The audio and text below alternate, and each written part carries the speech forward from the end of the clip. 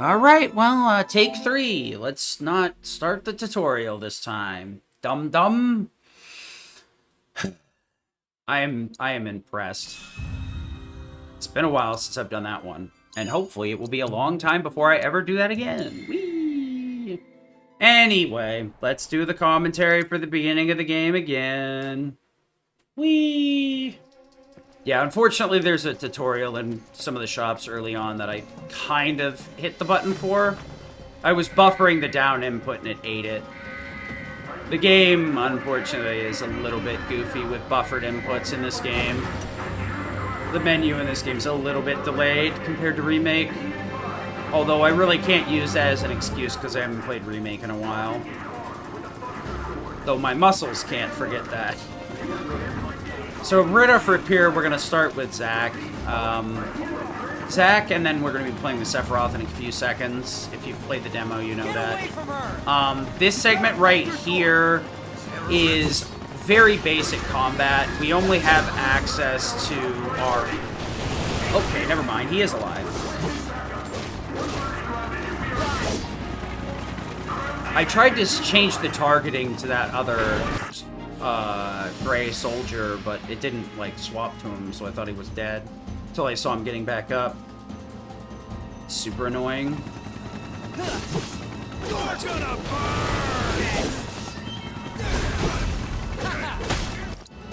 Oh man, that's a rough start. The problem is like we can save about 5 or 6 seconds there if the combo lines go right, but I got a bit too nervous there and spent some time wandering around trying to line everything up. If we actually had some ATB there, it would be kind of nice, but, you know, that's a bit too much fun, so we're going to do that.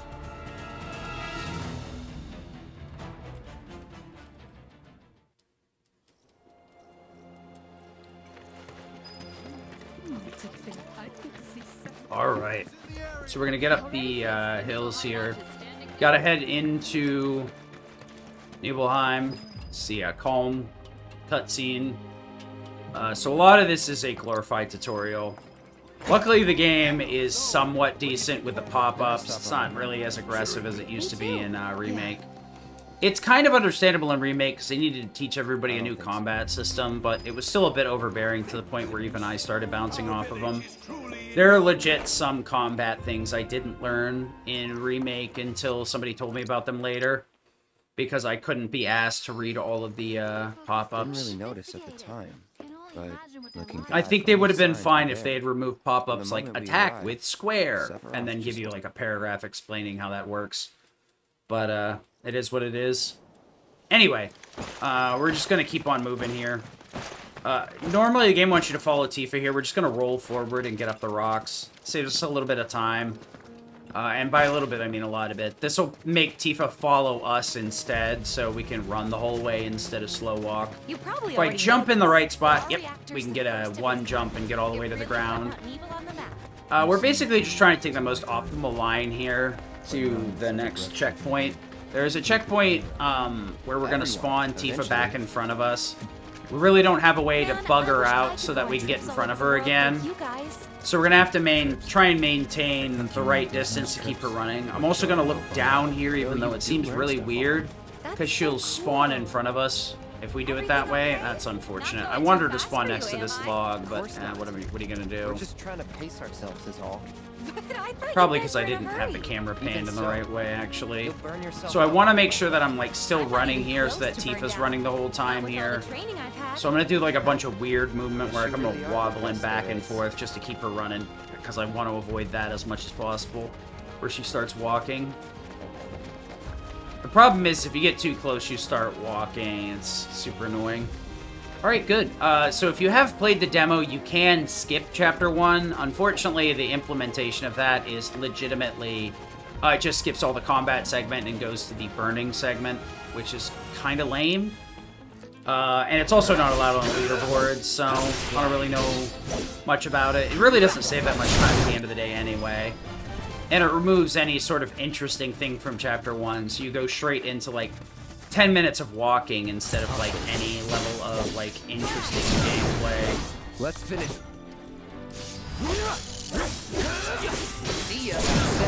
Okay. That felt pretty good. I guess you could just do it that way.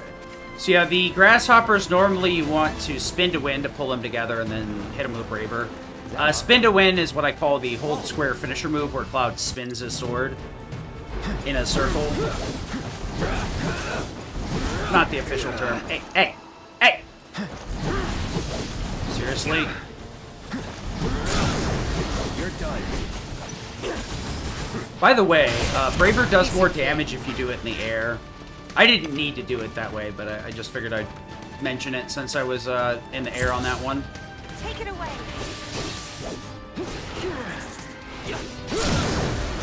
Let's finish this.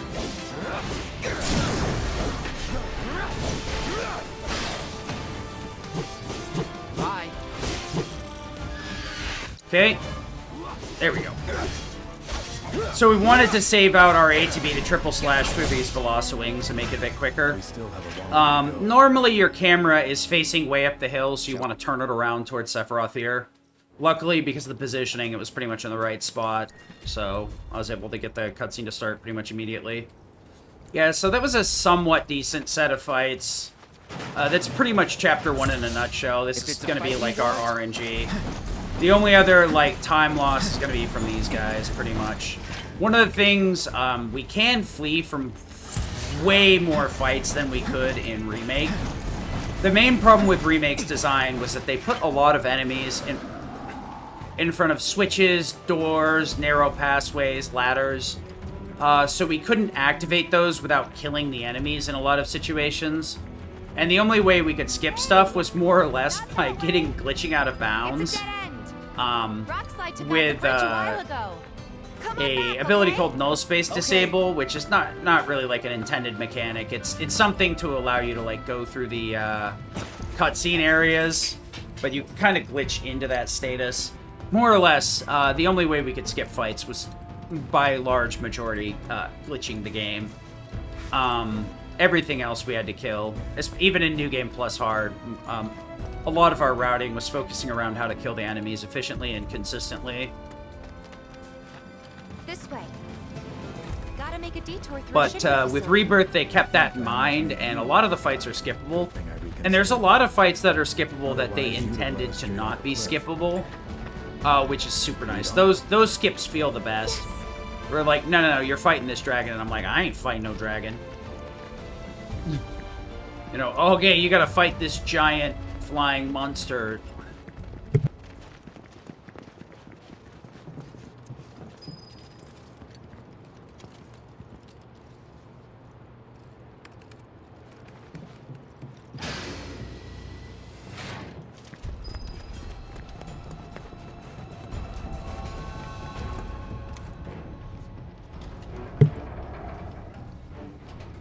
Tried to make sure the mic didn't wiggle.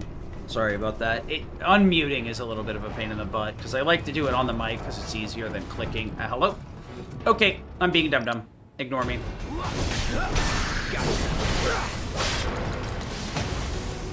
So, the Screamer here is weak to fire, but if we just use fire, it's not going to kill. So we do a pretty specific conga line of stupidity there. We do an initial attack just to get a little bit of extra ATB. Because we're in New Game, our ATB is going to kind of be all over the place because we don't have access to First Strike, ATB Boost, or any of the other ATB manipulating materia. If we want ATB, we're going to have to build it the old-fashioned way by actually interacting with the game.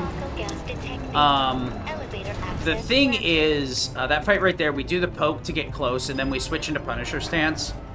While we're switching into Punisher stance, or while we're in Punisher stance holding guard, we will counter physical moves with a physical counterattack. An interesting tweak to Rebirth, if an attack hits multiple times, we can actually tap the guard button again during the Punisher counter to reactivate the Punisher counter multiple times in a row, depending on how many hits the enemy's attack is. There is one specific enemy that comes into mind, but I'll show it off on a few different fights. But it doesn't come into play every place. It comes into play in a lot of places. We also go up the rocks here on purpose, because that jumping animation, it goes at a set speed versus this slow walk speed that we have right now. So it lets me save some time by getting those set animations and make Tifa run up here a little bit quicker.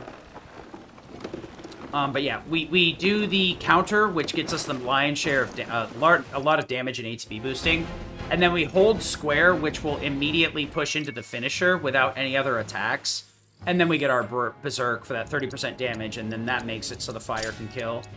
Pull the fire gun, and... Oops, that's the wrong direction. Thundera. This menu is a bit fudgy. I will say one thing Remake had was a godlike menu. It did not lag or hesitate. If you screwed up a menu, you screwed it up. This game, the menu is a bit slower. I'm not sure why they slowed it down or if it's like a system limitation, but they unfortunately did something that makes the menu a lot more frustrating. Okay, that's interesting. Okay, I won't let you down. Okay. So, the reason I said I don't know if I'm going to get punished is Magnify has a couple of limitations on it. The debuff that it talks about in the menu, it also doesn't mention these other two factors, but Magnify does have a set amount of targets it can hit, up to 2 additional, and Magnify also has a set range. I'm not sure if the range is based on the initial target or from propagation, so like when you go to... I don't want to take this fight at all. I guess we're going to take it anyway. Yeah, they were so close to the fleeing zone, I wasn't confident I could get away from that fight, but I guess they weren't that close. But yeah. The Berserk gives us the 30% damage increase at the cost of taking 30% more, but it's not a negative for speedrunners. This is going to be bad. Normally, we're trying to get close to this so we can jump up during Tifa's dialogue. But because of the place that the Twin Brain was, I had to kind of go around. If I went too close to the rocks, I'm fairly certain Cloud would have gotten stunned from the scream. And that's the reason I jumped back with Sephiroth as well, so that the scream didn't interrupt me during Thundera's charge or cast animation. Because it can scream you out of the cast animation too, which is hilarious, very hilarious. Bring it on. And by that I mean super obnoxious. That is not what I want to do. Okay. I won't let you down. Piece of cake. But yeah, you can cancel. Also, there's the Magnify materia. There's a lot of materia around here that we could pick up, but it'll poof once we get into Chapter 2, so we don't grab anything.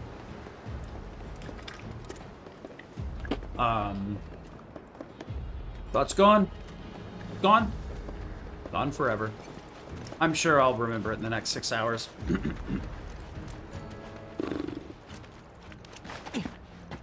Just like Remake, stuck in Chapter 1 for an hour.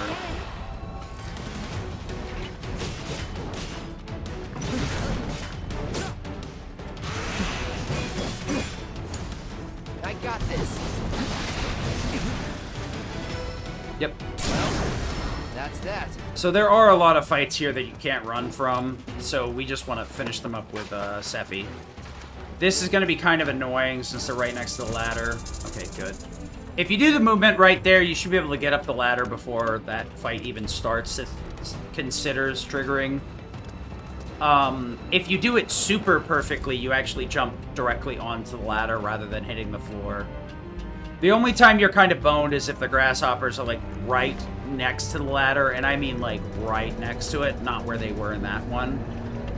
But if your movement's a little bit spotty, you'll get caught by the grasshoppers. Luckily, they're not too hard to kill, but ideally you skip them. Because it does just take some time to build ATB. And the only team attack these two have are counter moves, like counter fire. They don't really have a good team attack. However, counterfire is very good because it actually gives you a counter attack for magic, or ranged attacks mainly, and it is very strong. But we don't really need to use it. Basically, between Punisher for physicals and counterfire, you're good to go. Honestly, counterfire is very good at stunning enemies too that use it. There's more than one place where that will completely pressure an enemy. So we're going to refill Sephiroth's magic here, because we're going to need a couple of fire guns for Materia Keeper. In normal, you use Fire Gun 3 times. In easy, we do it twice. But we don't bother with double helix, so we have to have enough to cast Fire Gun twice, since we don't get the free MP. Looks like a way out. But the ethers we get here are free, and then they get deleted after this chapter, so... Thinks we're after material. That's neat. Someone should tell it we're not. Be my guest. What? Why did that miss? I hate this game sometimes. So I tried to dodge to the right, but I guess I wasn't holding right at the correct time, so Sephiroth dodged into the head. Pretty mobile. Alright, we're gonna break the leg here. We want to get this guy off the ceiling ASAP. Gonna use some Zancians here to push the phase without staggering. We're just gonna keep doing regular attacks in Italic Fury. That's why it sucked getting hit, actually. The triangle command charge on Sephiroth resets whenever you get hit. So you end up losing a lot of time if that happens. Because you just have to wait for the charge to happen again. But the game's gonna want us to do a team attack here, but we're not gonna be doing that. We're actually going to just fast forward through this. Don't like the looks of this. Stay alert. So I'm going to guard up here and then Firaga. This is the reason we don't use double helix, because I can charge Firaga while I'm waiting for him to jump down, and then have Cloud do the stagger. If I time it right, Firaga will hit like right as I'm staggering. That was decent enough. Could have been better though.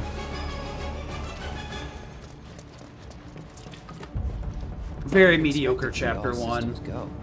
You'd think it'd be running every day. There's actually only a switch on this side. Most last-gen models. But that's it for chapter 1 pretty much. So we're going to be kind of meandering around for the next like 10-ish minutes. The company really needs to be 5 minutes here, 5 minutes in Combe. President. What exactly is the problem with this place? The people in charge. Yeah, I did mention earlier, if you do clear the demo and you use the demo save to skip this segment, what it skips is all the combat stuff, and I believe it spawns you here or in the inn. Speak of it. So more or less, it just skips all of the parts that makes Chapter 1 interesting and gives you all of the boring parts of Chapter 1. Not quite sure why they did it that way, but they did.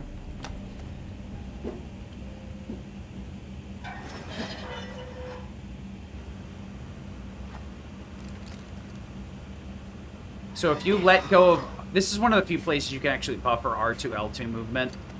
If you hold the button as soon as Cloud's hands grab the wheel, it'll start charging immediately. In almost every other place, if not every other place, you have to hold the button down when the prompt comes up. It's one of the few places where we can buffer it, which is nice. I don't know why we can't buffer it, to be honest. Like, the R2, L2 movement is boring as heck to begin with. It's really just a thing to show off the, like, force feedback gimmick in the L2 and R2 buttons. Maybe we'll get lucky and they'll, like, remove it or speed it up for the PC version, and there'll just be a patch where it's, like, instant inputs or something. God, that would be cool. I might even run the PC version if that were a thing, where, like, the inputs were instant. I suppose. I'd probably end up losing time overall, IRL, because the PC always takes longer to load.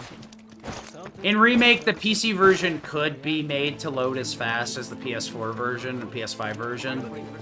But it had this weird interaction where, if you ran it at a higher frame rate, it would screw up the in-game physics. Older than the reactor. But it would load at the same speed as the PS5. So if you ran it at 30 or 60 frames, Even so, the physics would stay intact, but it would load slower than a console. And if you ran it at 90 or 120, the physics would get boned, and like some of the moves would function completely differently, but it would load as fast as the PS5, which was such like a weird thing, but that's how that happened. Look around the place. I can only hope that this one's optimized a bit better so that, you know, your load time isn't based on your frame rate, but I'm not holding my breath. Never knew it had a basement. With Sony upcharging the PS5 Pro and it's $700, Village had a clue. yeah, I'm not really like expecting too much out of Square. We're almost done with Calm, except for we got 2 minutes of meandering. This is part of the reason why the demo skip is so obnoxious, is because it makes you go through this segment every time anyway. So you skip all the interesting parts of the chapter 1 that require any level of skill or interaction, and then go directly to the walkathon at the end of it, which is, I guess... No, it's... Nope, there's nothing valuable here. I understand what they were trying to do, but this should have been half as long. Is it true? The slow walking should have only happened once the well collapsed in front of you. That should have been when you, like, got up. It shouldn't have been this whole segment here. Yes, sir. Sephiroth? But he... Why would he...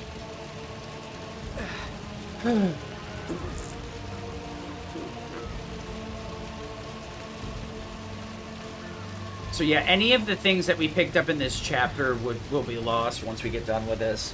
There, like I said, there was Magnify, Level Boost, there was a Wind Materia, which would have been nice for the zoo.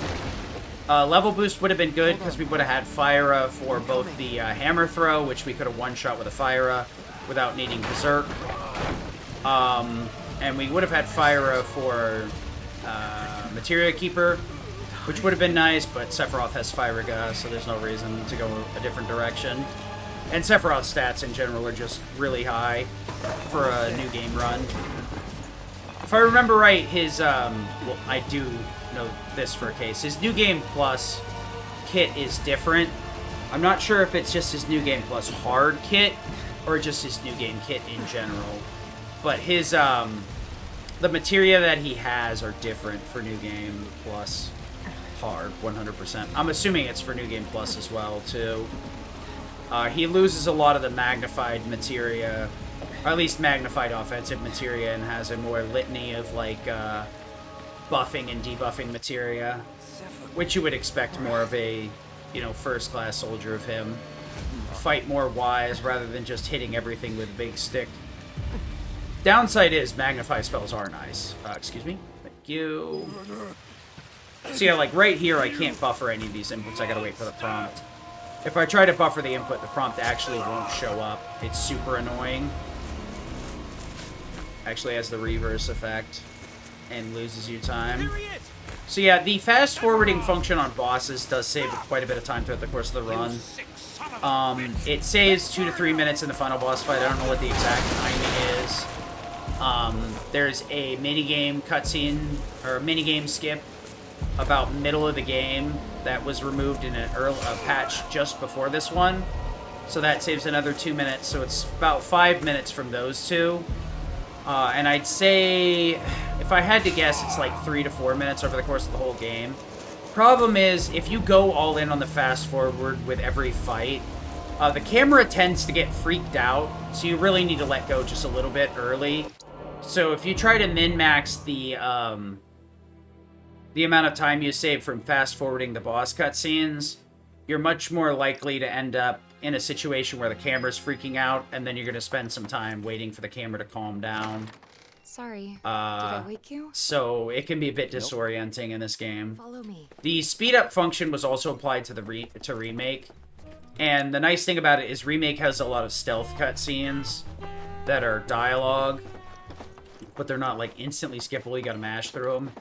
But you can also speed that up, which means you can get more APM on the button mashing.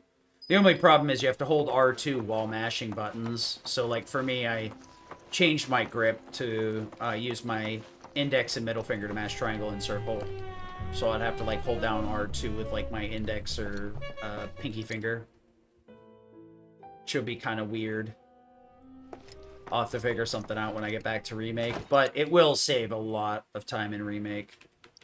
And also make Remake a lot more obnoxious. Because one of the big differences with Rebirth is it's not such a big problem in boss fights that you can fast forward. And the reason I say that is you can buffer your face buttons, but you can't buffer like shortcuts or attack.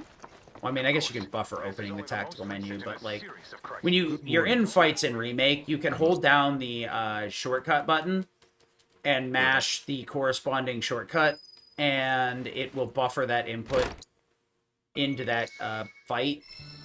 So in Rebirth, you can't do that because the shortcut button doesn't open frame 1, so you have to delay your inputs a bit. It actually takes a lot longer than a couple of frames. But anyway, so like boss fights in Rebirth and Remake are fundamentally different because of that. So this dialogue option here for me will actually determine who I get in the first Golden Saucer date. Yay, I didn't script the run. Woo! Yeah, one of my runs, I accidentally took the tutorial and had to reset there. I lose time for the silliest of things. Alright, so we do have a little bit of cash off rip. There was an ether in that other room when we left the inn, which is nice, but not something we need. See? I'm gonna be skipping all the dialogue here. He, however, does sell something we care about, power wrists. Okay, I guess we'll buy 2. Whatever. You do want to buy 2, but you don't want to buy it like that. You want to up the, you know, amount instead of buying it twice, but it's whatever. So the power wrist will give us a 5% physical attack increase. So that's going to help. We'll be getting the upgraded ones later that are 10% when we actually can purchase them. But for now, we're going to use power wrists for early game, because a lot of our damage is going to be physical. We will pivot to a more magic build later in the game. Magic in this game is just busted. I think as it is should be in Remake. If anything, I'd argue, but it's more busted in this game, despite people's understanding. Magic is very strong in Rebirth, just like it was in Remake. Also neat. So we're almost out of calm. We just got to get chased around by the Shinra troopers, and then we can actually play the game.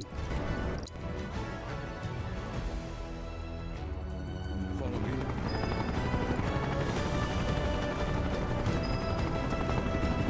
So there's quite a few things we need to do, but there's not like a ton of them that we have to do all at once. But we have to aim for making sure we have the right things equipped, which, you know, obviously is a speedrun thing in general. Like the power wrists, we want to make sure the right people have them equipped. Normally, Aerith starts with the earring, but we're going to actually give that to Cloud. It's okay. Because early game, Magic will be good, Not exactly. and Cloud has the better stats, so it's easier to do it that way. Well, actually, it's not that Cloud has better stats. He'll get more weapon upgrades, and they'll be in a much more convenient place for a majority of the game. And we're going to be getting 2 different buffing things. One of them, Cloud is the only one who can activate it. And the other, anybody can equip it. I've already started using one of them earlier. The Punisher Berserk Stab is an incredibly important foundation of the speedrun of this game. That will, that 30% damage increase with Berserk at the cost of taking 30% damage is something we would be doing quite a bit. And the main thing about it is Cloud is the only one that can activate it. And it's flagged as a debuff, so we don't get, like, a materia that allows us to berserk ourselves. They turned up yet? I think we can through, you know, I don't even know if we cast berserk, honestly, but I know we if we could, we'd have to reflect berserk onto us if we wanted to make it work. But, yeah, because Cloud has the ability to self-activate, it's basically going to be him or bust. We're going to be picking up the enemy skill as materia as well, which gives a really strong ability called Sonic Boom that gives Bravery and Faith, which is another 30% damage bonus for either, say, Merry Christmas Eve? Merry Christmas Eve. Sure. Do you want me to... Do I need to do it with some more feeling? Got a specific incantation you want with that? Inclination? Incantation? It's the 20th right now. Ugh. Anyway. So we're going to be heading out of town here. We're going to be focusing on a couple of different things. Sonic Boom and Berserk aside, know? we want to learn a couple of abilities before we get too far in the game. We want to learn Focus Shot on Barret.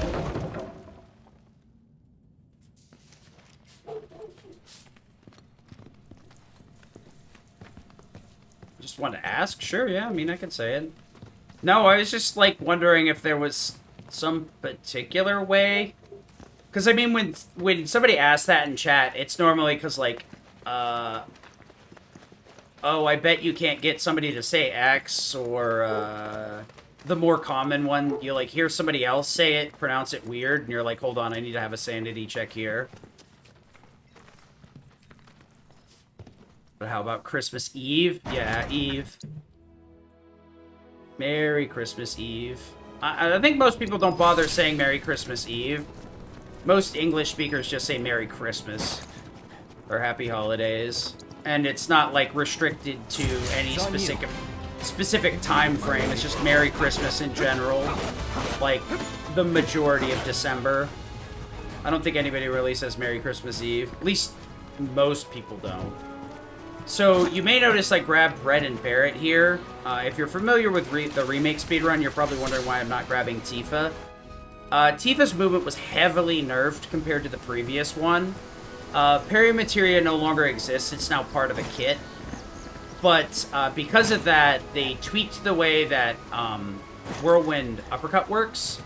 So the uppercut isn't canceled anywhere near as quickly as it was before. So we're gonna do the punch parrying except with Red here, which is basically just roll canceling. You just attack to cancel the roll and then start a new one early. There is another important change as well. If I hold the guard button when I switch to a character, they'll warp right next to the enemy and do a quick attack, and then you can control them from there. Depending on how far away the enemy is versus Red, you can do that as well. But we're not going to do that everywhere. Like, right here I can do it, and it's pretty valuable. I'm also going to hook to the right here. You may notice the Toxic Rat pop up. I'm trying to get that second fight to elongate how far I can move with Red. We're going to go for learning an ability here. Oh, that's annoying. That's not where I want to be, but whatever.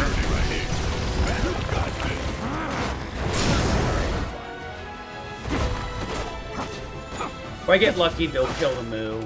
They didn't. Bummer. So we want to learn Focus Thrust on Cloud, Focus Shot on Barret, Dive Kick on Tifa. Tifa has a very long time to learn Dive Kick because we're going to use Kaiser Knuckles in the Junon ship. We could put it on a little bit later, but I'd rather just have the extra damage from Kaiser Knuckles early. It makes Genova a lot less scary, because Genova, a lot of weird things can happen in Genova if you get a bad pattern or get a little bit aggressive, but yeah, we want to learn Dive Kick by then. Dive Kick, the way that skills work is you get 10 points every time you use them out of 100, and every time you activate a proficiency bonus, you get an additional 30 points. Some abilities, you can activate proficiency bonuses multiple times per fight. Sometimes, because of the way that it works, you're very rarely going to get that to happen. Like Dive Kick, its proficiency bonus is killing an enemy with it. So, depending on how you set up a fight, it's going to be impossible to get a Dive Kick bonus. Or, if you set up a fight in a particular way, you can get multiple Dive Kick kills in one go. So normally I would do an extra Focus Shot fight here, but I'm not going to bother this time. So yeah, Focus Shot and Focus Thrust are 10 points per use and 30 points on every stagger. This is going to get annoying. Oh, never mind. Shouldn't be that bad. It's on you. So I'm switching to Red both for movement and also so that he doesn't knock the ogres around. So Braver will one-shot there. And if things go well, Braver will one-shot all of them. Sometimes they won't be in the right position, but luckily the orcs were in a really good position. Normally you level up off that fight because they normally will kill the Moo on the way in here, but I haven't yet. I do want to get an additional skill from the skill tree for both Tifa and Barret. So I'm going to actually have to wait until after I get my enemy skill materia, because I'm going to have to kill a couple more monsters, which will cause me to level up. And then I'm going to go grab some skills from the folio vendor, which is going to lose me a little bit of time, about like 10-15 seconds picking up these extra abilities. But it will result in my Omni Strike and Rise and Fall having an additional 10% damage for Rise and Fall, 5 for Omni Strike. And we spam Omni Strike a lot, so that's very nice. Bingo. And Barrett's Overcharge is going to be a majority of his damage. And ATB Building, so I'm not going to say no to the extra 5% damage. Okay, what do we get here? Okay, we're staying. Nice. Grab. Throw. Why are you like this? Why are you like this, game? Could you just cut me some slack? Hello? Excuse me? What is even happening right now?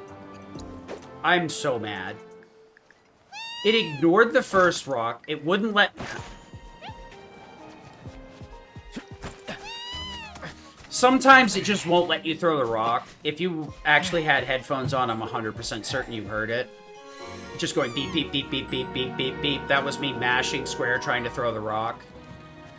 And I have no idea why it didn't turn the second time. Because it wasn't, like, focused on me or anything. Well, that was a fun way to lose a bunch of time. Very, very awesome minigame. I'm glad it's the only time we have to interact with it. Molding aside, the second Chocobo, the reason I kind of chilled there for a second is that second Chocobo can turn around or choose not to turn around. This time it chose to not turn around. So what you should do, if you don't want to reset on that every time by getting caught,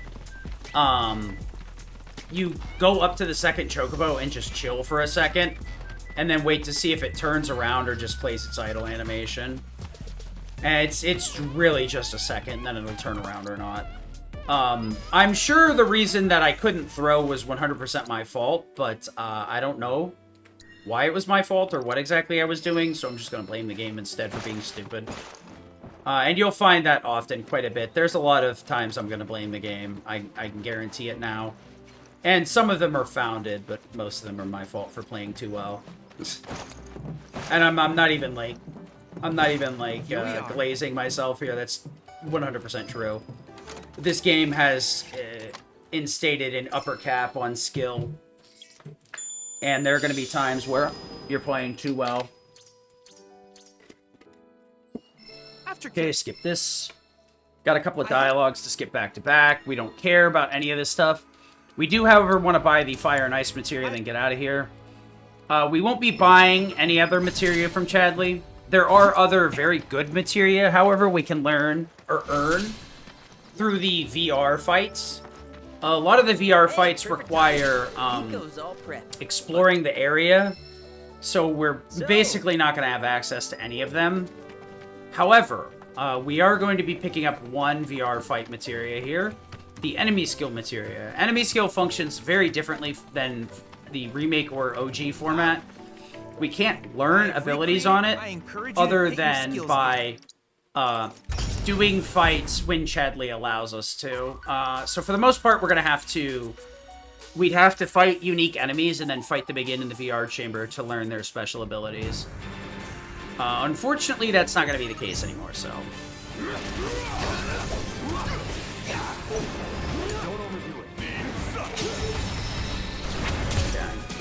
Normally, I'd switch to Barret and Overcharge, which would be enough damage because of the 5% increase and the level, but because my level was low, I went for Triple Slash there.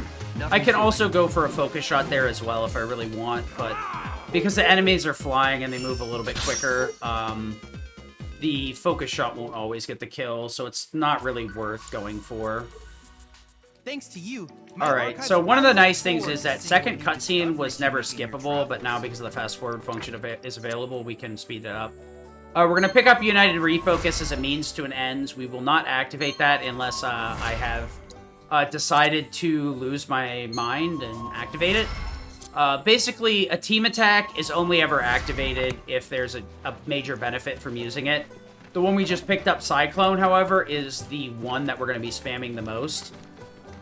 It is incredibly potent, and will be very good at pushing enemies into pressure, or bosses into pressure, so that we can instantaneously put them into stagger as a follow-up. Come here. Got to get the bird here to get this to activate. So come here, you. Okay. We have to trigger the test here, or the learning, whatever you want to call it, but we don't actually have to interact with it, so we can skip it immediately. We do have to do the Chocobo Race of the Gold Saucer, however, but we don't have to do the learning race. So what we're going to do is this, and that. This is going to be basically what New Game Plus looks like. You're going to do a lot of map warping instead of walking around. Yep. Alright, so we're going to take the bird with us the rest of the way. This is the only way to get across the swamp. I'm going to be doing some brake sliding here. When I hit the brake, I get to keep the speed in the animation while I'm sliding through the water, instead of getting the slow walk. This shows up in quite a few games. Oh, that's really stupid. I broke way too late. That was a very dumb way to lose time. So I do a menu here very late, so I'm going to kind of be quiet. But the reason is I want to grab the high caliber rifle, not because I want to equip it, but it has a learnable ability called Bonus Round that I want to put on Barrett right now instead of later, so that he only has one ability available on the boss fight here, Focus Shot. So no matter how freaking much my brain turns off, I can't miss input. Sure. Did this a little bit wrong, but it's fine. Do this, that. Yeah, this is not done right. And earring. We want to do this, and this. Okay, now for the shortcuts. Swap this out, and this. We want to go this, that. This stays, dive unbridled, and thunder, and then we also want to do this, swap you two out. Okay, so Cloud Barrett Tifa's going to be our bossing party for the next portion of the game. We'll be using red for movement every now and again. There's another party with him and Aerith, so we'll just use that one instead for movement. Dry land, I see. Take the Wrong. lead. You're up. Yeah, you're up. I got this. Got you.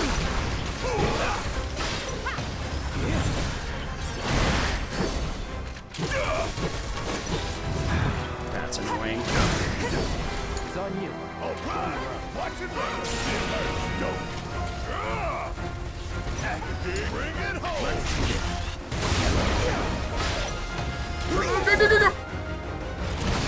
Huh? Hello? Okay, that was just weird. Get back. Alright, I need to take the fire. I don't have enough limit. Hey, was it always this goal? Not good. Everyone, keep your distance.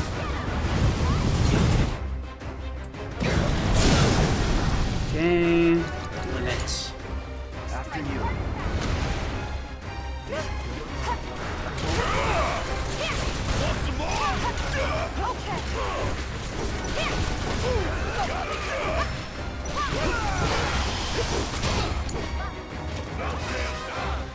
Okay, wait for it. Ah. There we go.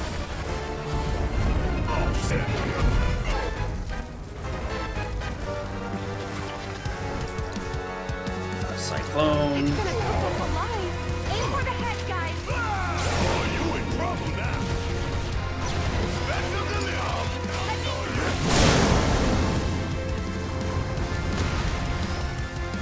Finish him off.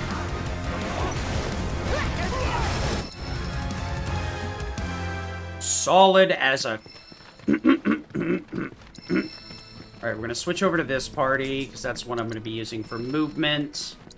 Heal Barrett. We're definitely going to heal Cloud. We're very low on HP. So, the way that fight normally goes is phase 1, you're trying to... Oops. You're trying to bait out counterattacks. So you're hoping that he doesn't coil.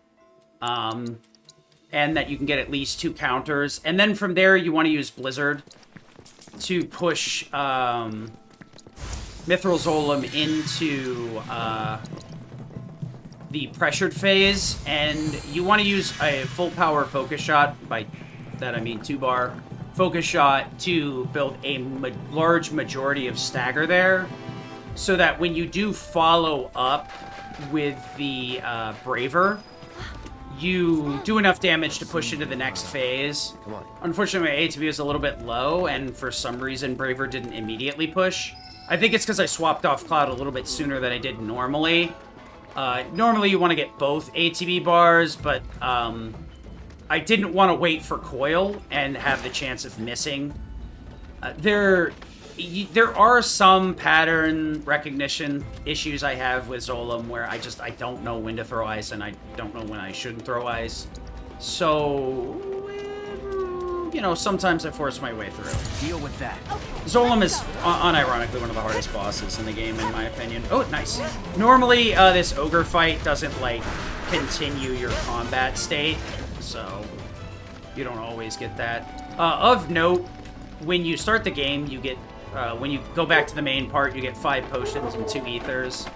I'm gonna be not using them a super large amount.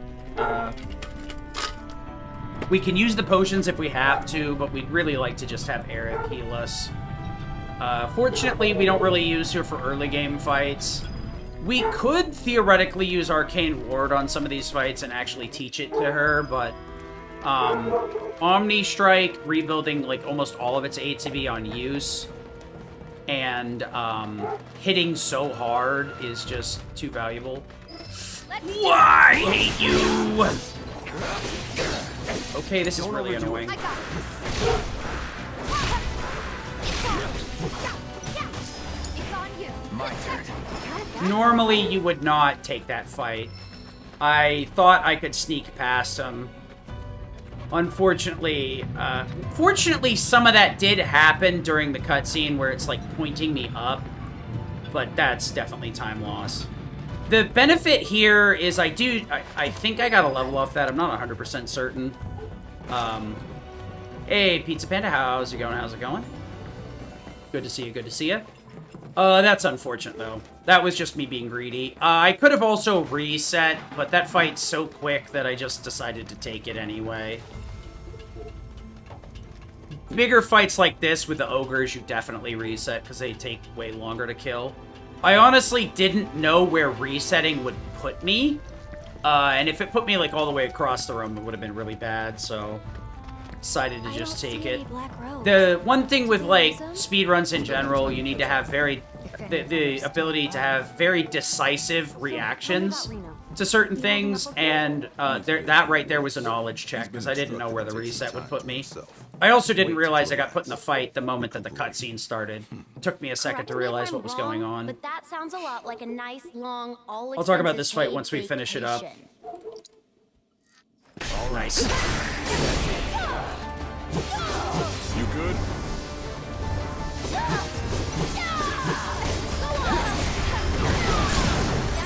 Going in. Don't stop now. Time to end it. We have to stop them. Let's go.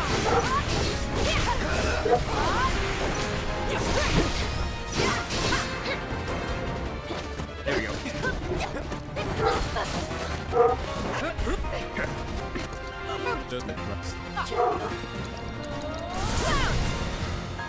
So it's my turn? Sorry about that. It's your turn. This one's for you. Go. Okay. Keep it up.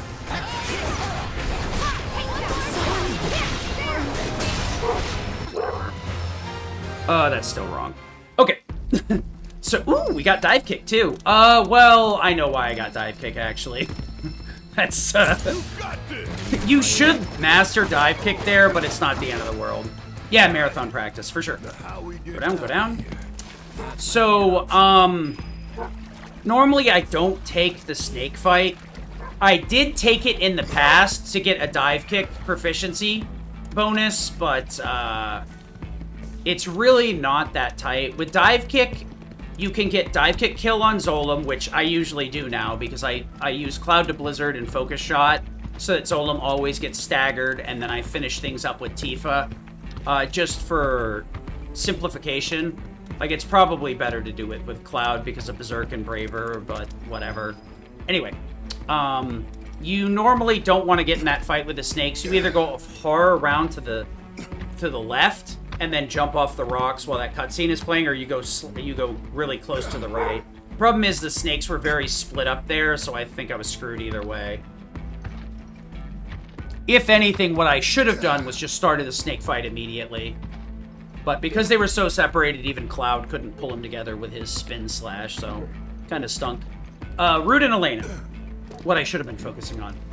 So, the problem is, I would normally explain these fights during the cutscenes, but because of the fast-forwarding, I have to focus a little bit more. So if I don't do post or pre-commentary, you're just going to kind of get what you get, unless I have another runner with me. So how this one works is, the first phase, we are hoping Rude punches. Rude can do a couple of different combos that are just regular attacks that we can Punisher counter. Rude can also use Shockwave, which kind of stinks. Luckily, we didn't see that, so I'm not going to bother explaining it. With the punch fight, you get close, you walk up. It's better than doing a normal attack, because then you might get countered while you're doing it. So you just walk up, go for the Punisher counter. Make sure you walk onto Elena there, build up her pressure to about halfway, and then from there, you should have a full ATB bar. Follow up with a Sonic Boom into a Focus Thrust, and you got your Focus Thrust stagger. The reason that's important, that Focus Thrust staggered, is because you want to learn Focus Thrust on that fight specifically. So you do the one activation for 10 points, you do the stagger for 30, so now you're 40 out of 100. And then in Phase 2, you Focus Thrust again, so now you're at 50 points.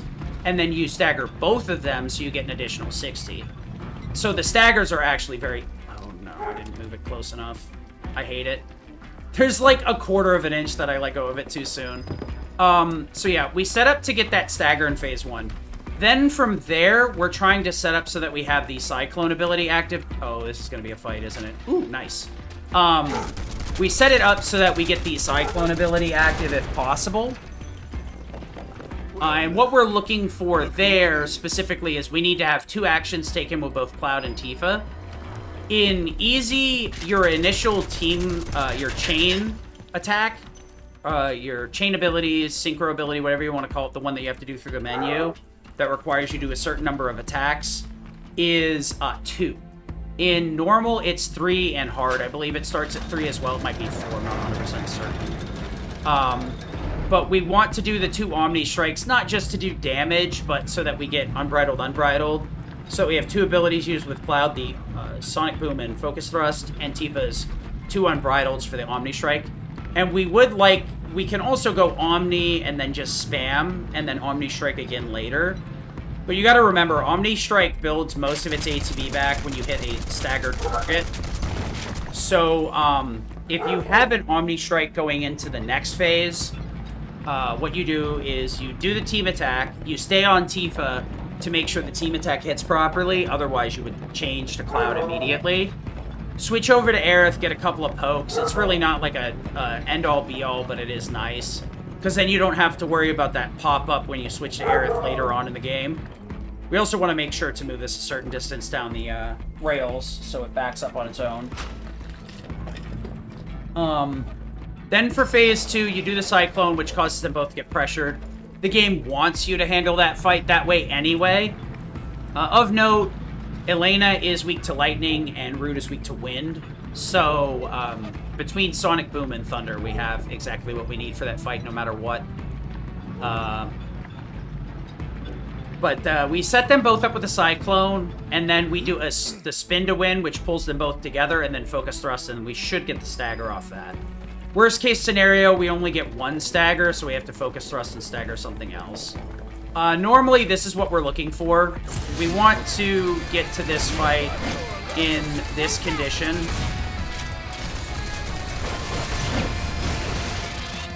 Oh, I hate this. This is so bad. Okay,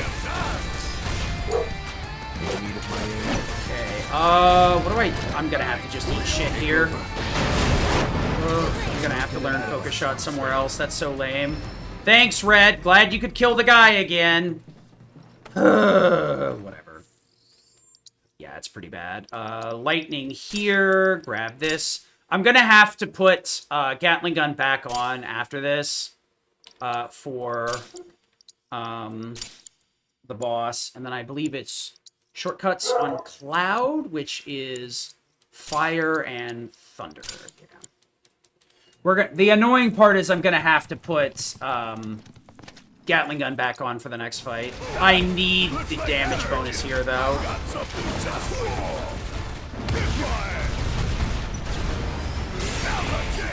I just need to focus for now, though, so give me a second.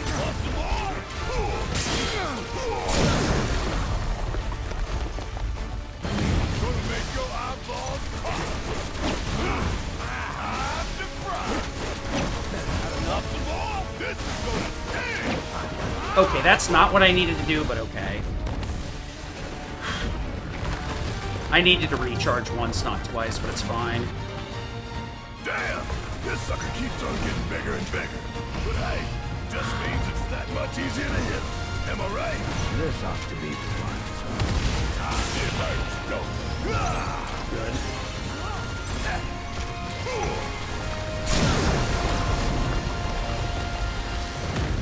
Hell yeah! Switch over, Vengeance. Thunder. Limit. Okay, we're good to go.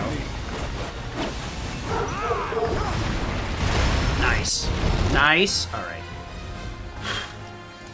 So, yeah, with that fight, we need a very, very specific set of inputs. The first phase, we could just overcharge immediately, but overcharge plus bonus round hits like a truck. So we're trying to build up so that we get bonus round, and because we're in easy, overcharge, bonus round, casting spells, any action that's not a normal attack is basically not cancelable. So what we're hoping happens there is he sweeps in such a way that I'm ready to use bonus round, so I just bonus round through it. Unfortunately, it did not work out that way, so I just kind of bonus rounded whenever I felt like it. And because of it, the timing was a bit off. So instead of using bonus round or overcharge to face tank through his attacks, I actually had to guard. And because Barrett's attacks are so slow, I ended up going for a perfect guard instead, which does stagger the enemy a little bit. So that's why we ended up getting a stagger off a block there. Ideally, you don't do it that way. You build up to 2 bar, so you can just go Thunder, Thunder, full combo, recharge, full combo Thunder. But that works out just fine. So I need, because of the when you have to overcharge there, it will never fully recharge unless you recharge it at least once before you get the second stagger in phase 2. So, I want to heal Tifa because she's going to be the one face tanking a lot of the attacks. And then I guess we heal Cloud here because Barrett's really not going to be taking a lot of damage here. Oh, I also need to do this real quick. I need to learn Focus Shot on this boss, so... Don't overdo it. So you've got this. That's super annoying. It's fine, though. I'm gonna lose out on some damage here, but luckily Barrett's not really a linchpin in this fight. Take the lead. In need of my aid. Normally I would heal Barrett, but if it's between Cloud or Tifa... I should have healed Cloud later. That was actually a mistake. I forgot. You want to delay healing Cloud until you get into town, because while you're doing this, you can get hit by the enemies. And the AI is not the best at, like, avoiding damage. Luckily, it's not that important. Cloud's not really gonna, like, tank a bunch of hits anyway. Tifa's the only one you really gotta worry about, because she, is gonna run into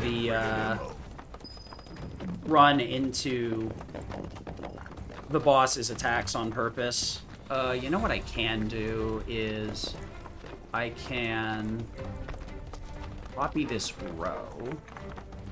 Copy. Because I'm not 100% certain that I will not forget this. So we're going to do that. We're going to insert Dude, maybe I will lose time here. Don't care what she said. There's gotta be black robes around here somewhere. So how are we gonna find them? So I normally don't do focus shot this way because then I have to worry about this nonsense.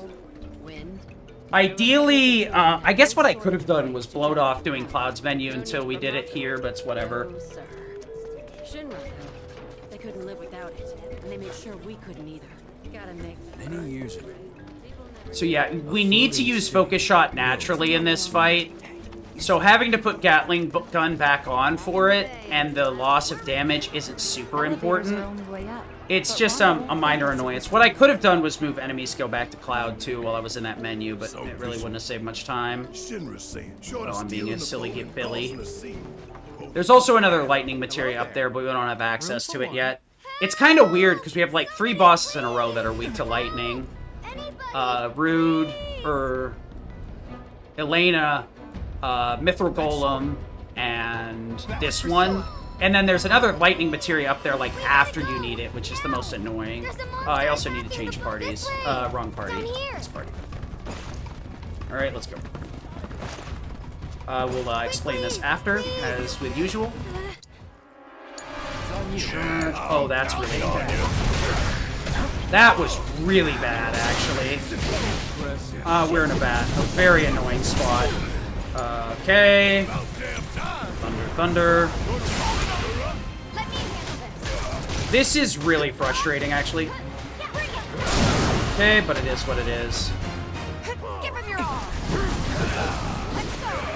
1, 2. This way.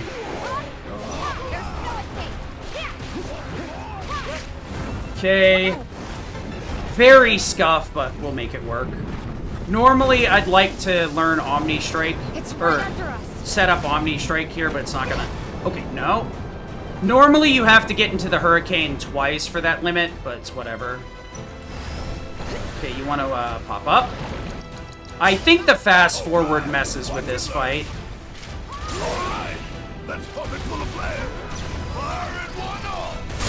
Okay.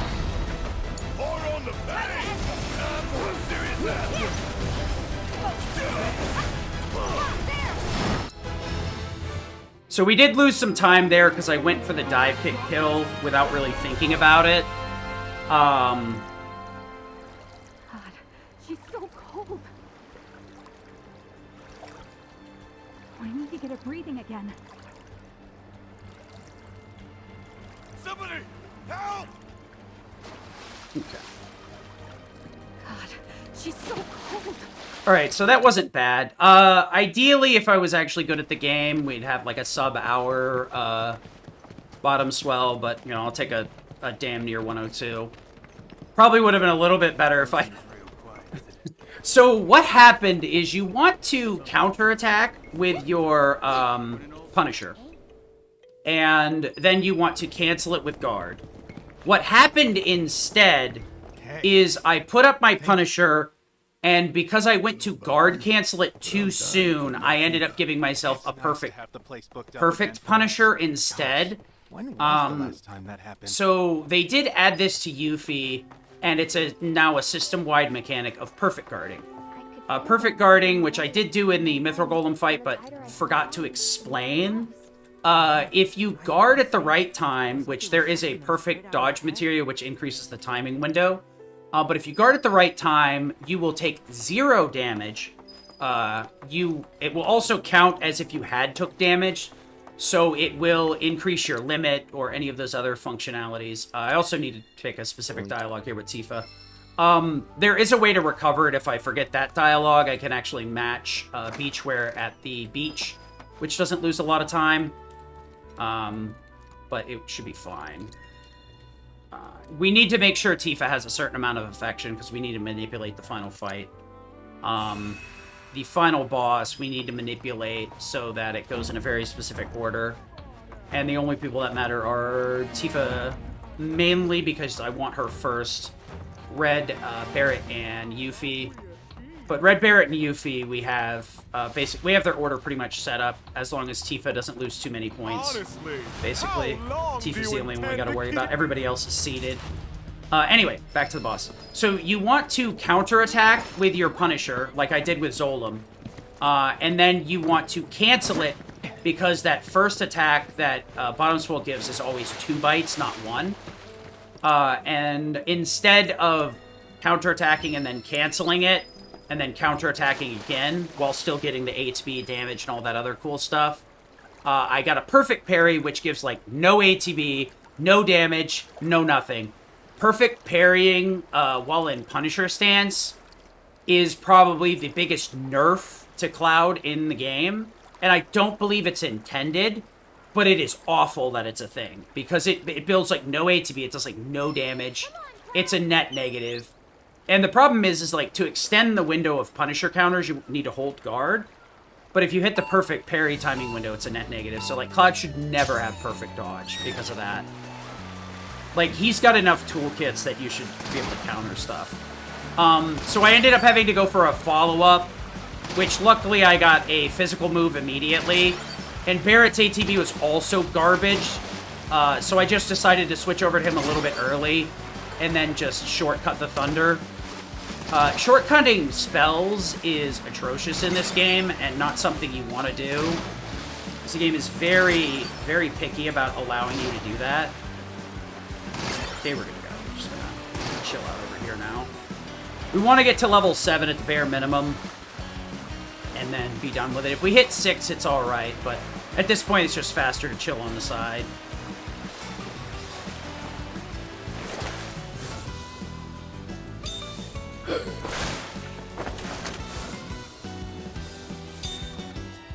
I have never gotten a great there, so I didn't even know that worked. That's the reason I croaked like a frog there. You can hit that pretty early and still have it work. But, if you miss either of those inputs, because there was one day where, like, I thought they were both X and wasn't paying attention, or got distracted and hit it a little bit too early, you get to do the whole dolphin again. Which means if you have a good run, it's dead now, because you just wasted 2 minutes. Very funny. And by funny, it's very depressing. Anyway. So, with that first phase, we just want 2 Thunders to get a pressure. Cloud, Tifa, and Yuffie can all do aerial combat. Yuffie can naturally lift herself up, so can Cloud. Tifa cannot. So Tifa needs any of the team attacks to get airborne, normally. Cloud, like I said earlier, if you, like, dodge roll and do the ranged attack and then hold square, he'll launch himself in an aerial state at the enemy. If you have Yuffie, you can throw the shuriken and retrieve it, and she'll automatically go airborne. Cloud does not have that luxury. Also, since we stayed at the end, everything recovered, so that's part of the reason why I wasn't worried about my MP. We could have grabbed a High Ether in the Mithril Mines, and there's also another one right there. But, yeah, we're gonna change out Barrett's weapon while we're at it. We cannot let Midgard When we swap out for the Rune Saber, but yeah. We want to counterattack 2 Thunders, and then, since the ATB was so bad, the boss had a lot more stagger bar than normal. Normally, Tifa has to do a lot of heavy lifting there, but because of the perfect parry and the other regular parry I had to use, the stagger bar was way higher than it should be. That's too bad. But unfortunately, because I didn't do it correctly, if you do the 2 counters on the first hit, you'll get Bottom Swell staggered, like, pretty much immediately. So he'll still be in the middle of the room, so when you jump to him with Tifa, he'll be pressured hanging out in the middle. But if you don't do the counters immediately, he'll be off to the edges, then you gotta be very good about your movement getting to the center. You can just spam Omni Strikes there, but Omni Strike does hit a point of diminishing returns, where, like, a dive kick does a lot of damage, which is the whole reason we learned dive kick in the first place. Dive kick just hits like a truck, especially when there's, like, a times 200 or 300 multiplier. So Omni Strike hits a point where, like, you stop spamming it, Because the unbridled strength animation does take a little bit of time, but dive kick's pretty quick. So you end up, like, usually throwing out 2 or 3 Omni Strikes, uppercut, dive kick. Early game, our ATB is going to be a little bit scuff, so we're going to usually Omni Strike, uppercut, Omni Strike, uppercut, Omni Strike, uppercut. Once again, the uppercuts can't be canceled nearly as quick as they could in Remake, so it's not that my movement is slow, I just physically can't do it because of the system mechanic change. Right. The touristy type. But that's a 25% multiplier bonus every single time. The dive kick follow-up usually just kind of puts the pin in it and makes you hit damage cap. At the end of the phase there was just building ATB so that I could Omni Strike or Unbridled Strength a bit early in the second phase. Normally you're looking for the somersault there to pressure phase 2. So you just run into the tornado however many times. Normally it only takes 2. I took extra damage in phase 1 because it went out of hand, so I only needed to take 1 hit from the tornado, which is why I wanted to heal Tifa, because normally, hello Aerith, that actually happens very often, so it doesn't really catch me off guard anymore. You normally run in a tornado to take a bunch of damage, which is why I was worried about healing her and nobody else, really. Because she loses, like, half her HP to running into the tornado there. But yeah, we got Focus Thrust learned from the Rude and Elena fight, so that's done. Focus Shot we learned in that fight. Unfortunately, ideally we would have learned it sooner, but because of Red killing one of the enemies, I kind of whiffed. The thing was, I wanted to input Focus Shot because one of the snakes was about to grab me. I'd say we look the part. Normally you want to switch to Red to keep him from killing enemies, but damned if you do, damned if you don't. Because then Barrett can get grabbed. I'm going to take a bathroom break during the march, but for now we'll keep yapping. Yeah, so we set it up so that we can spam Omni Strike there. The other option would probably be to Arcane Ward Thunder spam on the downed boss, but Omni Strike loops are just super good. The only downside is we don't learn Arcane Ward, but there's really not a lot of places it's super useful. Without the Faith status and Berserk, our damage is like heavily limited in terms of magic. We don't get magic up either. And our stats at beginning game just really aren't that strong, so the only way that it would be really important is if we could get the multicasts on Cloud. And in Easy, the team attacks through the guard menu are just more strong in general. The synergy skills versus the chain / synergy abilities.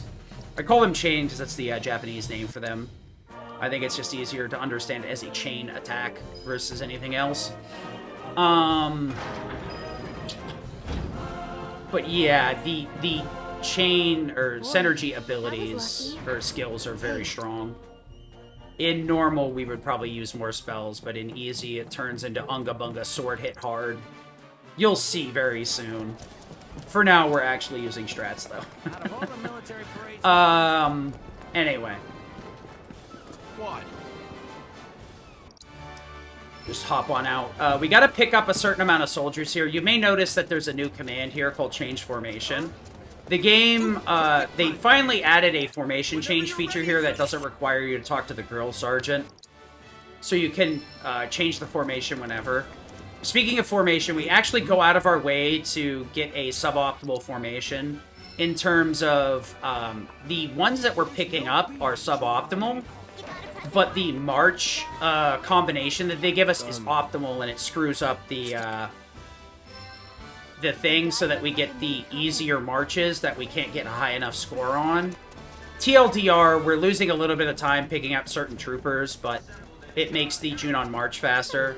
Once again, we can't speed it up with the speed up function since it's got timed inputs. We could grab this chest over here for 1,500, but we really don't need it. I can sell my assess or steel materia later if I'm really down bad for money. And I'll be able to grab a 1,500 guild chest in the prison segment of the game while I'm waiting for the thugs to catch up. We're really not going to interact with this segment, so I'm going to peace out, take a pee And on break, time. refill my water, etc., etc. The I got like a parade minute is- and a half here between the three of them. Unfortunately, I have to skip the cutscenes in between, so it's not a full break, unfortunately. All right, see you in 30. Left. Face. First sequence. Begin. They don't seem very coordinated. Oh, that's going to cost them. That's unfortunate.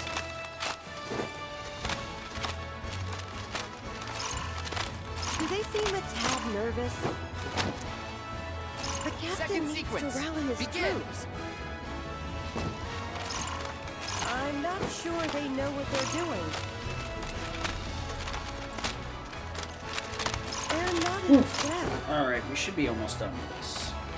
The one thing that's important is when skipping these cutscenes, I need to be very careful that I don't Maybe they're restart the still march warming up.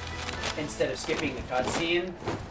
So I gotta be mindful of paying attention to this. I actually want to look for the news logo in the bottom right corner. That's my visual indicator that we're past the point where I reset.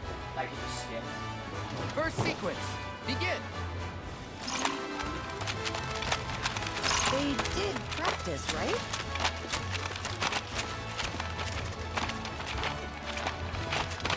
Maybe they're still warming up.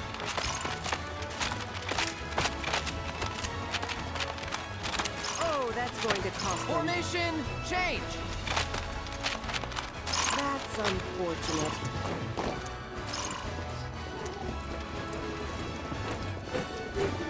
The captain needs to rally his troops. Ooh. I'm not Final sure they sequence. know what they're doing. Begin. They're not in step. Guess I'll take a stretch break after this one. So one of the other things too is like I do like opening up this menu to check my battery. Unfortunately, because of the way they programmed or they decided to do the Edge controller, they don't seem very cut the battery coordinated. life from 4 hours to 8. So I need to make sure I have a charging cable. Left. So I'm probably gonna charge a bit after this, but Formation change. The captain needs to rally his troops. Oh, that's going to cost I them. had some. Oh, because of the way they decided to program this, for Remake, you can open that menu and it'll buffer your inputs. Final sequence. If you open up the PlayStation menu during Rebirth, it will eat your inputs and it won't keep buffering them, so you'll stop being able to move forward, but the menu will come up and the game will not They're not in freeze. step. But it effectively, That's unfortunate. locks you out of doing inputs while that menu's Maybe up. they're still So if you warming do up. it during cutscenes, you can check it. On the flip side, for 16, They seem a tad nervous. if you open up this menu, the game just Sure they stops. know So what they're doing. it's just another case of like Oh, that's going to cost them. Rebirth, Remake, 16 kind of changing off. They both are very good games. They're all good in different ways. Unfortunately, 16 just has the most wrong with it. I still love it though. It's definitely not a perfect game, but it is very good.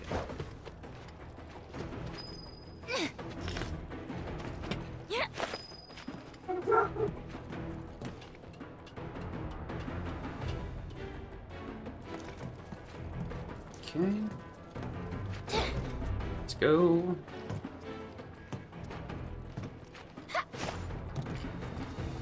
So yeah. We're going to be heading into a combat-heavy segment here, so I'm going to focus a bit.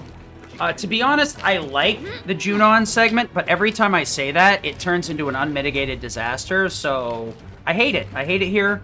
I want to go home. I don't know who programmed this area. Must have been Satan, because Satan is Satan or something. I don't know. It does have a nice, like, line of combat that is unique in the way that it's implemented. There's... but, like, for some reason, this area is super jank. Excuse me? I...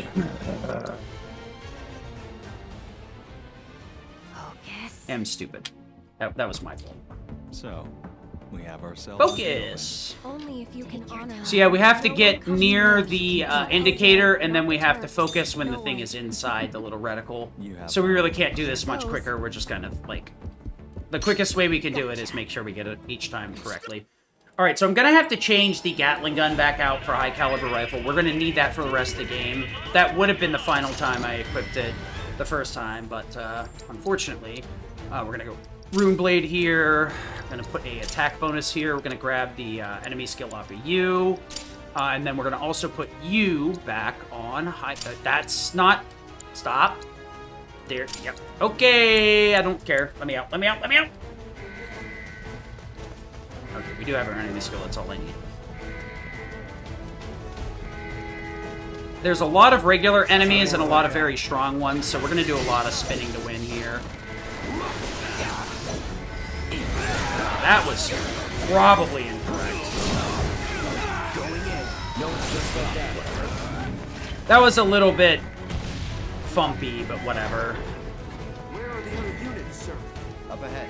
Ideally, we group enemies together and then tag them with either Sonic Boom or Fire, depending on how the room's laid out.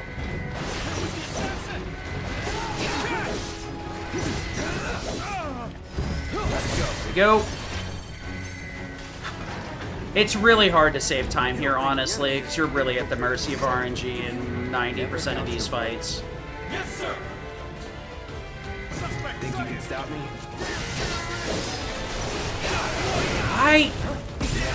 Okay, that's great.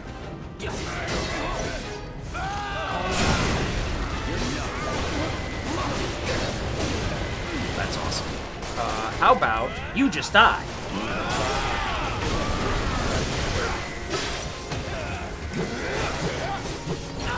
That's cute. And by this is what I mean, why I hate this area. Every time I say anything positive about it, No time to celebrate. it's just awful. It's just awful. So one of these idiots exploded, which pushed the enemies the other way. Also, one of the shield troopers just turned around and blocked my sword. So that fight was a complete disaster, as expected. And this fight can be just as bad. There's going to be two enemies on the upper platform here that just kind of... What? Whatever.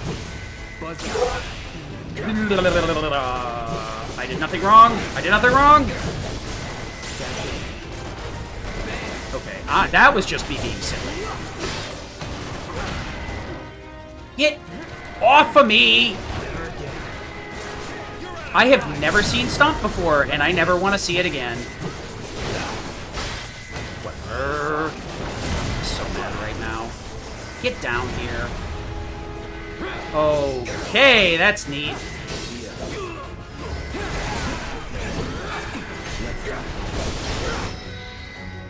Are you actually kidding me? I don't need your help or your pity. Oh my gosh. I hate it here. This is why I said I don't like talking positively about this area. Because this happens every single time.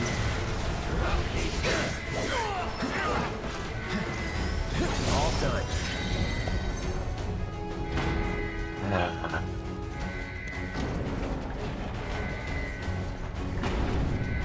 Alright, which one of you idiots paused my game to use a potion? Indulge me, trooper.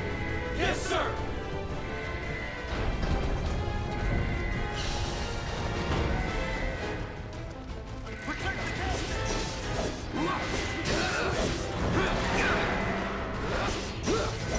Thank God. Going in.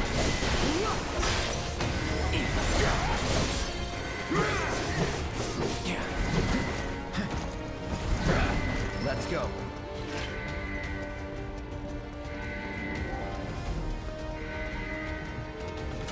Get me out of here.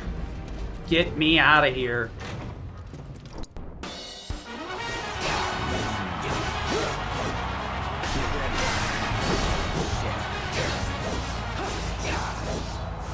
Time to burn. It's on now.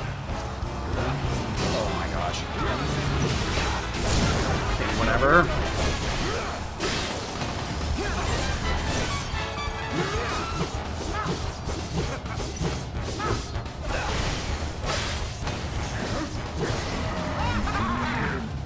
What? Are you not detained? My friend, I fear our audience finds this sort underwhelming, and we were patient to... I don't even want to see the splits. Let's give the people a proper spectacle! Calling fire. I hate everything here.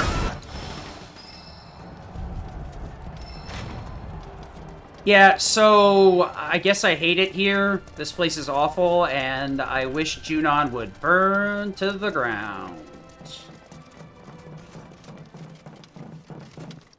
I'm never gonna make that mistake again. I hate this area.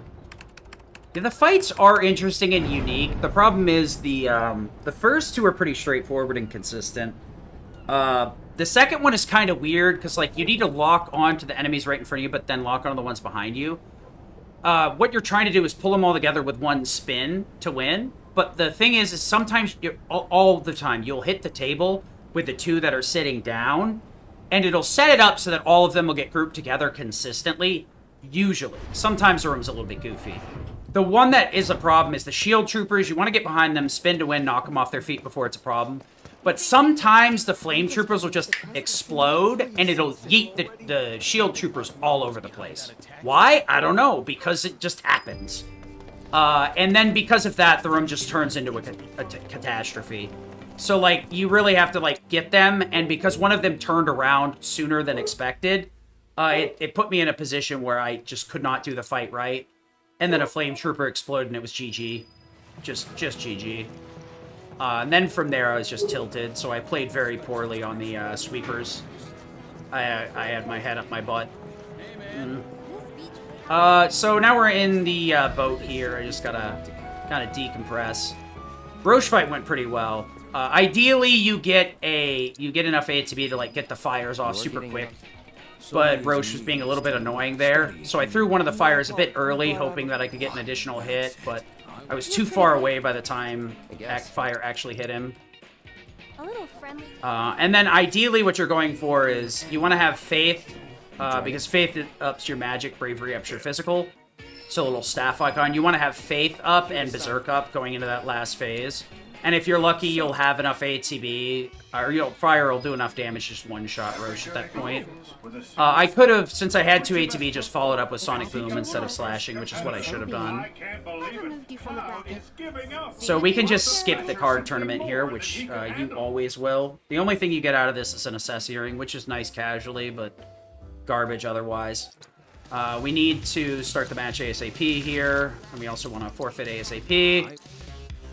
As awesome as it is to see Red in a Shinra outfit, we're not going to be able to enjoy that. It's not worth the time.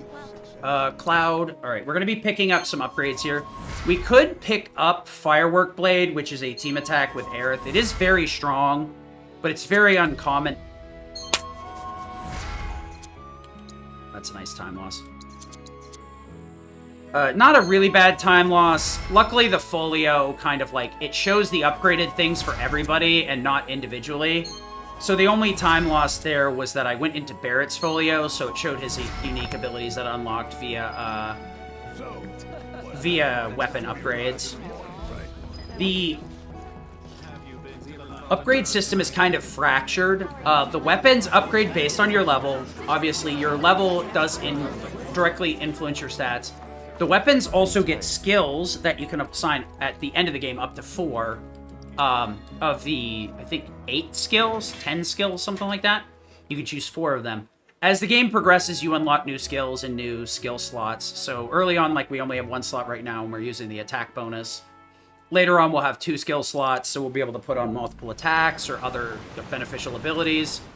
But the skills and, like, special things like siphoning and, like, team attacks doing increased damage, most of those are in the folio. The team attacks are all in the folio, so what we unlocked there, which was the important one, is Melee Blade. Everything else was kind of a cool whatever. If anything, Range Blade is somewhat of a debuff, because it gives me a misinput to have. I need to write down the equipment for this. I won't hold back. Here he comes. Ready? Okay, actually, that worked out perfectly. That's bad. Coming. Come on. Okay. I'm not even mad about that. That was very good. I targeted one of the wrong enemies there. If I had been further to the right on the final phase, and targeted one of the enemies on the far side, Spellblade would have hit all of them. Could have hit all of them. The Scrutiny can't get one shot because of the weird way that's programmed. It will block at 1 HP, but if you do the Spellblade properly there, you'll hit all of them as they're spawning, and then the Scrutiny will be one hit away from death. And as you can see, it dodges a lot, so... Okay, this is not going to be this. Come here. Come here, Tifa. Got you. It's because Tifa kept punching him at a distance. I should have... The problem is like, you're kind of locked in at that point. You're just hoping he comes closer. Where's Titan? Don't know. He said something about getting more firepower, then took off. Should have used my ATB instead of just spinning to winning. Cloud. But yeah, we got Power Cleave. Power Cleave is a massive bump in power here. Quicker. Do it! Let me at him.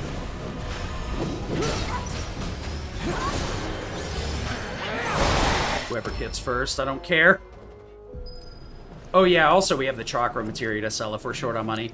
So this is normally where you get some of your extra dive kick kills, or just dive kicks in general. Worst case scenario, you have to do 10 dive kicks, which kind of stinks, but not that big of a deal. Kazernux is going to be a pretty big damage increase here, and we're going to keep this on for the rest of the game. We could theoretically get Dragon Nux, but we're not going to be doing that. Oh, that's my fault. Dive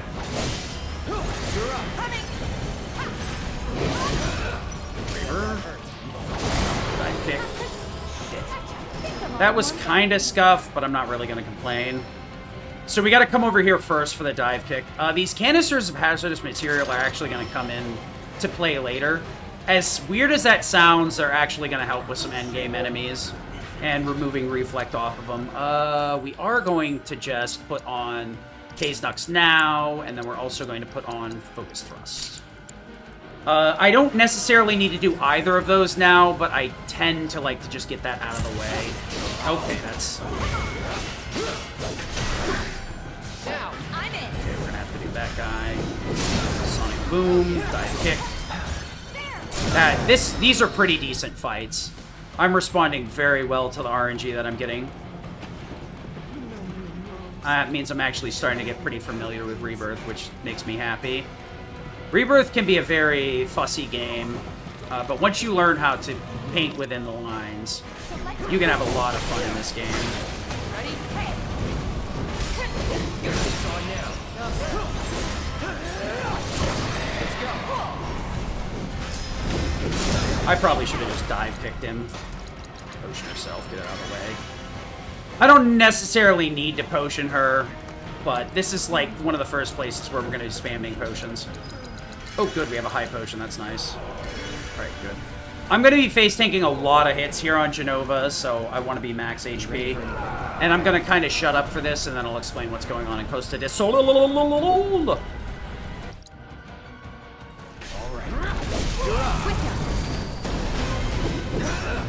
With me.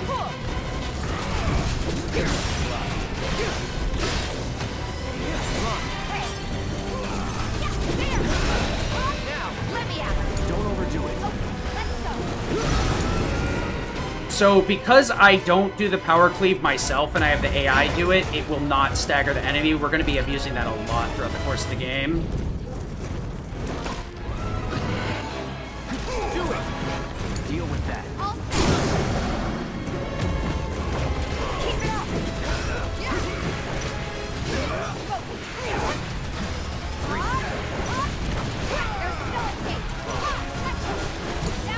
Okay, that's very annoying that that went the way it did, but whatever. I wanted to get another Braver out with Cloud, but it's fine.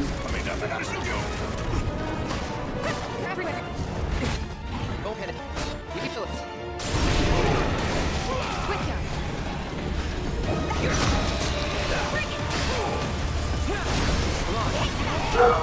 Hello? Oh my gosh. That was so goofy. I canceled the dive kick with power cleave. She dive kicked into nothing. Okay. So, the way that fight works we take advantage of the fact that the team attacks that you activate from guard will never stagger an enemy as long as you're not on the character. So there may be some places where I spam Power Cleave or Spellblade, and then I switch to another character, in a way that seems to be meaningless. But it's to make sure that I do not stagger the enemy, but I do get the damage. Because a lot of these bosses, if not all of them, will only shift phases based on the amount of damage taken. Some of them, you know, it's damage plus other factors, but more or less it's damage. So some of the time we'll be spamming the Cleave or Spellblade attacks to push the phase, but we're going to make sure we're not on Cloud so that we don't stagger the enemy and then waste time on an enemy that has 0 HP anyway. While we can stagger in the next phase and just plow through the HP immediately. If you do the movement right here, you can get some pretty good time save. Because Dingus here takes forever to talk. But like I said, these set speed animations save a bunch of time. There we go. Perfect. Perfect. Anyway, so we start off with a couple of power cleaves to make sure that we have the right amount of damage. Then we follow up. If you're in Punisher stance, which I did at the very beginning of the fight, I Punisher, then I did a normal attack to close the gap. You could also do a normal attack and then Punisher, but I tend to like going triangle square and just kind of sliding my finger over it rather than the other way around. Until I get back. But I switched to Punisher stance early on purpose, so like a power cleave, and then I hit square once and held it. And that will buffer the Berserk stab every single time. And as long as I don't get knocked out of it, I'll always get the Berserk stab. Then from there, I followed up with a Sonic Boom. The reason you don't do it the other way around is Sonic Boom can't be buffered into Berserk that way.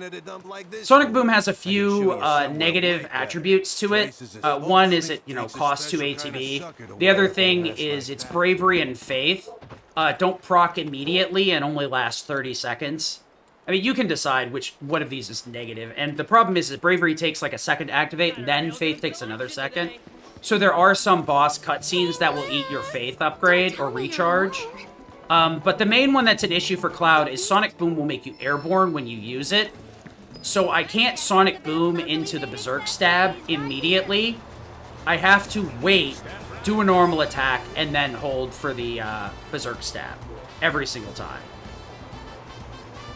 So Power Cleave, Berserk stab, Sonic Boom, because that's the order you have to do it in. Then 2 more Power Cleaves. That will be enough. The 1 Power Cleave kills the head. That's why the phase doesn't shift. And then the 4th Power Cleave would kill and stagger. But because we do it that way, we switch to Tifa and do an Unbridled Strength to charge up her Omni Strikes for the next phase. Because the other thing is, when you do team attacks, you passively build ATB for both characters. You get a ton for your character, and then a moment later, you get a chunk of ATB for the other character that you team attacked with. Of note, the damage is calculated based on the character using the team attack, and there is no damage calculation based on what the other party member is. So if I do Spellblade with Cloud or Cloud and Aerith or Cloud and Yuffie, it will do the same exact damage because it's based on Cloud stats, not Yuffie or Aerith's. So Spellblade, the only thing that it determines is how much ATB and who it's going to. Obviously, it will change based on who's in the fights with you, but we can also use Kate Sith for Power Cleave, which is very nice later on, actually, because we get stuck with him in a few parties. And having access to Power Cleave is super nice. So that is enough for that phase. Then we roll forward at the start. We roll forward at the start of the next phase. I need to focus here because I tend to mess this up. That's for sure. Now, Didn't know you had it in we you. roll forward and charge a Power Cleave with Cloud at the beginning of phase 2. Not bad. And as long as we make sure that the Power Cleave has started up, we can switch to Aerith and the AI will finish the action out, or Tifa, and the AI will finish the action out. And since the boss is at 99.99% stagger, like, there's an actual number behind it, but that's the easiest way to functionally think of it as. A stiff wind will cause him to stagger.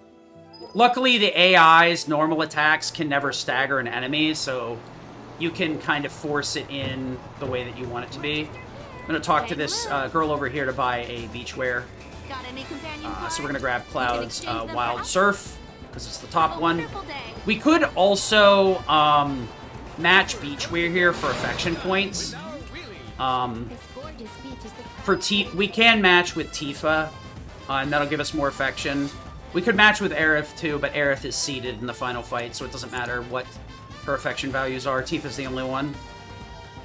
So we could theoretically get like both the same, either the conservative or flashy Beachwear, however you want to look at it. Of note, in a New Game Plus run, you save time because you can actually keep these on the whole game. The problem is, in my opinion, is that like the Beachwear shows everywhere, not just on the beach, which is super lame.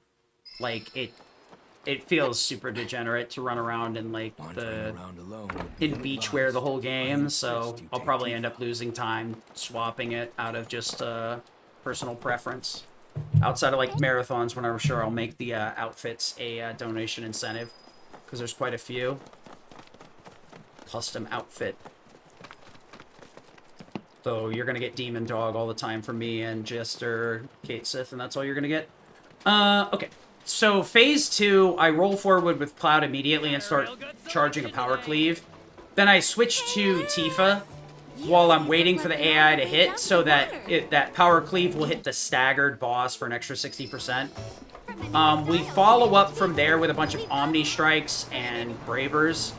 I do a slightly different route where I follow up with dive kicks towards the end. Because I want to make sure I do enough damage. What is this? You want to get to, or as close to, the HP lock as possible, so the final phase is super consistent. If you don't get to the HP lock, killing the final phase without staggering is impossible, or near impossible. Luckily with that one, because I went to the HP lock the right way and set things up, it worked out pretty good. But it wasn't like a great fight or anything. It was a bit goofy because of the way I canceled the dive kick. I think canceling the dive kick may have been correct, because I don't know if it would have killed. The other thing, too, is the targeting in that fight can get very weird on the final phase, and if you break both the shoulder and the head, which I was setting up to do, sometimes your targeting switches to the tentacle behind Jenova, and it will fight you on retargeting Jenova. So if you do it a certain way, the way that I do it is, seriously, I make sure to, like, use Braver with Cloud, or, like, Power Cleave, and if I'm still in control of the character, even if it's targeting the tentacle behind, I can make Cloud hit Jenova by just, like, keeping him facing the right direction. And you can do the same thing with, like, Tifa and other characters. The problem is that you can't do it with an AI, though, because the AI is going to try and run around Jenova. So we did a couple of the Cactuar pictures, and then now we're going to start the turn-in minigame for the scooters, whatever segways you want to call, whatever you want to call them. This one we're going to walk because there's a scooter right over here, and we're going to do the yellow first. Got to make sure the camera's in the right spot and Aerith's in the right spot. This picture is so obnoxious. Like, if you're in the right spot, you don't have to zoom at all. But if you're not, you have to do a slight zoom adjustment. Alternatively, you could do Run Wild with red. You can do Run Wild just about as fast as the pictures, but it requires, you know, actual effort and skill versus, like, this, which is, like, very little. Alright, so we're almost done with this one. We're going to be picking up an item here, which is normally when we put Kazernux on, but I like to have them a little bit early. Welcome. You won't find Nope, do not want that. I want this. Okay. We're going to put on the plat earrings. That's wrong. Platinum earrings. And we're going to put on the plats here. Give you the magic bonus. Aerith gets the lightning materia. And we're good to go. Okay. So you want to pick up the plat earrings here for an extra 10% magic. So Cloud's up 5 now, and Aerith's on the 5% from the regular earrings. We also swap out the attack bonus for the magic attack bonus. We were using the attack bonus a little bit so that we had more physical damage inside the Junon segment as well as Power Cleave. We could have theoretically put on Sleek Saber, but If you have a ticket, please it's proceed not to that the much lobby. better than Rune Blade, if not worse, because of Rune Blade's attack bonus. Not 100% certain, though. I'd have to look at it. If I'm in But, like, at the end of the day, I'd have to do some routing to see what the stats are and see if it's worth taking off. Because, like, the thing is, Rune Blade is extremely good in the ship. Because being able to fire and Sonic Boom the regular soldiers is super nice.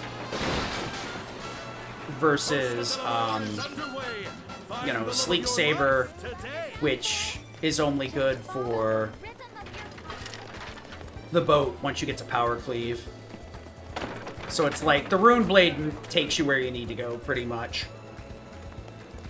Although I'm sure you could do Sleek Saber the same time you do Kazernux, and then switch back to Rune Blade in this menu. But I don't really think you'd get that much of an increase out of it. If anything, you'd probably have more issues with over-damaging. And that is a thing, yeah. Yeah, that's right. So you normally want to turn in the wheelies first, because you gotta have this little cutscene with Johnny. Tifa?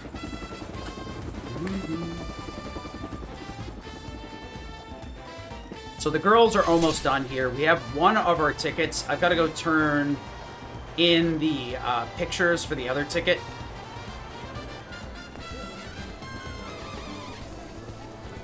I could take the wheelie to the other areas, but I'm just not going to bother with it. So now we have a ticket for both the girls, so I can come over here, grab their outfits. Like I said before, I could take a different outfit for Tifa, the Shining Spirit, or the other one for Aerith to increase the affection, but I'm not going to bother with it. Excuse me. I'm not even sure how many points the upgrade is for having the matching beachwear, if it's just 1 or 2 points. This, I've got to be careful with. If I mash too hard here, I can get hard punished. I really need to just hit circle once. Because if you mash, you get kicked out of the changing booth, and you have to go back in. To be honest, I like the revealing outfits are nice and all, but I think the reserved ones are a little bit better. They have more style and, you know, fabric, like actual character expression. At least in my opinion. So we can do some buggy movement here. Gastropod sucks and is a very gimmicky boss. I don't know what the hell they were thinking with this fight, but it's very poorly implemented. It's very heavily scripted on dialogue, and the dialogue takes forever to progress. So, like, we have to spend a lot of time, like, working around that. And I'll explain it during the fight, because we have more than enough time. There we go. Wow, that's 3. quite an offer. So if you get the camera in the right direction there, you can get Cloud to kind of run away from the main path and then scoop back into it. The thing is you don't want to keep doing that, because you can soft lock here in the load screen if you start you stop the dialogue too soon. Only by inspiring others does he earn the title. Right, there we go. Do you follow? There is a dialogue indicator. Plus, there's also like an animation attached to it too. Okay. So we're gonna save Aerith here, because Spellblade's just gonna be a lot stronger in general. This is so good. I don't even know how to feel about this, honestly. Just a bit. You're up. Okay. And we're safe. Wow, the fact that they all lined up was just godlike. Unfortunate. For the sake of the scientific process. Unlike my colleagues, I've no desire to pursue fairy tales. I'm here. How shocking. It's so annoying. My interest in you, Aerith, is purely structural. Cellular, to be precise. And a living sample. So the whole thing is, we just wanted to do enough damage to force You phases. did not inherit more of your mother's physical characteristics. That woman was gorgeous, right? At this point, I'm just going to be hanging onto my ATV. But I'm sure the data you provide will be fascinating nonetheless. No holding back. Did you not? Oh, that's so frustrating. This is going to screw me up, isn't it? And then there was one. I messed up. I shouldn't have gone for that berserk. That's all of them. And the fighting I need. I can hope this will work, but it probably won't.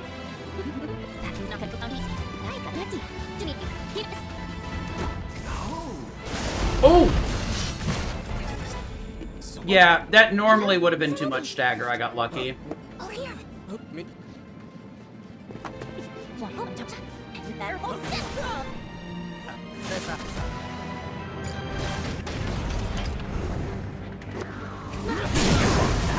As we quit. Let's finish this. There. Let's do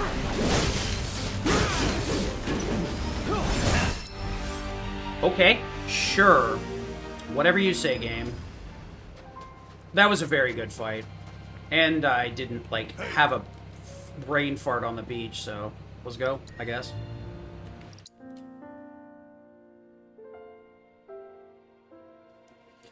So, that fight is heavily scripted, and relies on the dialogue being completed. I'll talk about it in a second once we clear this up. Hello. But basically, we're just, like, Forget about optimizing someone? in making sure the dialogue completes as quickly as possible by only attacking when there's not dialogue, staying a certain distance away to try to bait out certain attacks, etc., etc. It's a super goofy fight that's very counterintuitive. The only reason I have even the slightest understanding is because other speedrunners have told me what to do there. Otherwise, I don't think I'd figure out any of it. It's probably why I got a gold, because I actually did the fight right for once, If you're looking despite to my borrow lack one of our understanding. birds, We're gonna buy the purchase rental a pin rental. here. Thank you. Normally, you I'm want to registered buy for the information. Shinra Alpha headband, but it's actually a little bit faster to do it in the prison instead of here, because it'll speed up the dialogue with Esther, I think? Whatever her name is, the one that gets you to do the Chocobo race. So this is one of the few places we will have access to the Chocobo. The first Chocobo we have to get story-wise, otherwise we'd straight up ignore it. This one, since we can just buy the thing, it's worth a lot faster than wandering across. Plus we get the tropical outfit here, so that we'll have the slight stat bonus in the Chocobo race and Gold Saucer. So, like, doubling our stats is not really, like, a, you know, a negative, you know. Plus, we get faster movement here for, like, 300 gil and about a 5-second investment of, like, buying the thing, looking at the cutscene, and then, you know, calling the Chocobo. So, I exited this area. I intended to open the map, but I accidentally opened the menu first. What happens is normally everybody loads down here and has a very long dialogue line, but if you exit this area then reload it, they'll spawn in much closer to the peak. You can see them up here. We're trying to catch up to them. And then they'll start their last line of dialogue instead. And what that does is it allows me to run all the way up the mountain instead of waiting and slow walking all the way up, which is super duper slow. You can come up here any specific way you want, but what we're looking for is getting into the warning area here and waiting for their dialogue to finish, or the warning icon to go away. Close to. Not you too, Tifa. Want to make sure to go in as soon as the warning icon goes away. That's... I think Eric might need a break. As you can tell, Aerith kind of poofed in here. Game was not ready for it. But yeah, the whole point is, like, we want to get as far up the mountain as quickly as possible. And there's more than one area like that. Luckily, like with Costa del Sol, we can just kind of work to the edge of the town. So we will be using Red's movement here in some of the places.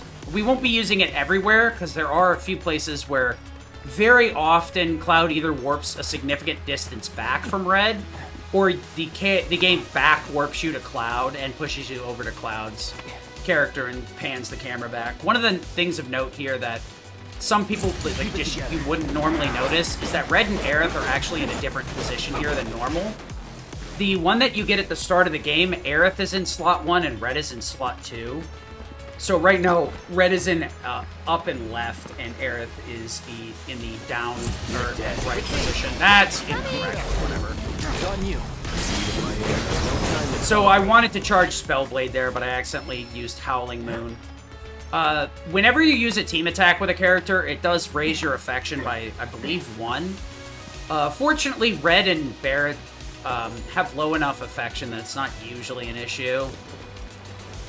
The one that usually are fighting for first is like You still holding up okay? I think it's either it's Barret and like Barret usually has very low affection actually, because you really don't talk to him. It's usually like Yuffie and Tifa I think that are vying for spot 1, and Yuffie's always 16 points. Not well, that's kind of weird now that I think of it. I think she is like 16 or 17.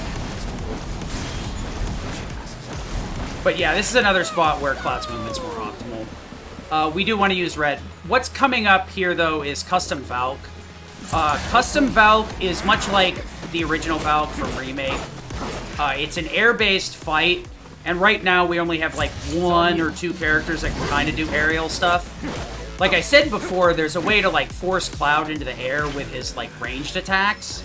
Red, however, unfortunately doesn't have any sort of ranged attack.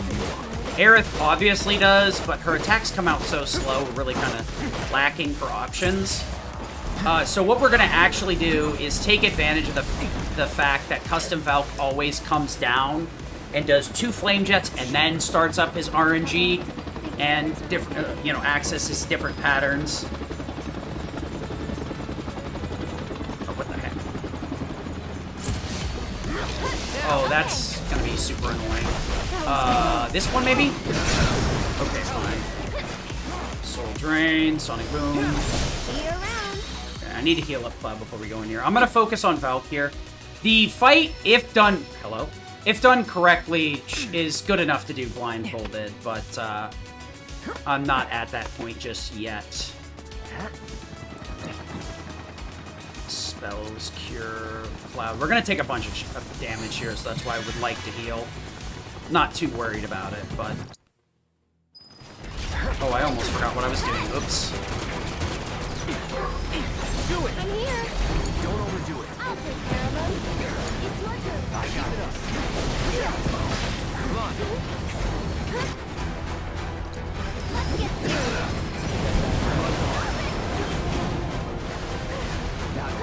What is going on? I didn't get the Berserk. Fuck!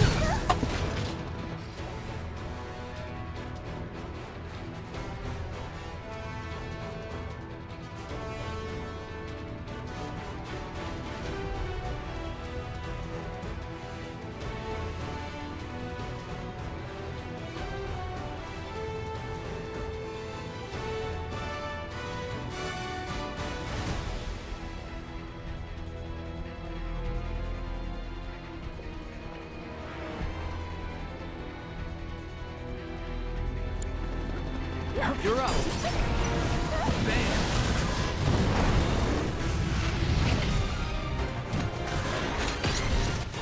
It's aiming at you. Not for long. Let's go. I think my damage is going to be too low here. Here it comes.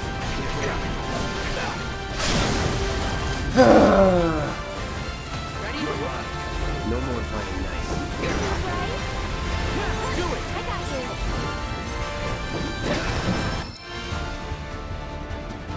Dogs decided to start having a fight in the other room. And since I missed Berserk, I just said, well, fuck it.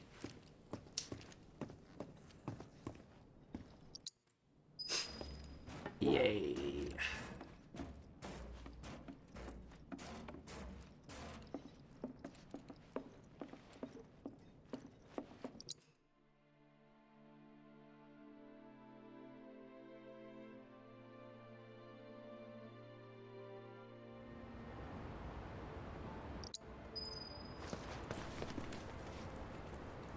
So I missed the Berserk stab there. Because normally the quad Thunder with Arcane Ward there, plus Faith, plus Berserk, would be enough to push the phase. And because it was Fire Wheel, it would have gone perfect, but ideally that is a anti-Fire Wheel strat, but because I missed the Berserk stab, my damage was too low. And it took me a bit to realize what was going on. I think... I don't know. There really is no recovery to that, because once you get Fire Wheel, you're kind of boned. The only recovery to that is hope you didn't get Fire Wheel when you throw like that. But, neat. Custom Valk really isn't that hard, but... my attention was split because one of the dogs was barking in a way that made me fairly certain they were about to start fighting. If I'd just been able to clear Valk, it would have been okay. I could have just eaten the time loss on the other side. But it's the same amount of time loss either way. We'll just gold custom Valk another day. Nothing better than getting a PB where I literally have to take a 30-second break to stop a dog fight. That'd be pretty freaking hilarious, actually. Oh, that's right, I can save a minute here, because I had to break the dog fight. Ugh. So, the amount of HP here really doesn't matter. We're not going to be taking any additional fights at this point.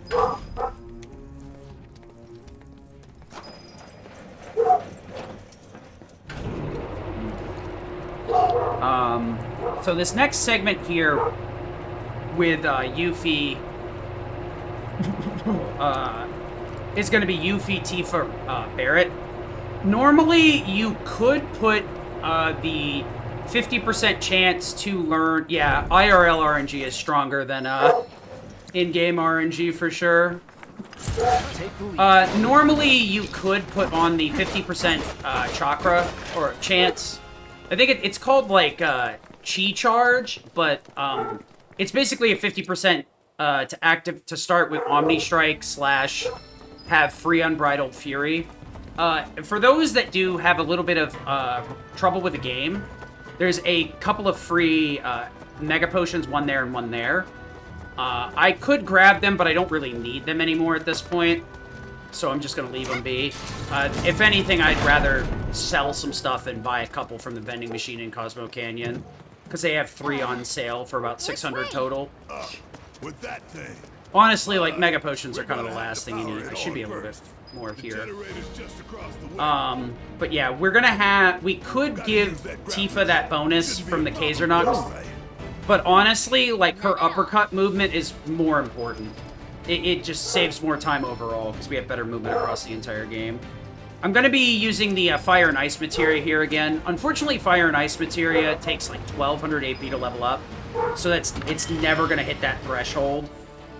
But we will have access to quite a few things. Do this. Want to equip Fire and grab... And, wait, no. Delete. Down, there we go.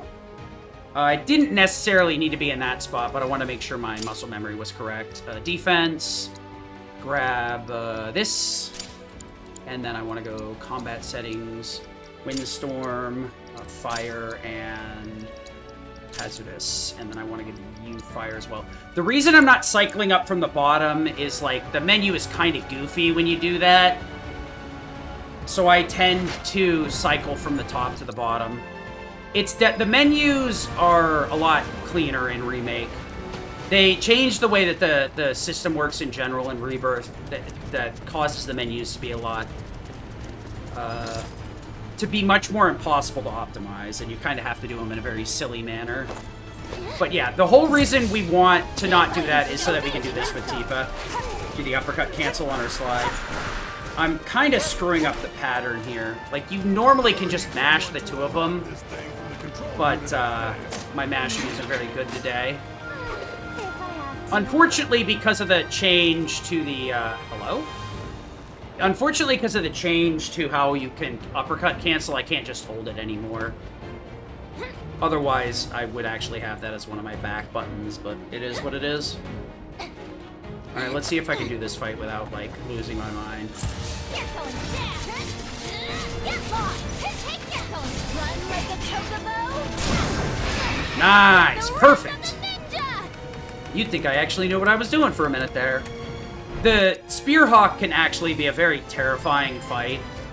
Can use Zap Talon, which will stun you for a short amount of time. And when you're, like, locked in on the aerial combos, it can be very hard to respond to Zap Talon. Nice! Whoa! That was good!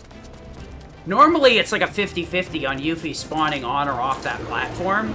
Not only did you spawn on it, but you hopped up to the top one. That was perfect. That's decent. Some really good movement, actually. I wish I could say it was me that did it. Unfortunate. Okay, I guess we're just gonna walk it out then. I was spamming the attack button to reinitiate combat so I could move over here with Tifa, but I guess it is what it is.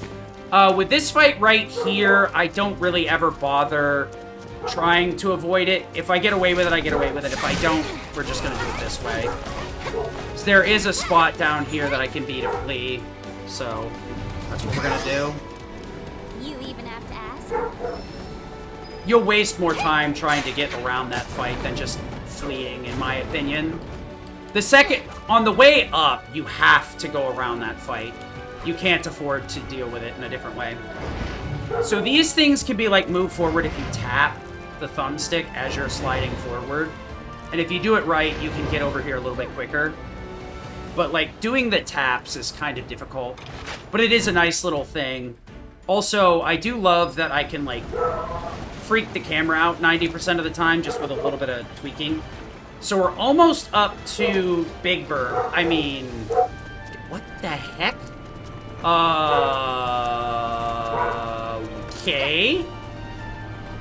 I have never seen that pattern before. I'm gonna be on 100 with you. Oh, I almost walked into the frickin' mushrooms. I'd have been real mad. Just throw away that good RNG on some silliness. Alright, let's go. Yeah, it's always funny to load in this fight and watch them, like, fall in because of their X and Y axis being a bit screwed. I gotta be careful with the movement here. If I'm too aggressive and get into this area with Tifa, things get real screwy. I can get all the way over here with Tifa, but the problem is that, like, Barret and Yuffie spawn further back. Okay, I guess we're just gonna ignore that. Well, I didn't need that high potion anyway, I guess. Whoops. It's not an ether, so it's not that bad. I'm pretty sure I skipped the potion by accident, whatever. This should be ether. Which don't you dare. I want the ether. Thank you. Ooh, high potion. Ooh, mega potion. That's actually seeded. I'm capping here. A lot of these items are seeded. Like, that's a gold needle on the bottom. But the other boxes can have different stuff. Like, this should be... No, it's this one that's an ether, I think. Yep. Nothing. Oh, it's a Phoenix down. This one I want because it's a mega potion. Okay. Gotta be careful with that forward or back swing so that it doesn't... There we go.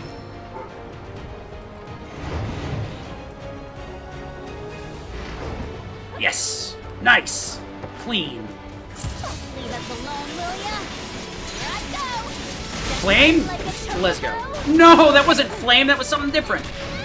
Oh, I hate this. Little. Run like a chocobo. I should have just used Ice Ninjutsu. No way. Oh, this is awful.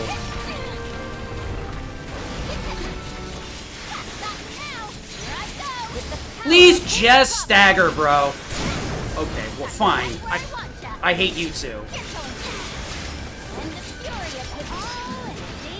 Why don't you bomb these nuts in my mouth?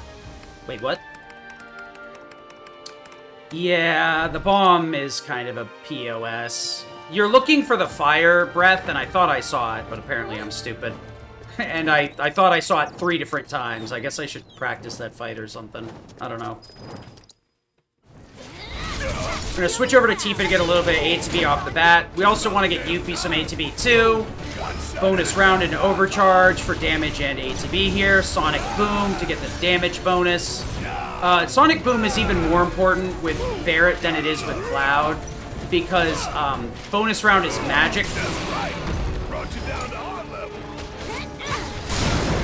Right.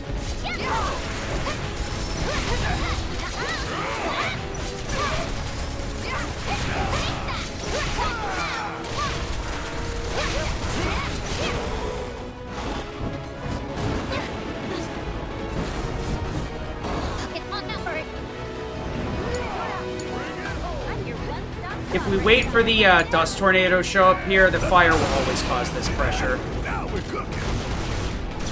What's this thing up to now? Alright, this will be easy. Since I got enough ATB off phase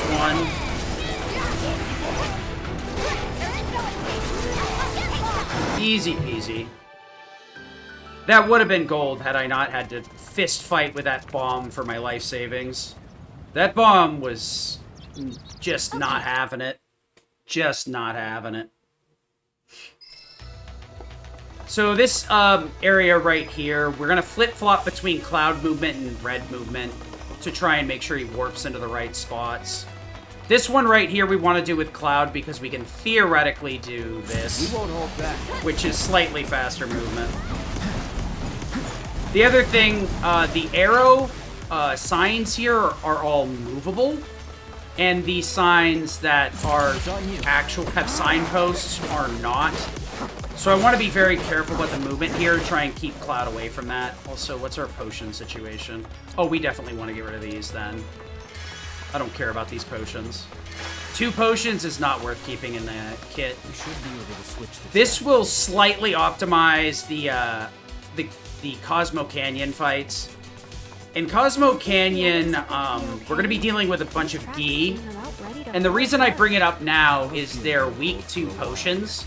In the fact that, like, with regular Gi and talk, we can actually do a bunch of damage to them set by the potions. So, Giga Potions or above will one-shot them. So I'm just trying to optimize it so I don't have to waste a bunch of time cycling through my potions every time I go to throw one. Ideally, when we get there, we won't need the high potions, and I might be able to get rid of them. But we'll deal with that when we get there. The reason I bring it up, though, is we can get a bunch of X potions coming up here. Yeah, healing in general. But the potions are set damage, so we don't have to go through any, like, calculation of using healing spells or anything. That and the magic on, like, Barret and Red is too dog shit to try and, like, heal to kill Gi. The Gi, Lancers, Archers, and Sorcerers is. It's just a bad recipe for a bad time. But yeah, Giga Potions or above will get us through these fights, so it's fine. This right here, we're not going to be shooting these small boxes because they're all crafting items. So it'll just waste my time. It takes too long to sell crafting items. The reason I was bringing up the potions in general is this area, there is 9 boxes total. If we change the cart route, 8 if we don't. These big boxes can give us 1 of 3 items, an X Potion, a Turbo Ether, or an Elixir. It seems to be like 50-50 between X Potions and Turbo Ethers. So I'd say like maybe 45-45. No, 40-40. No, 45-45. And then like maybe 10% to get an Elixir. Which is works the same thing. But we want to get at least 3 X Potions here. We got 2, so we're good to go. Worst case scenario, I'm going to have to use some Elixirs, and I might have to manually kill one of the enemies. There is an extra X Potion in Cosmo Canyon, but it takes 30 seconds to get. So it's 100% going to be faster to do the fight without an X Potion. At least in normal, or easy. In normal, it probably wouldn't be, but we have the 3 X Potions we need. We have 3 Turbo Ethers, so I'm in a good mood. The nice thing about it, too, is if I get extra Turbo Ethers, I can just sell them for money.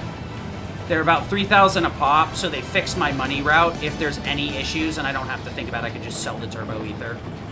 I'd prefer an extra X Potion, but... Alright, there we go, 4-4.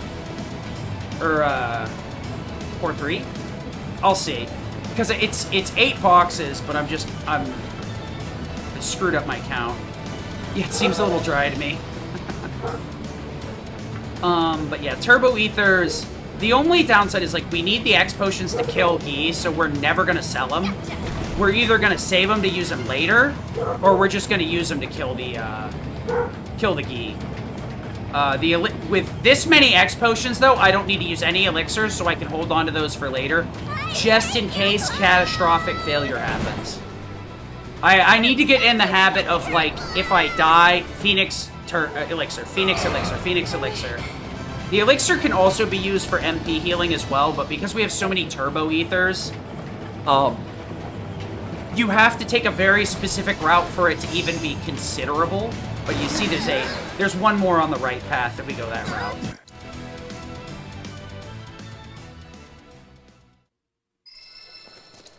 Yeah. So, the other reason I don't bring the box is because I think there might be some potions in there, but... So we have 5 and 3. I could sell one of the turbo ethers. I probably don't need to. If my money is a little bit messed up by the time we get to Cosmo Canyon, I'll sell a turbo ether. It'll allow me to buy 3 mega potions and everything my heart desires. My money route's a bit tighter than other runners, because I actually buy an additional Empower materia. I used to buy Empower and an additional armor, but I decided to cut the armor and just steal it from Yuffie instead, which has the same effect. Thing is, like, Yuffie doesn't really phase tank that much damage outside of, like... Never? Yeah, she never really phase tanks that much damage. She does take a few hits on the final boss, but it's not that bad. Even if things, like, went catastrophically wrong, I'd still have an elixir to heal her at that point, and then I'd have a limit in my back pocket anyway. When I got hurt back in the... Hey, Murdoch, good to see you, good to see you. Also, glad everybody's, kicking in. Good to see you, Ultra. Or Ace. Brain, pick it. My brain's just like, random words, let's go! And 4 years. Yeah, we're working on commentary practice. Unfortunately, I slightly messed up a boss fight because my dogs, like, started barking like they were going to get into it. And then once I screwed up the fight, I was like, no, I need to do something about this. And then came back and finished the fight because, you know, life's like that. Luckily, my run's in the middle of the night, so it shouldn't be an issue. If it is, then, I'm going to be a lot more salty. There is a healing materia there, but they're only like 300 gil, so I could buy one if I wanted to. Problem is everybody's magic attack is trash, besides like Yuffie and Aerith. And Yuffie's MP is needed, and her healing would be garbage until I swapped her to one of the endgame weapons, you know, like 2 hours from the end of the game, or like an hour and a half. So this minigame comes with a free tutorial every time, and I hate it. Practice, eh? This tutorial is pretty consistent. We're just waiting for him to let us punch.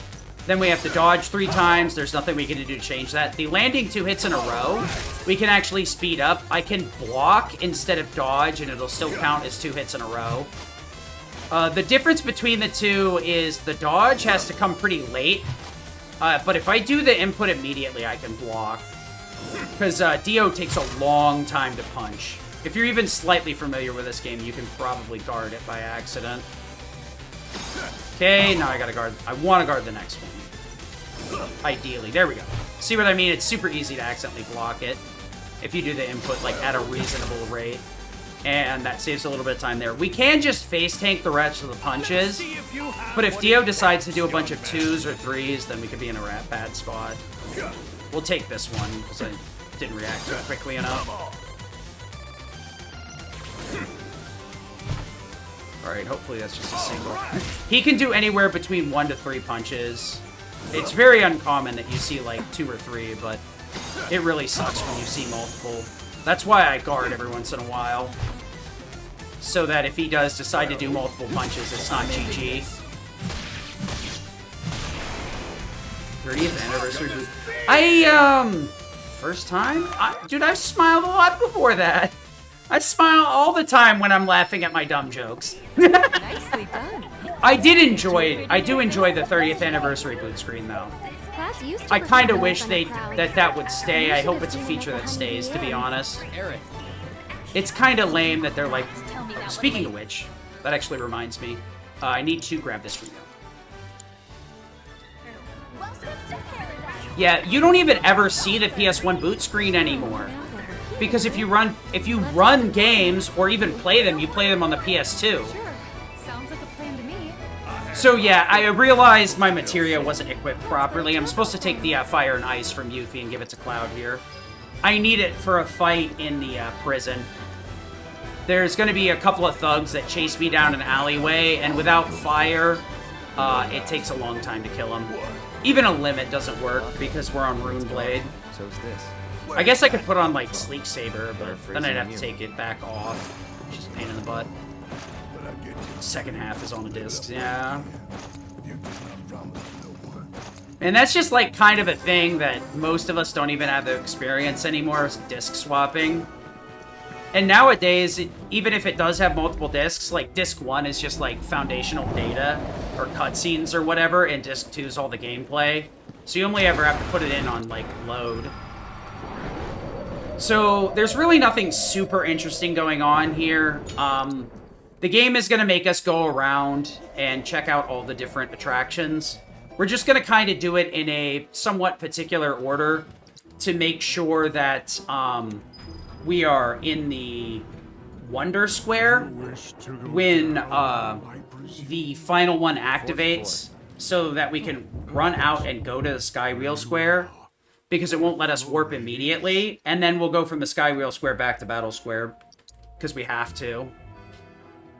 Of note, this is one of the places where New Game Plus saves a bunch of time. New Game Plus would not only allow me to avoid most of the map warp, most of the, like, map stuff, because I can just warp. Like, I could keep the Chocobo in Chapter 1, and I believe I can, like, warp directly to the swamp. I can't remember, it's been a bit. But, like, when I leave the mines, I can warp directly to, Lower Junon, rather than having to walk there myself. Sorry, man. Feel like I failed. Etc., etc. Like, when I leave Costa del Sol, I can just warp to the mountain. I don't have to go over there. Those kind of things. But right here, it would be two things that we would save time on. The Zack cutscenes are disableable in the post-game menu that once you get the game completed. Which is, like, I turned it on immediately. I like Zack, but these are just story vignettes. There's nothing interesting over here. It's just walk to A to B and then have a cutscene. Gonna try and line Zack up a certain way on the door here, because he's gonna open it with his left hand. So I'd like to have him kind of like center. Whatever. Did not get the right position at all. But yeah, you would also be able to skip this too, because you can just turn it off. One of the other things with New Game Plus is the route that most people want to take on the final boss. Not bad. As long as you have everybody's affection maxed, it always is the same order of characters.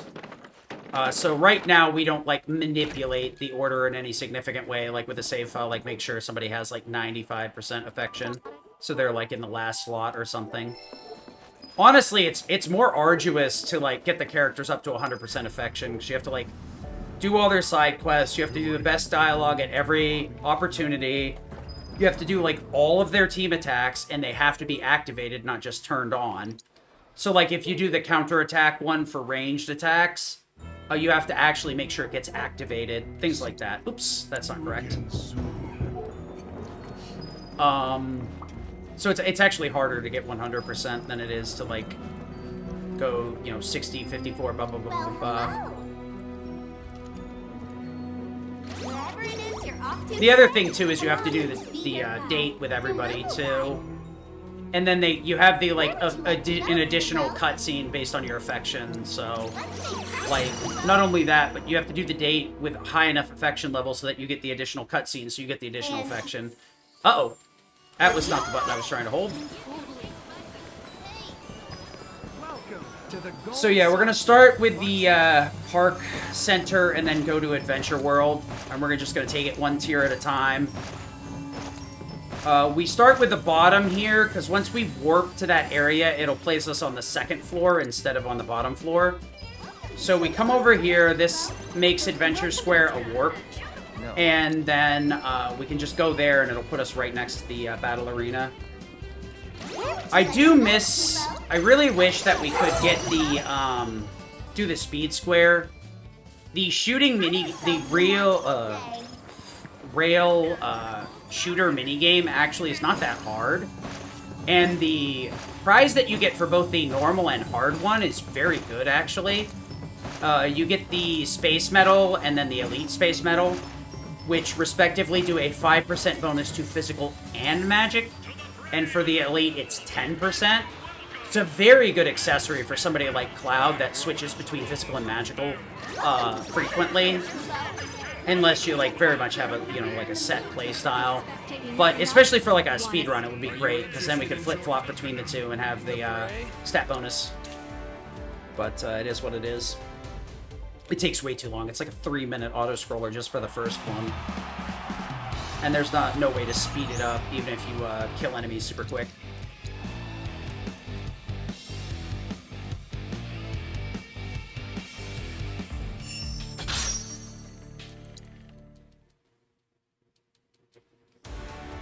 Circle to get out of this. Alright, so we're gonna head up to the speed square here. The only thing that's annoying is, like, Aerith saves a little bit of time, supposedly, if you get her dialogue correct. Which, like, in Chapter 1, like I said, it's completely random, and you don't waste the time trying to select the right one. So, I think it, like, saves time on one of the dialogues or something. The annoying part is she talks mad shit when you quit the minigames without playing them. Mad shit. Oh, I don't want you to protect me in space. Tifa's like, oh, I guess you don't like video games. Yeah. Alright, let's go. Just clearly showing that Tifa is the right choice. You're all wrong. If you think otherwise, you're wrong, wrong, wrong, wrong, wrong. Use channel points to tell me that I am wrong. I'm obviously, I've been, like, for a marathon, I don't fucking... I'd have to bother with, like, a highlight message or something. I'd be like, streamer is wrong. I probably should set that up, because I think, like, the channel point system isn't that hard. Oops. You want to quit the minigames here. One of the good indicators is the minigames, the bike and the space minigame. If you're paying attention to the audio, the music will load up slightly before you can actually see what's going on. So we want to go back to Park Center here. So if you're paying attention to the music, it can be your audio cue to skip. We've arrived at your destination. Pew, pew, pew, pew, pew, pew, pew, pew, pew. What's interesting here in the event square, this is the play area. If you're paying attention to the bottom right side of the screen once we get into the theater, there's actually a purple beam down there. I didn't notice it on the first play. There's actually like an HP up and an ether. I think it's an ether in Junon, Lower Junon, down there in like a dry dock where the boats are. And down here there's an HP up materia that's actually level 3. So if you're looking for HP up materials, it's a good place to go. The problem is that there's some of those like partially leveled materials that you get from doing like very non-important VR missions, and most of them like pop up after you've already grinded out that materia. So it's like, really? I want to go to Fantasy World here. So from here we're gonna go to Wonder, which is left and up the stairs. Oops. Okay, I need to hold a little bit harder left and a little bit less back. The Skywheel Square will pop up after we clear the last side quest area. So doing it in this order means we can just leave the Wonder Square and walk upstairs instead of waiting for the warp to become re-accessible, if it even ever does. But there's no point where we're gonna have enough GP to buy anything. One of the more important like upgrades you could get here is weapon tomes for an extra 10 points on the weapons. And to be honest, the weapon breakpoints do end up becoming very important. And you end up hitting like breakpoints during the final boss fight. Yep. I'm gonna go out on a limb and say So there wouldn't be no reason to getting manuals if you could just purchase them. Like if we got GP from the Chocobo race while we're in the prison, theoretically we could spend it in Chapter 12 and purchase some things from one of the vending machines while they force us to wander around again.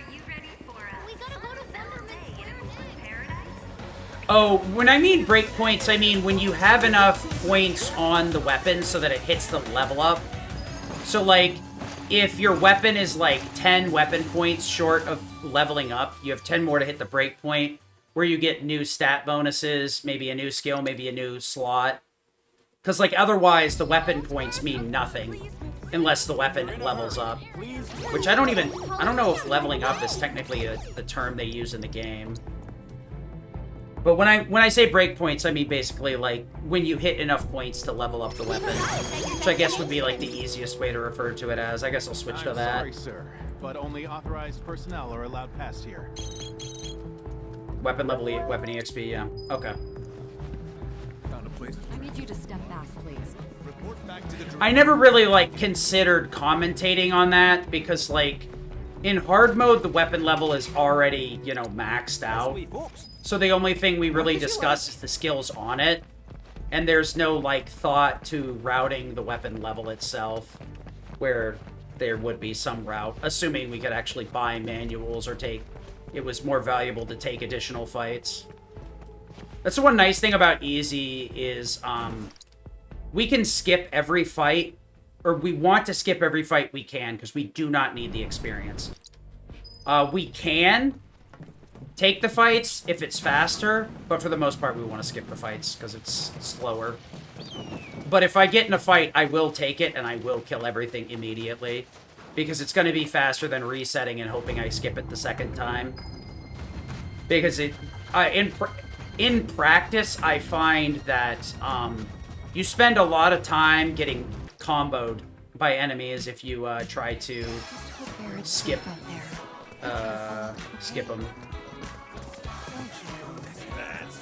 So we could pick up the Umbral Blade here to pick up the Prime Mode skill. Prime Mode is very strong. Not only does it hit like a truck, but when you have Prime Mode active, you also get access to Prime Berserk. The normal Berserk is only a 30% increase at cost of taking 30% more damage. But if you land the Berserk hit twice while you're using Prime Mode, you'll stack an additional one called Prime Berserk, which is 50% damage at the cost of taking 50% more. And with things in this game that break the damage cap, and additional things that you can use to get, like, more damage, like Faith, and also, you know, D-Protect D-Shell, you can hit real hard. Prime Mode is, unironically, an extremely important tool. Unfortunately, in Easy, like, it's just extra gasoline on, like, a freaking, you know, you don't need it in Easy. Now that I've, like, stuttered my way around it 16 times. That's basically the end of it. Like, you don't need it in Easy. So this is why I needed to grab Fire and Ice. These guys are really annoying without it.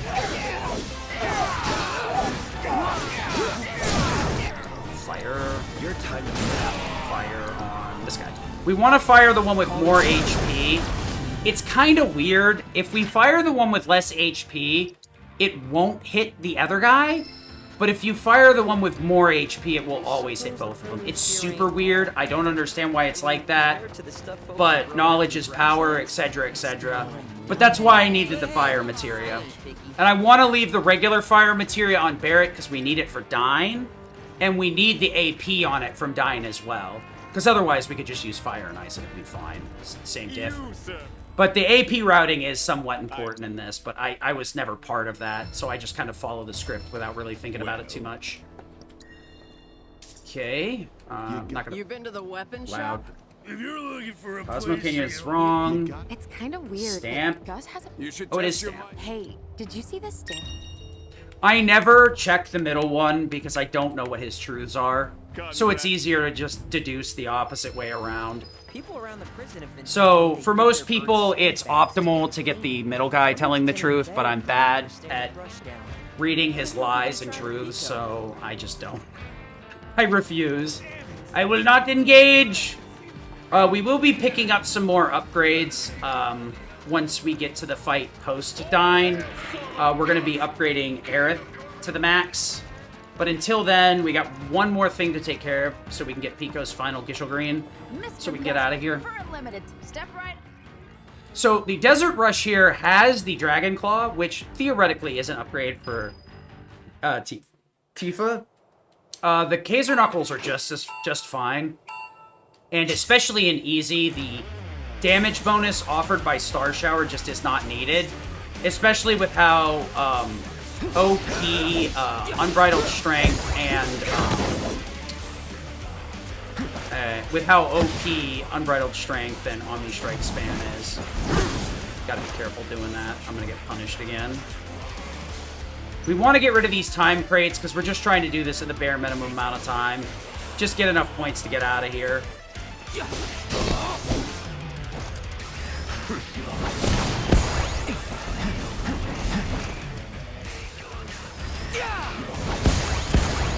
Oh, okay. Alright, I guess I can do this then.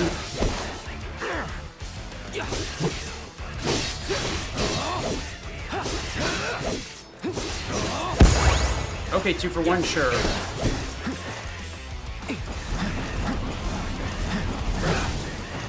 We're gonna get rid of this time block and another one, too. This thing. Alright. Still got a minute, so we're fine. I want to get rid of this one first, because last time I accidentally hit it while I was getting rid of the, this block over here. Get out of the way. We just want to hit the bare minimum and then have the minigame end. Could you not, please? Thank you. I have ended this minigame with like 45 seconds before to just walk away.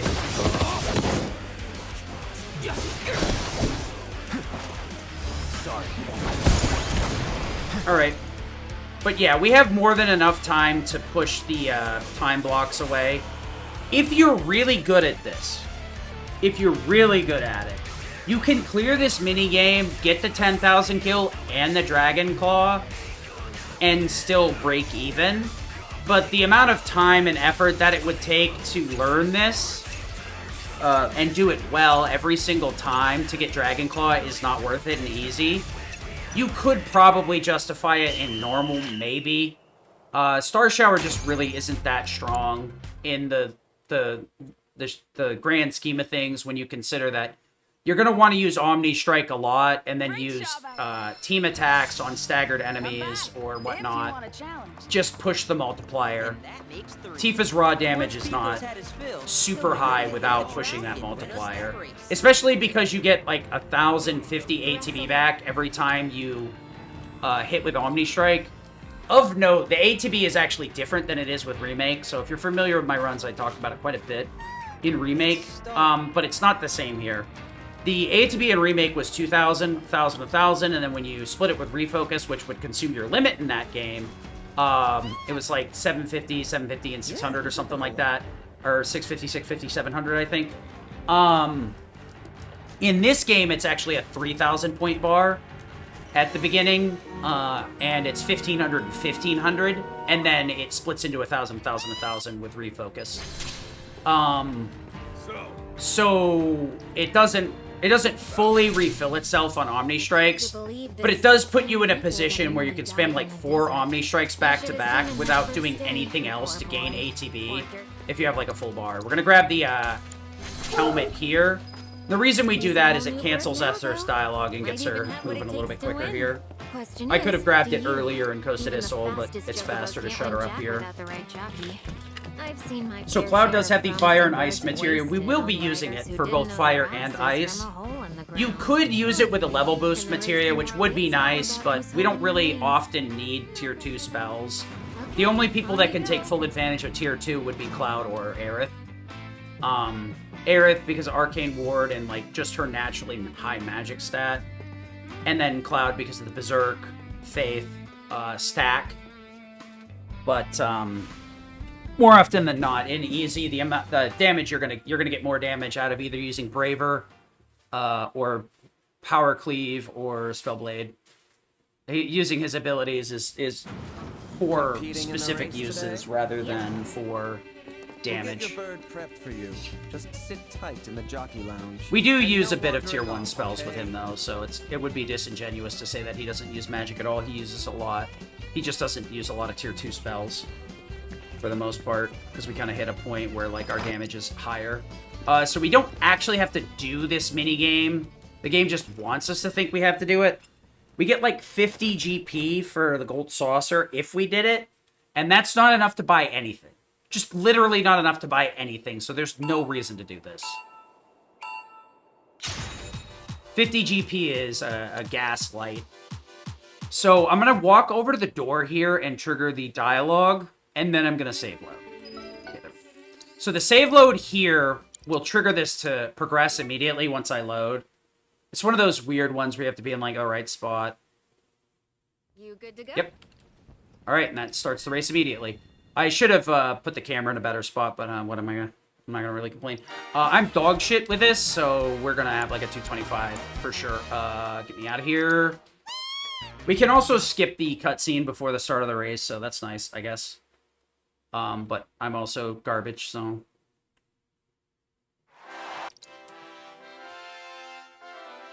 It's so weird that the speed button is X, in my opinion. It just always throws me off.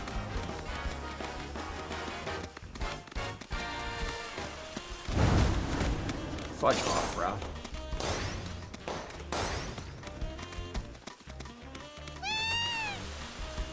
Oh, that's annoying. Whatever.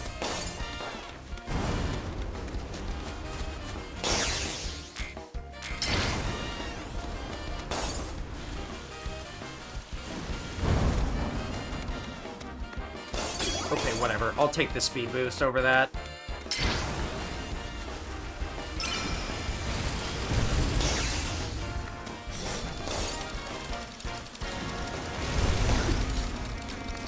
Alright, we did a decent cycle 1. Here we go. I didn't miss any of the speed fruits. Let's go.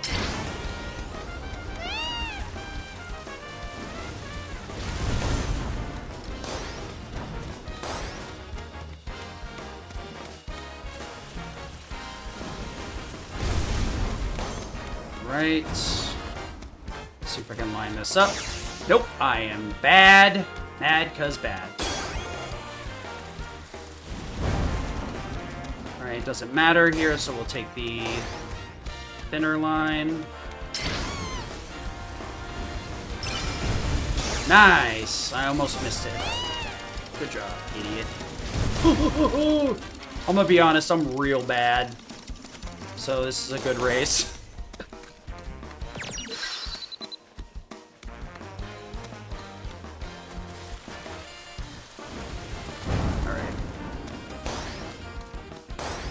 Too tight of a line there, so I wasn't able to get the full boost.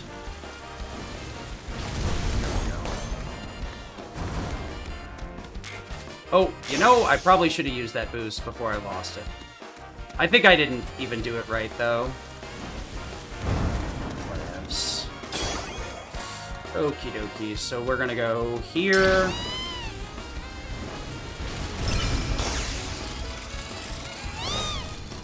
What?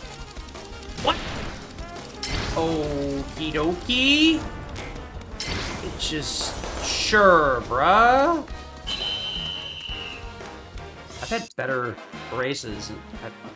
Whatever, bruh. I guess double dipping on the speed up lost more time than I thought it did. I guess it does cap at a certain amount.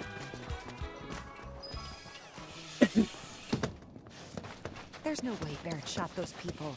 Right? Alright, so we're gonna go into Dine here, and then Mystery Fight X, Yellow Mech, or Palmer. We'll find out soon enough. Palmer is, as Palmer always was, annoying. He's going to definitely be the more technical and difficult of the two fights. But first I'm going to try and talk about Dine a little bit. Dine, really, like, mainly we want to focus on spamming fire, fire, fire, fire, fire, fuck fire. Oh, wait, that's, wait, that works? Yeah, we're going to want to be, like, making sure we get bonus round up, ASAP, follow up with a Sonic Boom. We're going to run out of Sonic Boom at some point, so we're going to have to reestablish it. And then, basically, like, we're going to want to have fire hard carry us. So basically, it's just going to be optimizing our combos in such a way that we get the staggers when we need them. We're going to want to take some damage so we get a fire in the hole by the end of the fight so that we can get through it pretty consistently. Ideally, we don't take a lot of really weird attacks.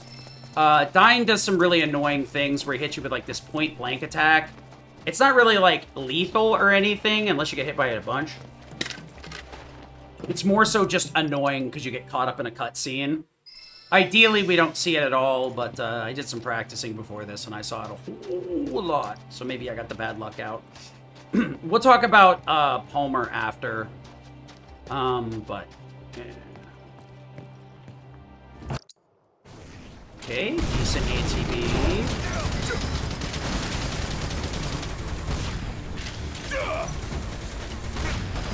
Nice.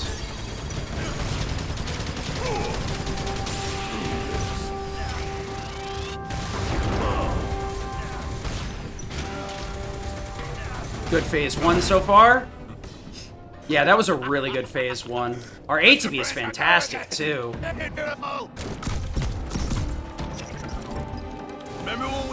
So we're gonna fire Overcharge here to get the stagger out on Overcharge. Yeah, we'll double fire here instead, then.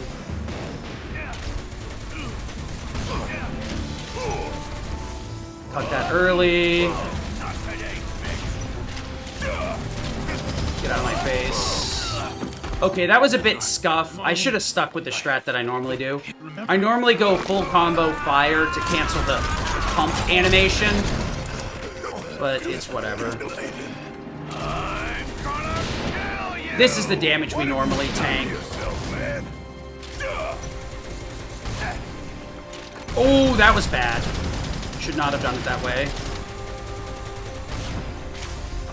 We're gonna do this, because Undying Rage is gonna be a pain in the ass.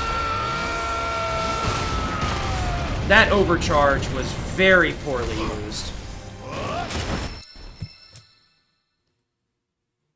Luckily, everything else was good. Alright, I need to grab my fire materia back from Dyne.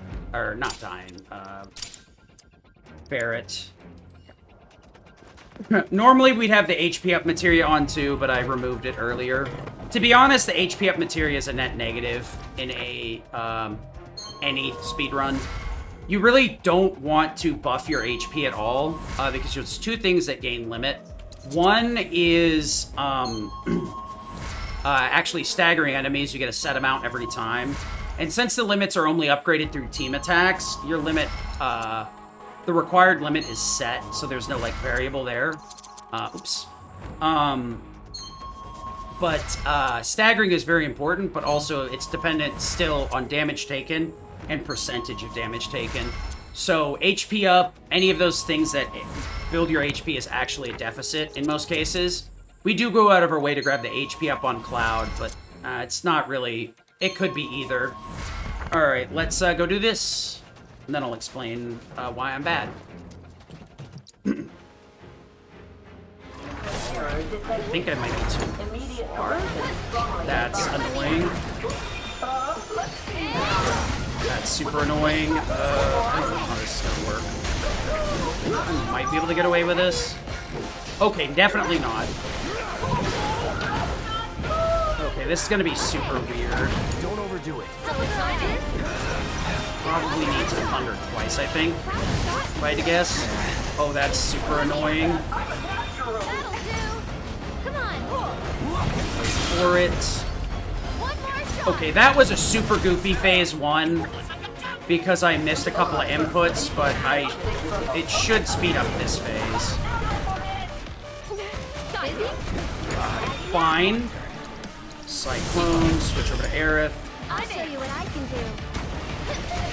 One. And then... Sonic Boom.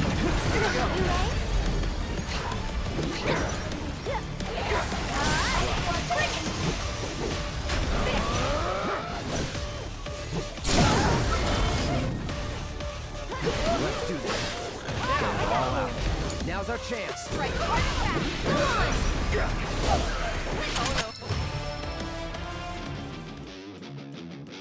That fight was not good, but it's whatever. I honestly don't know if speeding up actually saves any time there, but... So, with Dyne, the thing is, we want to use... we normally want to min-max by having bonus round up before we do overcharge, because the overcharge bonus round shots do a lot more damage than the normal ones, I think. But it's more so that overcharge will cause bonus round to go with every single bullet. But if you're playing normally, bonus round, I believe, fires off an extra magic bullet every, like, 4 shots. Hey there. So, like, it takes a lot more time to get the damage on bonus round. But with bonus round up, overcharge almost always fills 1 bar. So, you go into this weird thing where you're trying to min-max. But for Dyne, we need to prioritize DPS, because the longer we let Dyne loose, the worse things go. Hello?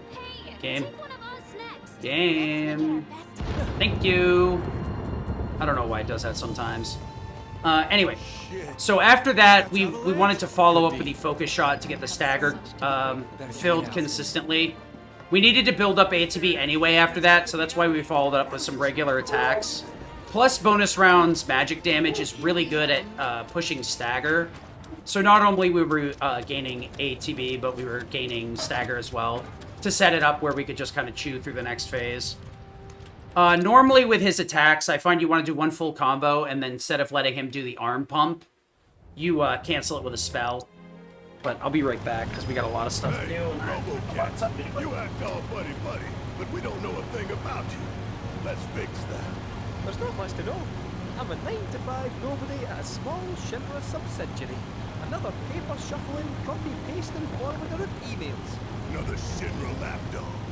Lap cat. My mistake. But you lot are special. Properly special. Never met a specialer group of people in all my life. How could I not tag along? How can I not tag along? Bullshit. Come now, this is a road trip. We should be bonding, not fighting. Barrett, promise me you won't take down Scarlet Alright. unless I'm there with So, you. we're almost to the end of our car ride, and I'm going to illuminate you as to how Dyne and Palomar work. I won't so... let some stupid car Whoa, 10 out of 10, let's go. Good job. before Did I it perfectly, thank you. punch that witch right in the mouth. Can you refill my ice and water? I can't. Wait, just wait. We'll find somewhere to...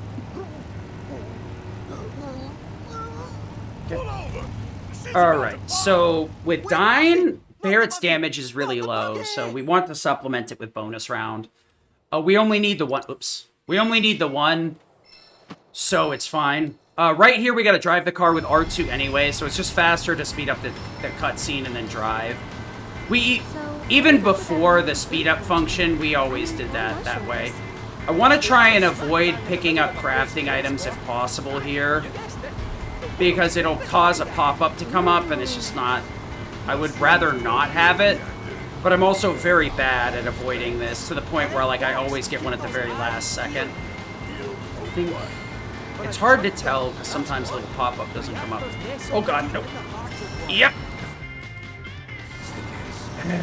I need to go further left there. Can this handle a jungle? Well, we'll soon find Okay. out, won't we? So yeah, Dyne, it's just basically fire turbo, is what we're looking at. Thank you. Indeed it is. Little Miss Carson. We keep fire on Barrett instead of... We could go for level boost, but we don't have access to it yet. We could have gotten level boost in Junon. If you go to the other side of the hill, there's actually one in one of those craters. It's very powerful materia.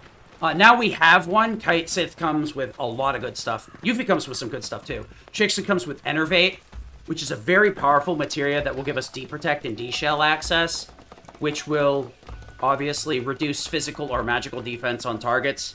I moved that to Barrett the moment that I got it, because Barrett's going to be the one using it. And then that way, he just already has it equipped. Because otherwise it gets kind of like lost on her equipment and it gets stuck in some weird places. I should have been holding R1. Okay, I guess we're walking this one out too. Thanks, game. I hate it when Cloud spawns that far away, because it is faster to roll with red, but I hate the idea of, like, having to walk back to the enemy and then attack them. Just feels bad. Yeah, so with dying, it's just really a race to your limit, and then from there, you're pretty much good to go. Don't overdo it. Palmer, on the other hand, we start weaving commands there, and it's a similar, like, terminology that I used with Remake as well. With Remake, you would weave the shortcuts in between the characters in such a way that you would do one shortcut, drop out of the menu, reopen it, and then do a shortcut for another character. So you would weave the actions in between the characters. What I'm doing here is I'm actually weaving the team attacks because Spellblade is so good, and so is Spellbound Blast. What we did is we picked up a magic attack plus 20 from the vending machine, and we also picked up Spellbound Blast from Aerith. That will allow Aerith to do Spellbound Blast with Tifa or Yuffie when they're in the party, which, surprise, surprise, next fight is going to be Yuffie, Aerith, Tifa. Spellbound Blast doesn't hit as hard as Cloud Spellblade because of the stats and the, you know, fact that she won't have Faith and can't self-berserk, but it does hit hard. And it builds plenty of ATB. The other thing as well is it actively steals MP from your other character that you use with them, so that you can weave in spells in between building ATB and then steal it back from the other characters. It's super important in the final dungeon. Makes our life a lot easier so we don't have to worry about ethering all the time. She can also do it with Kate Sith as well. That's part of this place's charm, I suppose. Okay, you gotta be careful with the movement here. I shouldn't have been rolling, whatever. I almost said perfect movement except for rolls.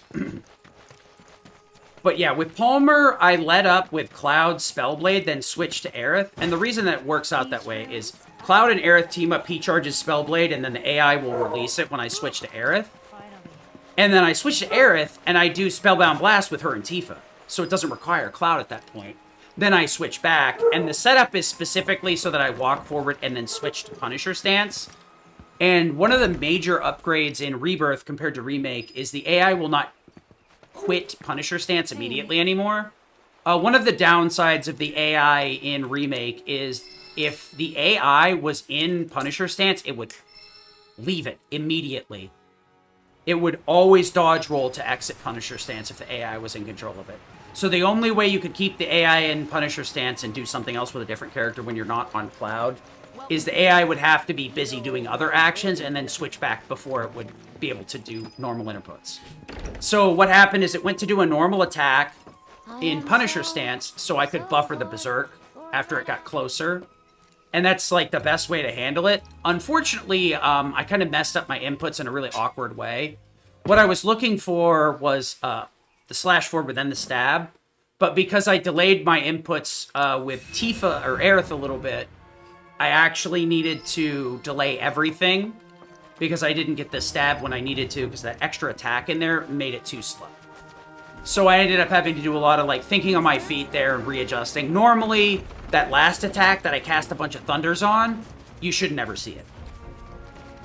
But I mean, it is what it is.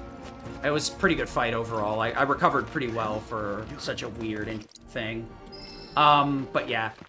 The whole point is we want to set up for the next phase so that we can do a team attack, the Cyclone, with Cloud and Aerith, or Cloud and Tifa.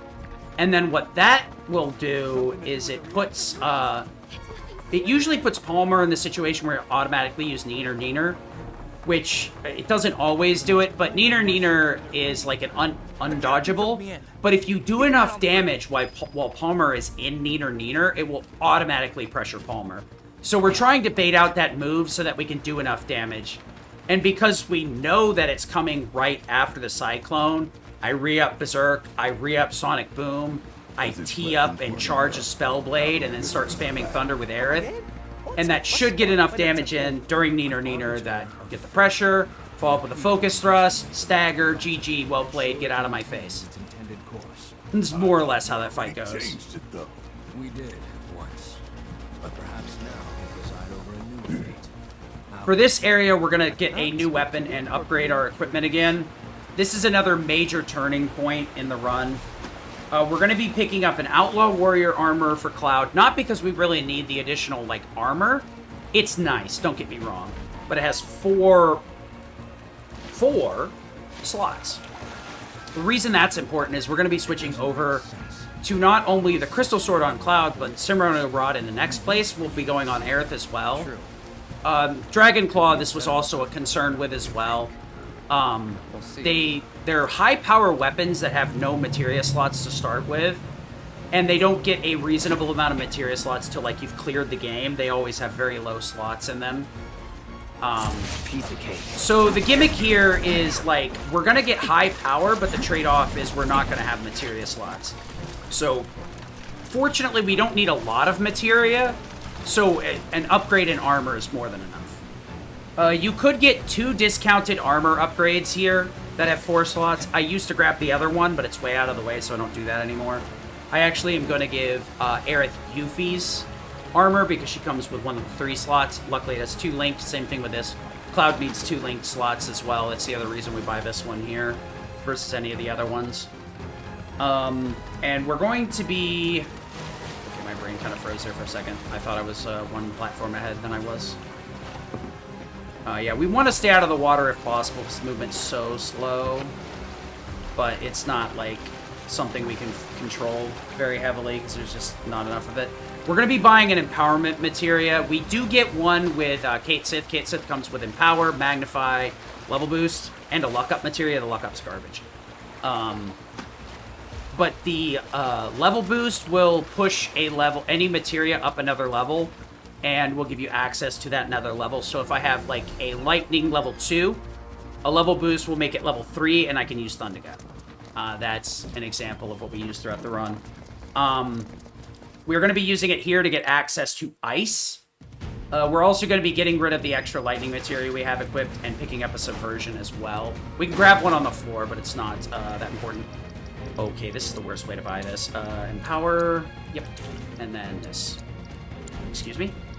Okay, the money looks about right. I don't think I'm going to need to sell anything in Cosmo Canyon either. Your money could be a little bit variable depending on how many enemies you've killed throughout the course of the run, so... Alright, what do we have here? Why are you...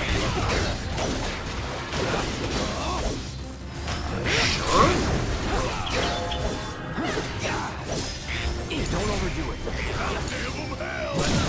That should be done. Seriously? All done.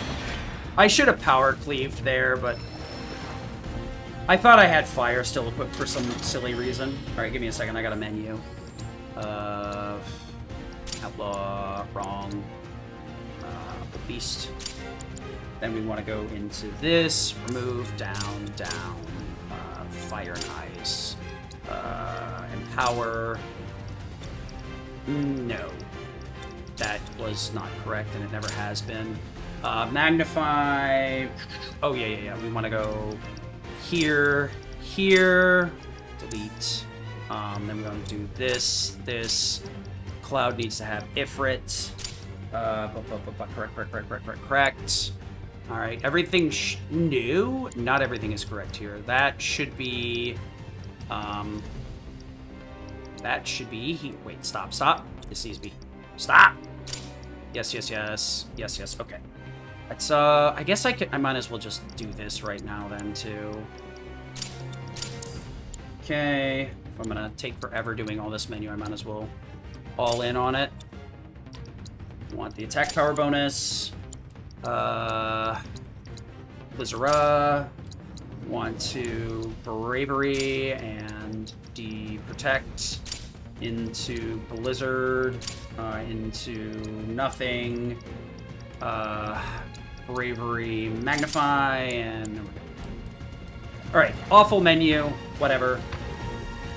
Probably should just, add the subversion there. I need to practice this menu, because I convoluted it the other day and started adding more stuff to it, because I want to be able to just practice this one menu, but I haven't had a chance to sit down and grind it out.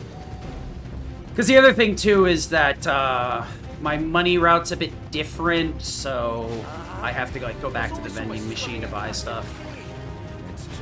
We won't hold back. Luckily, these fights are pretty straightforward. We just Sonic Boom through them. Sonic Boom is, like, unironically really good. It is usually strong enough to kill enemies, and if it isn't, once you get the Faith activated, pretty much everything will kill. Alright, so hopefully we should be able to skip the rest of these fights and not have to fight anything, but we'll see. This fight right here can be a bit variable.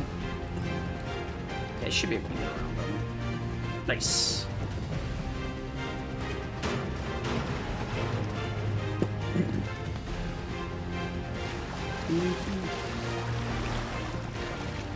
Yeah, this fight right here we don't have to take. Funny thing is, we can actually use that fight to upwarp to the upper platforms here. But because of the way that this cutscene functions, if we use it to upwarp, it'll softlock the game. The upwarp itself won't softlock it, but I can upwarp to this platform that I'm going to be climbing to by taking that fight in a specific position and then resetting the fight. I can actually stand right down there, and it'll upwarp me to the upper platform up here. And then I can just activate the water removal thing ahead of time. But if I do it that way, it soft locks because of that cutscene interaction. There's also another platform over here to the right. You can see it on the mini-map. I can actually upwarp to that as well to get the gold collar. Instead of having to go out the back of this room. But we're not going out the back of this room. We're just going to buy the gold collar. We're not bothering with any of that nonsense. Also, we can plug these in immediately by rolling, so it's something we do. So yeah, the menu is pretty awful, but I keep having this weird thing where I'm like juggling the fire and ice materia around unnecessarily. I don't know how the level boost ended up on Barrett. I think I did move it inappropriately. Because you're supposed to put the fire and ice... Yeah. I think I'm doing too many movements is the problem. Looking at my notes, as I'm like flip-flopping materia between Cloud twice, which it's only supposed to be once. Pardon me for asking. I did save a bit of time by equipping the Subversion here as well. The Subversion will never level up to the point where it matters.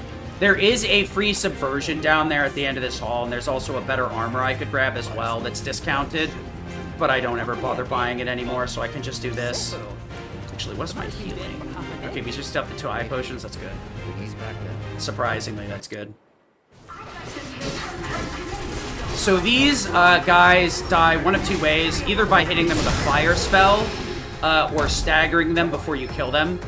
And with that specific setup, it'll always stagger off the power cleave so we can move on with our lives. Specimen, on the other hand, is going to be a little bit more convoluted, and I'll explain it once we get done with it. I should have been explaining it already, so that's my bad. Okay, this should kill at least 2 then. That's great. Focus Thrust here will get the kill because of the stagger. Alright, good to go.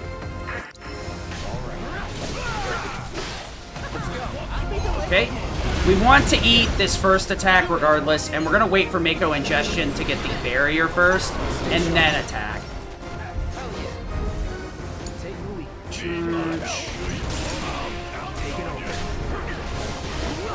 That's not a good idea. Okay, fine.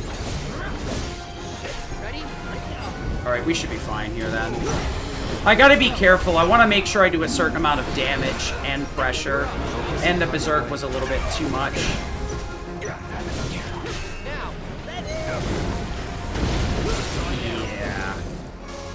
I may have done too much, but we'll see.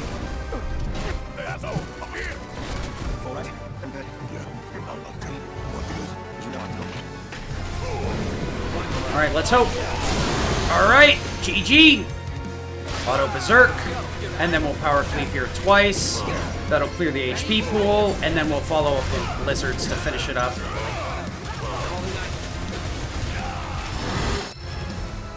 Good fight. Bad menu, good fight. Fortunately, this overly complex menu will save me some time here because I can simplify the menu. I'll go Platinum Earring. Going to grab the level boost off of you. Let me just put you on Thundera.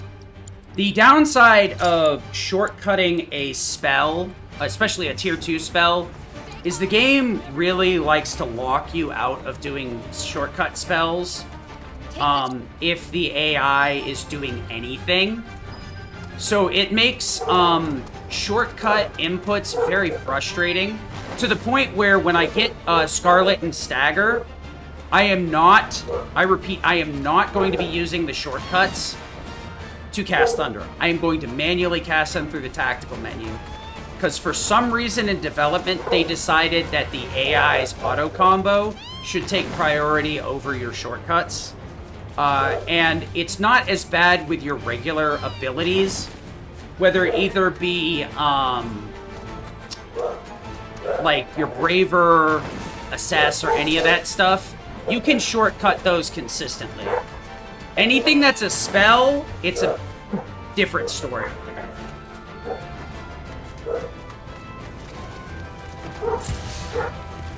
Hey, stop! Can you take over for me? Hands now.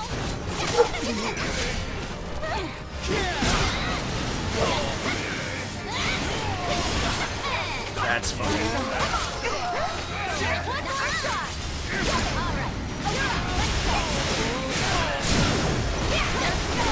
Okay.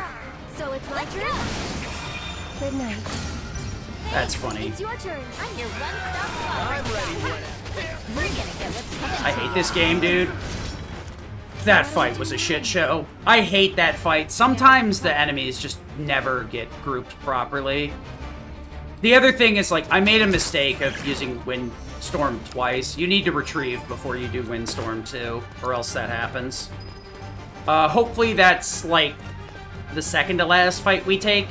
There probably will be one more we have to take with another set of humans. The thing is, like, Windstorm's very good at, like, hitting groups of enemies, but because the positioning can be so random, sometimes they end up in really annoying places, to the point where Windstorm just doesn't do its job. And if you're not aware of how Windstorm works, like, if you lock onto a target and throw, the Windstorm will pull everything to that target. If you just throw out Windstorm without having it thrown at a target, it'll pull everything to you. It's really annoying the way that it works. And if you do it when it's on a target, like, it does, like, nothing. So, like, you have to, like, make sure you do Windstorm in the right way, or else it's completely fucking useless. And just double dips, waste EX AP, and it does, or ATB, and it does nothing damage-wise. Hello? This area is very, very APM.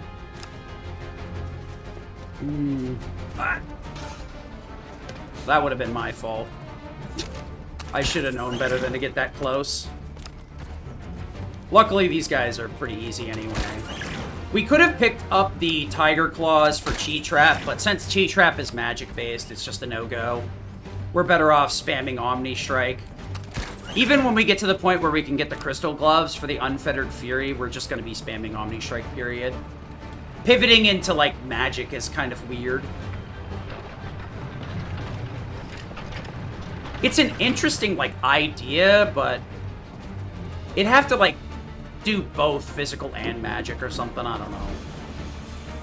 I guess maybe the idea is so that she has something to do on, you know, physically resistant or defensive enemies, but...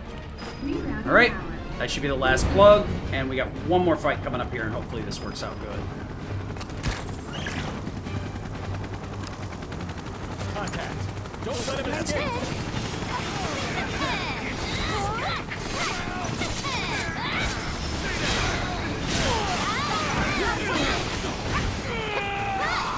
Do me proud.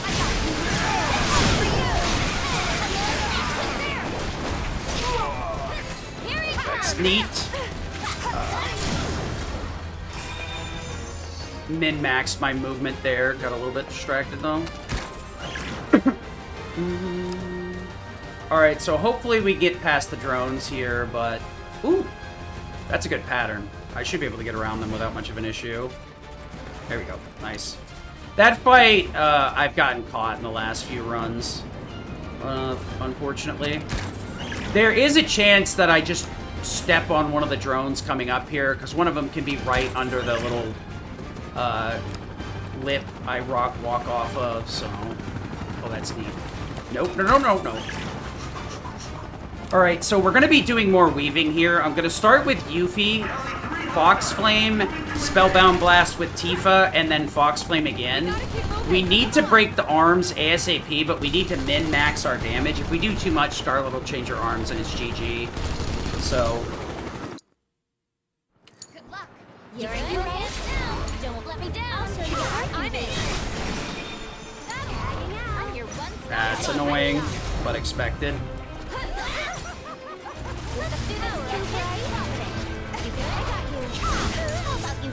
Try one more time. I'll actually switch to this. Oh, that's annoying. That's the way to do it. Ready? Let me out. Thunder, Bravery, everybody. Run like a chocobo. Go on. Catch your butt over here. That's great. Wait, why is her HP so low? What the heck happened? Excuse me. Alright, Aerith, Thundera. Too bright. You're in good hands. Run like a chocobo. We should be fine. Switch over to Aerith. I'm coming. Together? Got you. One more shot. You're gonna be great. Let's go. I got it. Bring it. Right, we're fine. Damn you. 1, 2, 3, into... Don't do it. Into Thunder. Oh, that's... Okay. That could have been a lot worse. The fact that everybody has a limit here is a little bit weird. I don't even know what to do with a fight like this. I literally couldn't tell you what happened. Yuffie... Actually, Omni Strike into... Just use a limit, dude. Art of War into limits.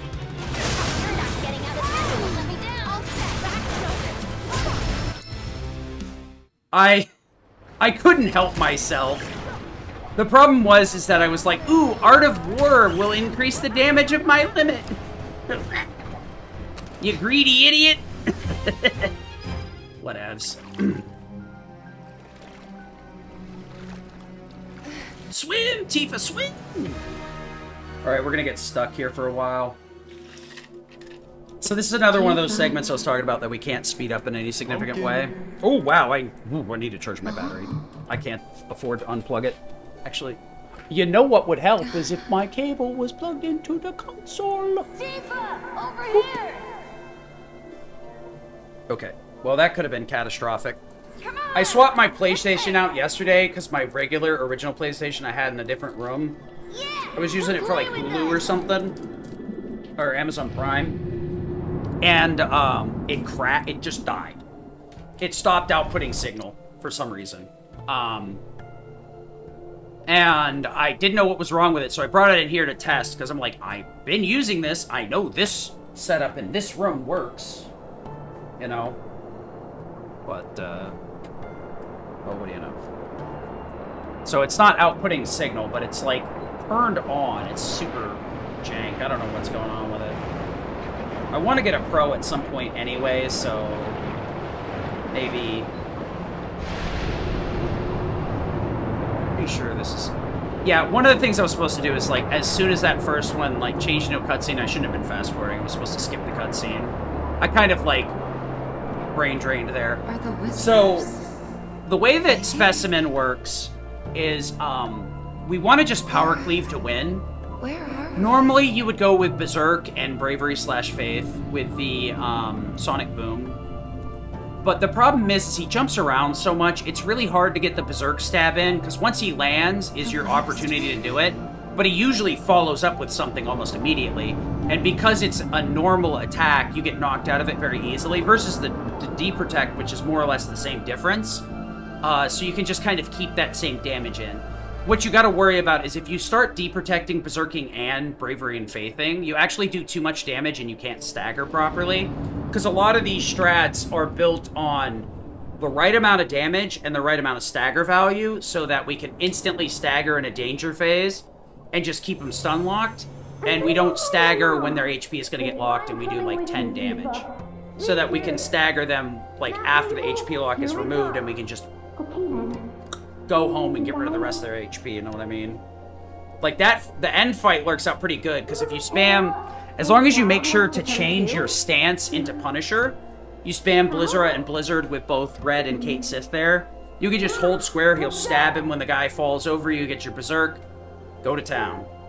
I could have gotten some extra damage in with Barrett by using like Focus Shot or Max Fury, but his damage is so low, I decided it's better to just give him Bravery instead of Max Fury. That and like his ATB building as an AI is not that consistent, so I don't trust it.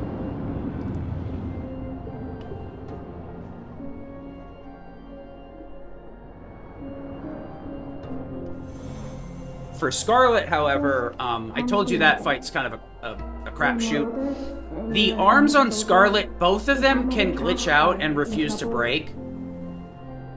And then at that point, she's gonna change arms, period, so you're just kind of screwed. And if she changes arms, like, you cannot do the fight, so you have to reset. If the arms refuse to break, you just have to keep plowing at them and hope they break. What is this? You just have to be like, well, I hope it works. Once you break both arms, though, Scarlet will become available as a target. In this case, it got a little bit buggy, and Scarlet just instantly died instead. I think it may have been because, like, I Thunder'd the arm, and then, Art of War, like, hit her as she was becoming targetable. I'm not sure. I've seen it happen before. I think it has something to do with that. I'm not 100% though. Because, the one thing is, like, there's no X, like, vertical, or Y targeting in this system. So, like, Thunder comes from above, but it's like everything is stacked vertically. Please. So, it's going to hit the highest thing. So, like, in Palmer's fight, for example, Palmer's body is above the legs. So there is a chance that Thunder will hit Palmer's body instead of the leg. And it doesn't matter, because even when Palmer gets knocked upside down, his legs will be in the air and it'll still hit the body sometimes. It's super weird. The limb system in this game is interesting. It's not done well. It's interesting. It's an interesting idea that I feel like they would be better off not having. It makes sense for certain bosses, but I feel like they tried to wedge it into too many bosses to where it just doesn't work in some of the enemies that it could. Like, it feels like a gimmick maybe intended for the weapons. And now that I say that, I'm in extreme fear because I don't want to have to fight the weapons with limb damage. Ugh. Anyway. But yeah, with Scarlet, we need to make sure that we don't spam too many Spellbound Blasts. Because if we do too much damage to the main body, she'll swap arms out. I'm gonna call the Chocobo here real quick and then hit this up. I called the Chocobo a little bit too soon. Well, since the Republic's on the scrap, You want to get it, like, right as you're going on the gate. Also, this area sucks to move in, so you're not the only one. these flyers couldn't care less though, and go wherever they please. There's a bunch of, like, giant walls that are disguised as bushes. Man gives him the finger as he flies by. Really? Yay. Sounds like my kind of guy.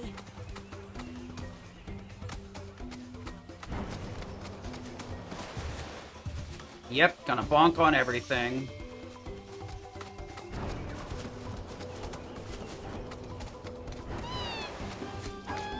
The movement here is pretty tough, so that's why I'm being quiet. I also gotta be careful here, because there's actually a giant summon den over there to your right. And if you wander next to it, you'll get a very long cutscene where you get off the Chocobo. And then Chadley was like, "It's a summon thing, dude! You should fight it!" You can say And my opinion is no, I don't think I will. Are you kidding me? So there also is a weapon over there for Kate Sith. I missed that casually. It's not that good, though. The Gold Collar, or Golden Megaphone is the one that we need. That's actually what we're going to be upgrading to with Seriously? Barrett, or Red as well, the Gold Collar. Alright, so we have 19.3? So I will have to sell something. Do I want to just sell a Turbo Ether? Probably.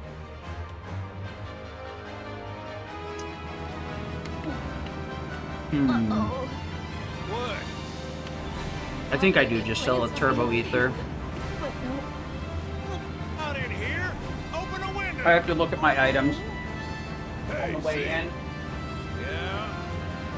You're not worried about flying around in the open like this? What if Shinra sees us? Shinra don't own the skies. Shitheads couldn't stop me even if they tried. I think you and me are gonna get along just fine. We're getting pretty close now. Yep, bringing her down.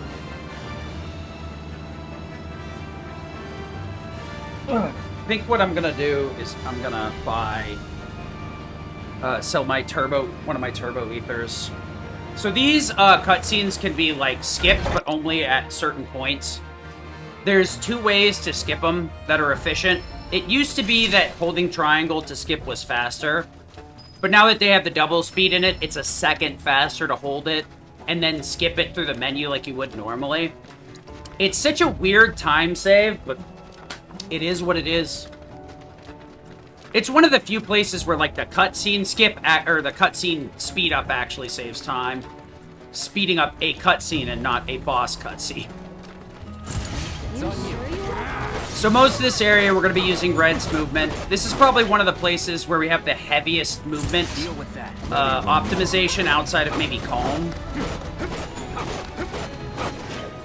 One of the things that I didn't mention before that you need to be very careful about throughout the course of the run is, do you want to just get rid of these high potions then? 5x potion? Yeah, I'll just buy turbo ethers instead. Or, yeah, X potions. Okay. Please hit Cloud. God, you guys suck. I'm hoping Cloud takes a couple of hits here so I can just use the high potions instead of having to sell them, which is going to be obnoxious. Normally I'd keep the high potions, but because I need to sell to get stuff. Okay, there we go. High potion Cloud. We'll heal Aerith on the way in. And that's a bad thing. So, what I want to know is, how do they do it? And what's the I'm just getting the high potions out of my inventory. That's, I could sell yellow materia, but it's just going to take longer. With this, I can just sell a turbo ether. I don't even need the turbo ethers, really. The fact that both of them got hit was fantastic, though. Okay, can we just not be bad at the game? That'd be great. It's really hard to navigate via minimap, honestly. Alright, I want to try and get the movement here in a very specific way. Okay, good. Get down there. Get down there. Greatest minds gather. It's beautiful. More than I ever imagined. Come on. Items, my potion, Aerith. I'm gonna want this party for the other side now. And we're good to go.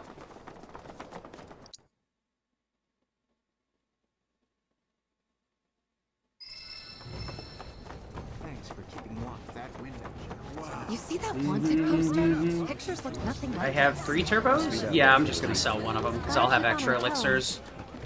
So I can just use an elixir for MP healing if I really, really, really need it. And I'll have like 4 of them anyway. There are windows. Get out of the way. Just so we're clear, I don't watch how you wield I hate when I do that. Buy. I've seen worse. Hauler. You're Yes. welcome to shop here. Sell. Turbo ether times 1. Let's get out of here. Alright. You dare use my weapons for anything unsavory. They say that So what I did there is I closed the menu, and the reason why I was griping and whining is because for some reason they decided to make it so like you can't just talk to a person again immediately. If they have dialogue, they just sit there yapping, and then you gotta wait for them to shut up to talk to them again. I'm sure a lot of people casually have that issue with Chadley if you're trying to do any of the harder difficulty VR fights. You go to change your equipment, you're in the menu, the talking is paused, and then when you're done in the menu, he's still yap, yap, yap, yap, yap, yap, yap, yap, and you're like, shut up. I would like to play. It wouldn't be so bad if you could menu while you were in the VR thing, which I think is what should be able to do. Like, that's a change that, like, That would be a very big quality of life, because the VR fights are extremely difficult, and it gets really obnoxious having to back all the way out, and then, change your equipment, and then go back in, and then possibly have to do that, like, 2 or 3 times for just a single fight. And then you have to back out and then undo everything, because you have to, you know, oh, I was having issues with it, I over-optimized. This next fight isn't weak to fire at all, I need to get rid of, like, 6 materia, you know what I mean? It's just, ugh. It's one of the more, like, silly things. I guess I haven't gone into the VR thing, but I didn't see it on the notes, so I don't think it was added. But yeah, we will be picking up a new staff for Aerith at the end of this area. The ceremonial rod. That'll give her a nice buff in magic. It's more or less her ultimate weapon. Same thing, well, not Crystal Sword. Crystal Sword's meh. Crystal Sword's Cloud's crit weapon, but its stats are so high when you first get it that it's better than most of your other choices. Unfortunately, Crystal Sword falls off super hard. To the point where it's just a joke. Kind of sucks, because I did like the Crystal Sword, like the Ogre Nyx in the original game.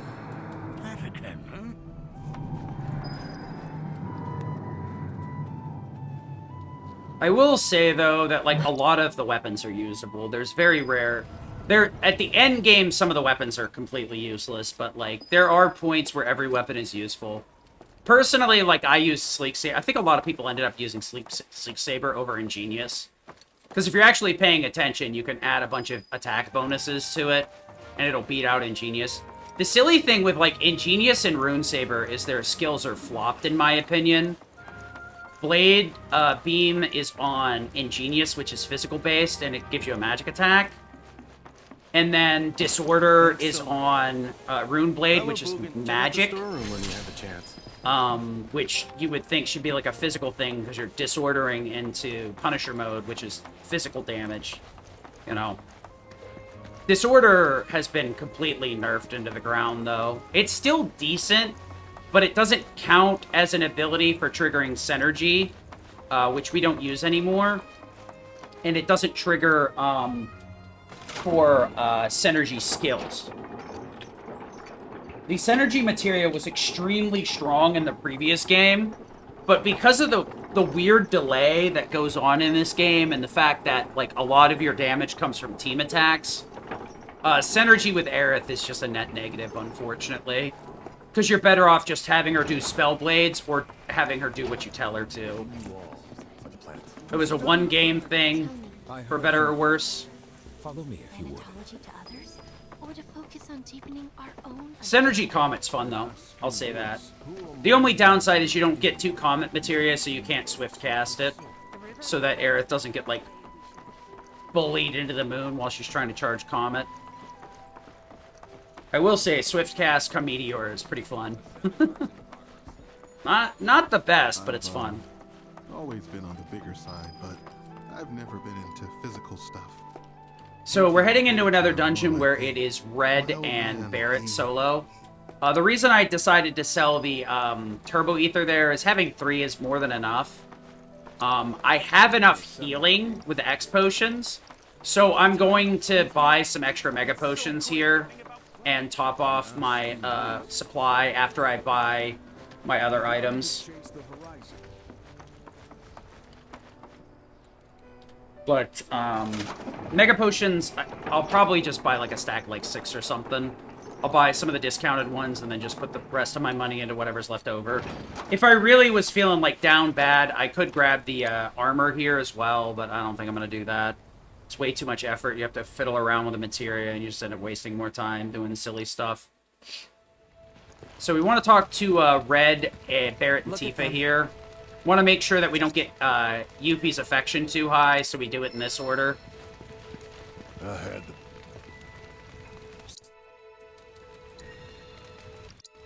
And then we also have to do Tifa, obviously, because we've been manipulating hers the whole game. And we're good to go. I think that's one of the last affection points, if not the last one. It doesn't matter what we take here with Aerith. Her position in the final fight is seated. Same as Kate Sith, so we don't have to worry about it. Oh, I want to talk to you real quick. Come on.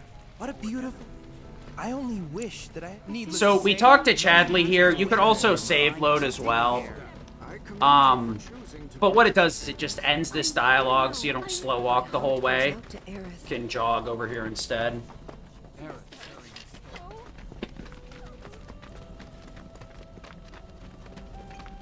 So this area is very interesting. I've gone a little bit deeper into routing, some routing decisions with Ginatok.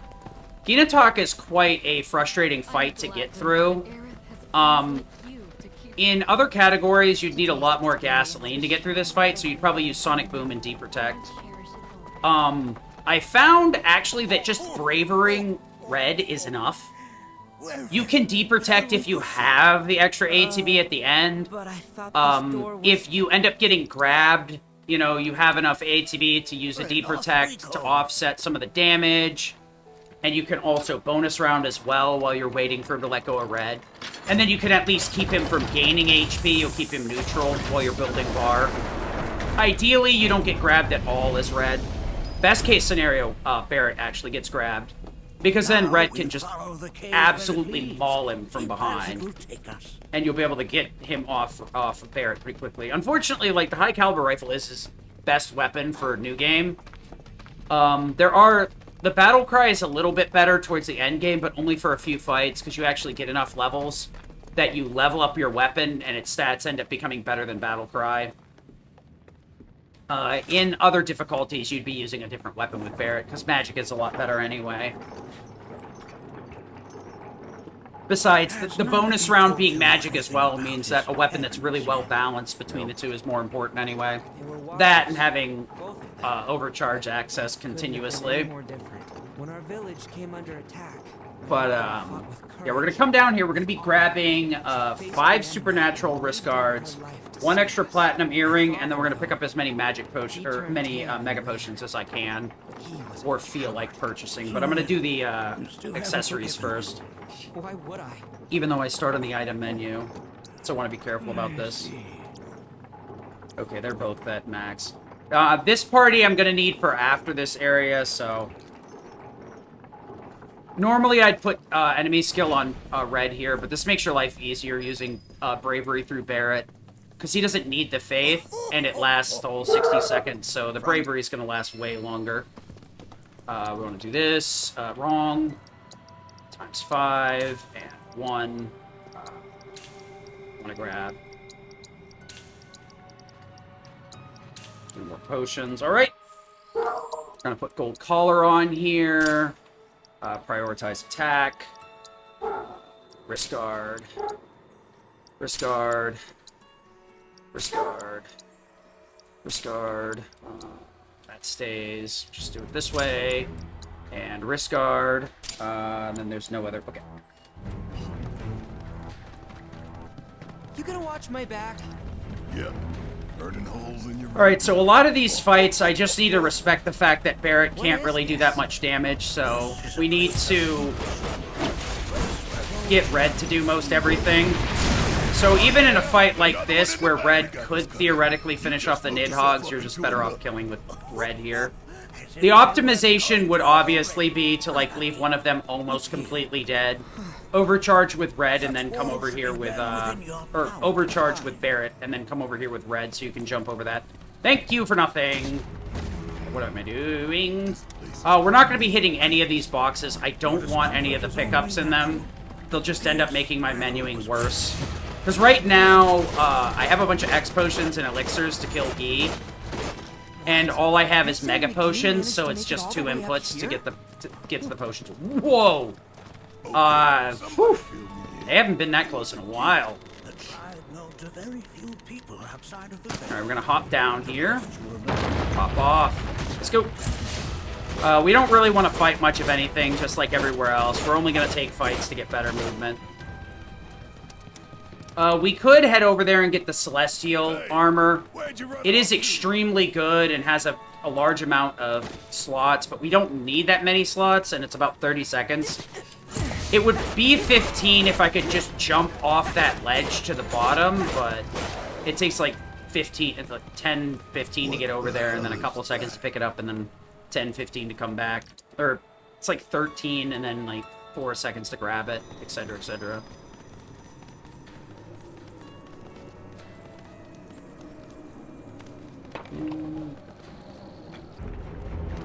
Grab this. We're gonna hop down. So we're gonna start using X potions here because we're running into the Gi. This is why I was yapping about it earlier on.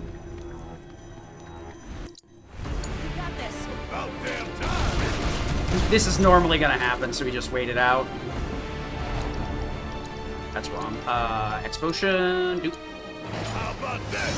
I keep forgetting about the synergy skill. That's the downside of grabbing that United Refocus. Otherwise, that list won't even exist. So it is an excuse to not buy the overcharge bonus. I still would probably do it in the pick up Tifa's unbridled bonus, though. All right, I think. Nah, I can't do anything about this. Look out! Unfortunately, I was trying to get around it, but there's not much I could do there, so it is what it is.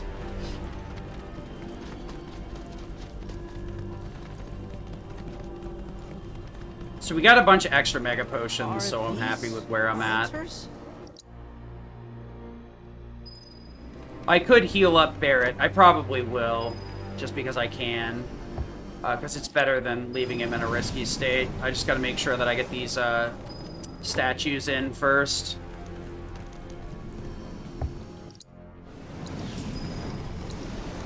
Take a potion to yourself. It's going to be a little bit wasted, but not that much. I often usually just use a high potion there, but from these next couple of fights, I won't be fighting solo Lancers, so I can actually target another enemy instead of worrying about, you know, getting my bullets bounced off the Lancer. This one right here won't reflect because I'm not using bullets.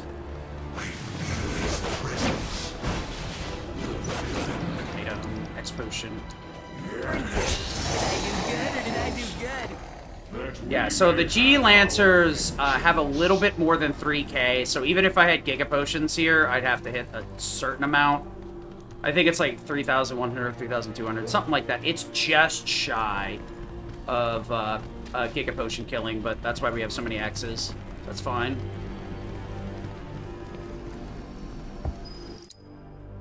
Normally, I would not be so aggressive with my potions, but having 5 makes me a little bit bold. 5 is a luxury that you're normally not entitled to. Were the Gi to seize control of it, the canyon would be doomed. And the people. When the Gi moved against us yet again. So things don't get much easier from here. We're gonna have to put our all into these fights. Gina Talk can be a little bit obnoxious. He has quite a few attacks that we either have to dodge or block, and they do hit quite hard. The one we're really worried about is the grab move, because obviously we get locked down in a 2-person fight, and like I said, Barrett's not useless with a high caliber rifle, but he's not outputting like stellar damage. So basically, if that happens, I just gotta wait it out because Barrett can't do enough damage to make him stop, and I'll just, you know, throw bonus round on for some extra damage in the other phases and get a D-Protect going so Barrett or Red can do more damage, and hopefully make up for being tossed around and grabbed by this big degenerate. We're gonna take this fight on purpose so that we can get a little bit of rolling here. The camera's gonna pan up here anyway, so might as well take advantage of it.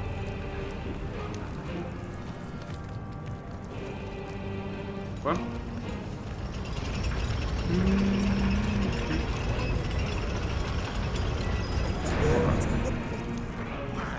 Resourceful you've become. Alright, watch and learn. X potion, Lancer. You're up.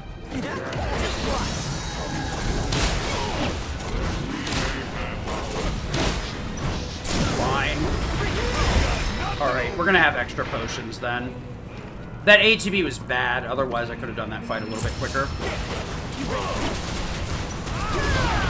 Once again, I can finish these fights with Barret, but it's going to take more effort than it's worth.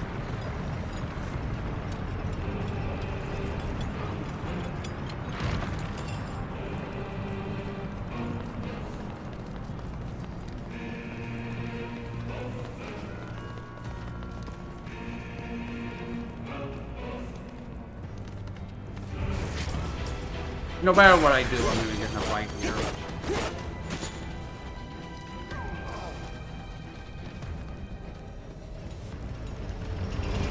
This would be the last set of keys, so we'll see how things go. Want to make sure to get rid of the sorcerer first, so.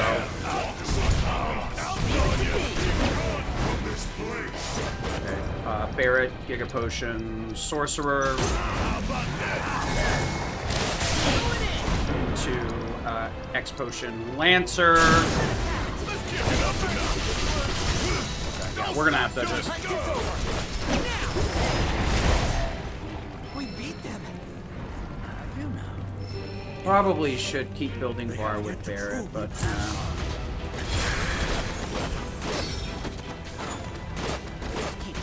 The thing is, you want to make sure to kill the sorcerer first, so that was 100% hard required. The sorcerer does some weird things to the AP, EXP and AP in these fights, where it'll cause the gain, like, you'll lose some of the AP and EXP if you don't kill the sorcerers immediately. We think it has something to do with them reviving, or the ability to revive enemies. So we just got to make sure they go down as quick as possible. I want to say it's probably, if I was a guessing man, that as soon as they use Arise, it, like, removes the EXP and AP from that enemy, even if they don't actually get revived, so. The problem is, if you see Arise, you get boned. We're gonna heal everybody up on the way into the boss fight. I honestly probably don't need to heal Red, but I should, because I have extra healing. Let me see what my potion situation yeah, I should heal Red anyway. It's only a few hundred, but there is a possibility that that might be the difference between living and dying. Hopefully it's not. But, it has happened before. We're gonna shift over to Barret immediately here so we can get Bravery set up, and then we're gonna go from there. Talk about an axe to grind. Okay, this is a combo. No, it's not. That's unfortunate. At least I was ready for it. Okay.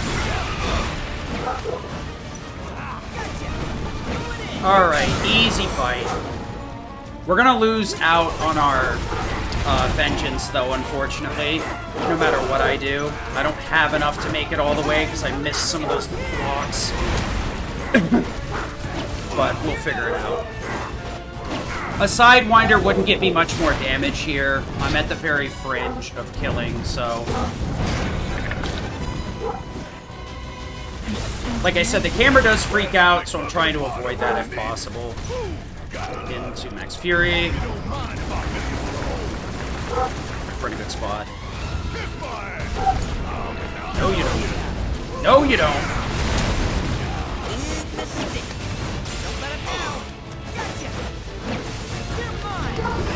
Okay. Sure, free fight. Whatever you say, bro. SD Protect Hero makes sure I do enough damage, no matter what.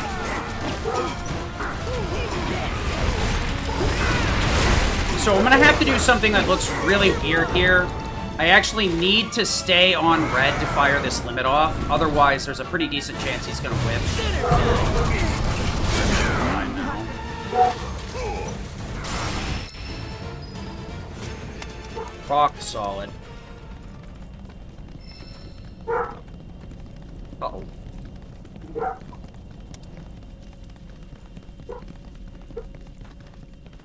All right.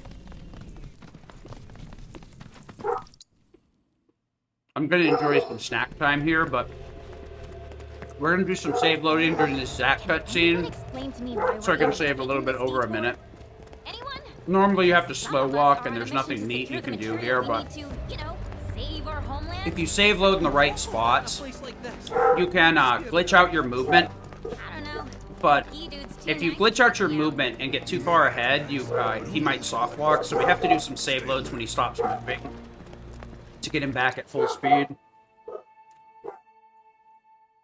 Biggs, I mean, not Zach.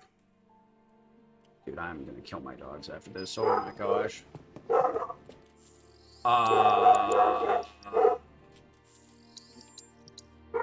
I might have fucked that up. I totally did. Okay, the easiest way to do this is gonna be load.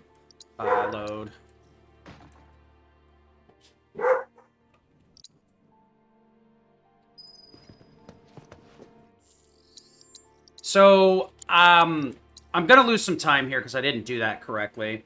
What I need to do is auto-save, or save as soon as, like, I get out of that room.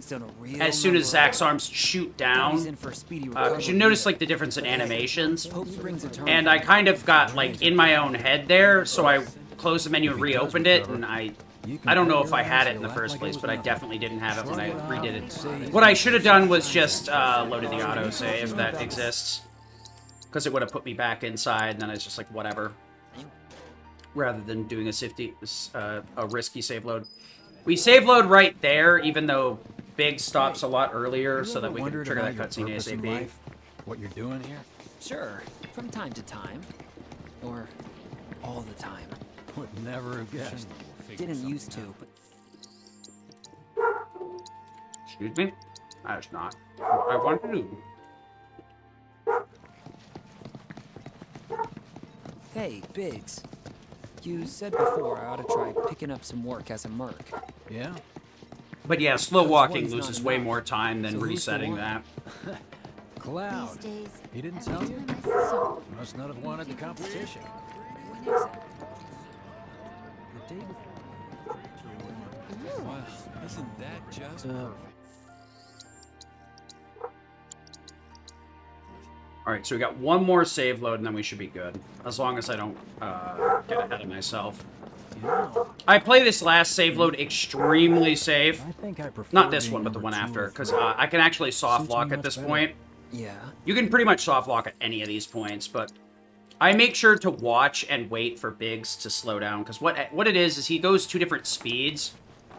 And if you don't save load at the right time, he'll never, like, hit that the slower speed, which is what's stopping him from moving forward.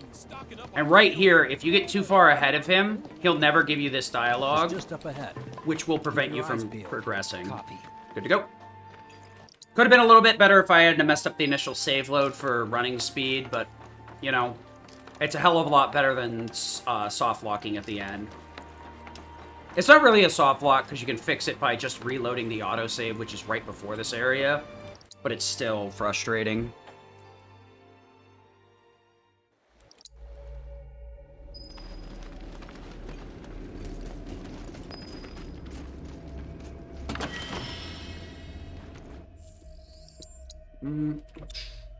Shit.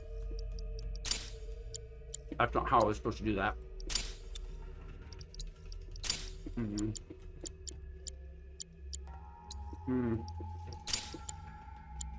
Yeah, we're fine. Alright, let's go. Hopefully this works out the way it's supposed to. I don't, like, have a full brain damage moment. Do it! Keep it together. You're never allowed. Can you take over for me? You're out. Alright, we're gonna just triple slash here. Not exactly the fastest. You want to finish this as soon as the dialogue finishes, but the character swapping slowed it down, so that wasn't efficient. Luckily, they yap here for a minute, so I get a food break. Thus did we resolve to forge our own path to salvation. With Tyrion, you mean? We long to lay hands on the material of peace.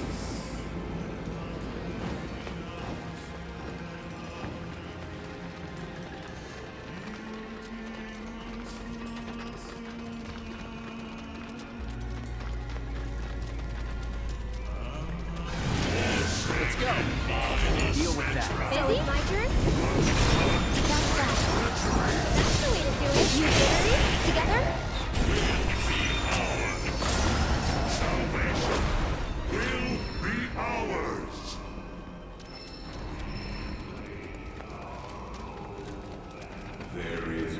So the benefit here is the last couple of runs I've had awful Nibelheims.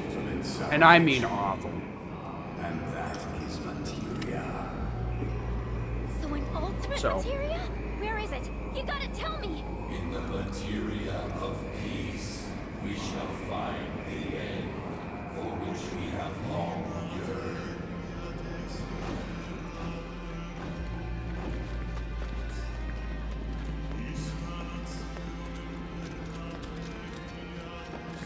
I needed to put the ceremonial rod on first, so my menu was pretty stupid. Ultimate salvation is cessation. It is nothingness. Our wish is not to exist, but rather to no longer exist. Ultimate salvation is nothingness? Okay. In the purest of materia, we place our hope and faith.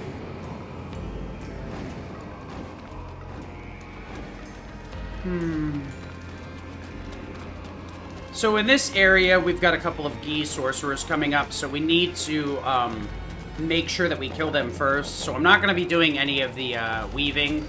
We're going to just be one-shotting them with Aerith, hopefully. At least that's the idea. Don't overdo it. The star we call home. So long.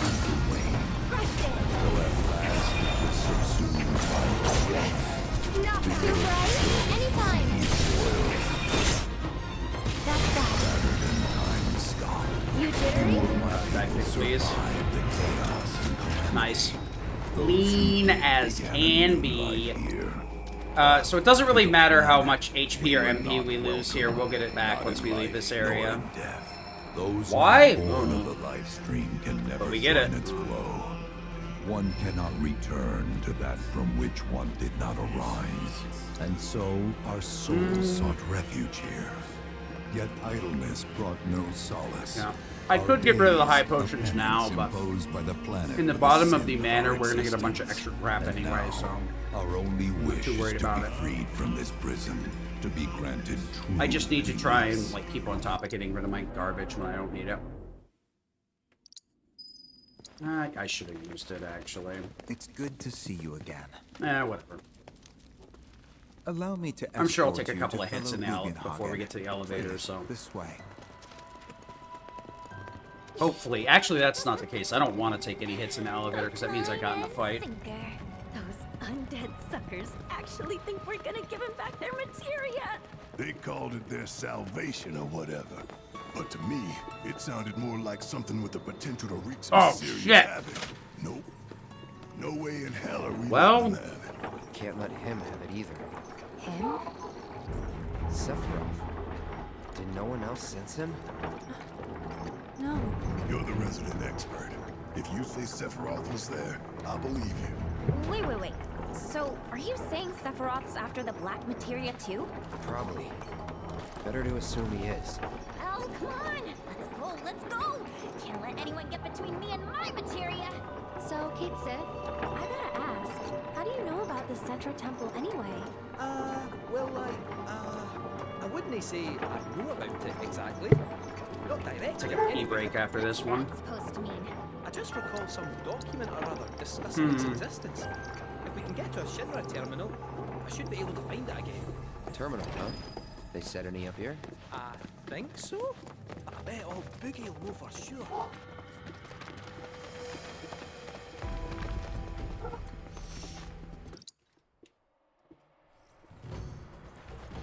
Blessings of the planet be upon you. Are you in need of guidance?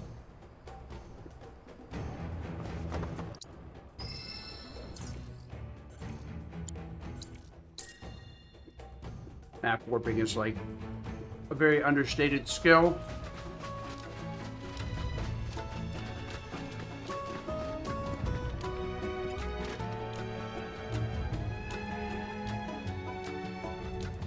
Not that you gotta Good choice. Sit.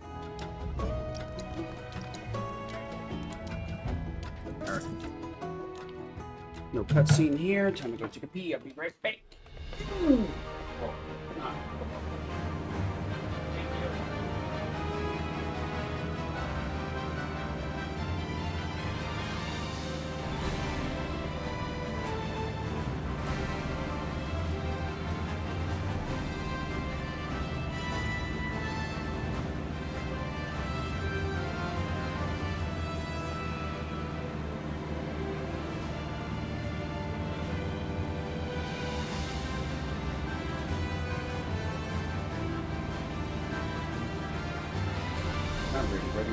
Ready, lefty, right, ready, driver. Alright, so this is another area where we want to fast forward to skip this cutscene.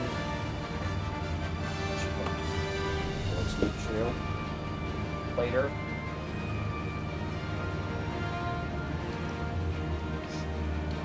Yeah, so I have like a thermos with ice and then I also have an additional bottle of literal water that I just pour into it.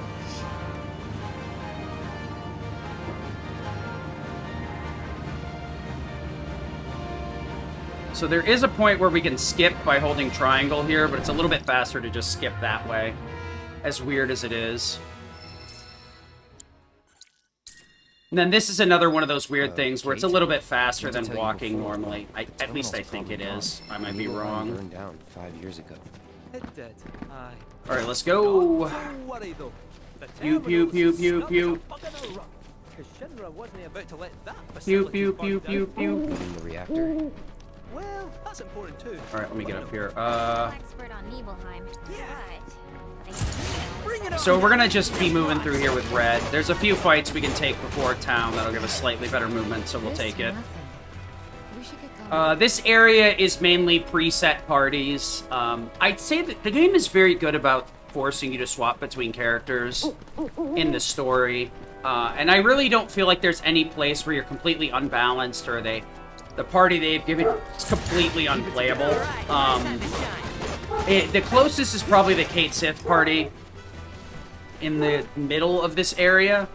And I think it's more so a struggle because like a lot of people you get Kate Sith very late. His kit is extremely obtuse, and some of it is just weird. So, or random to the point where like you don't have any control over what you can get out of it.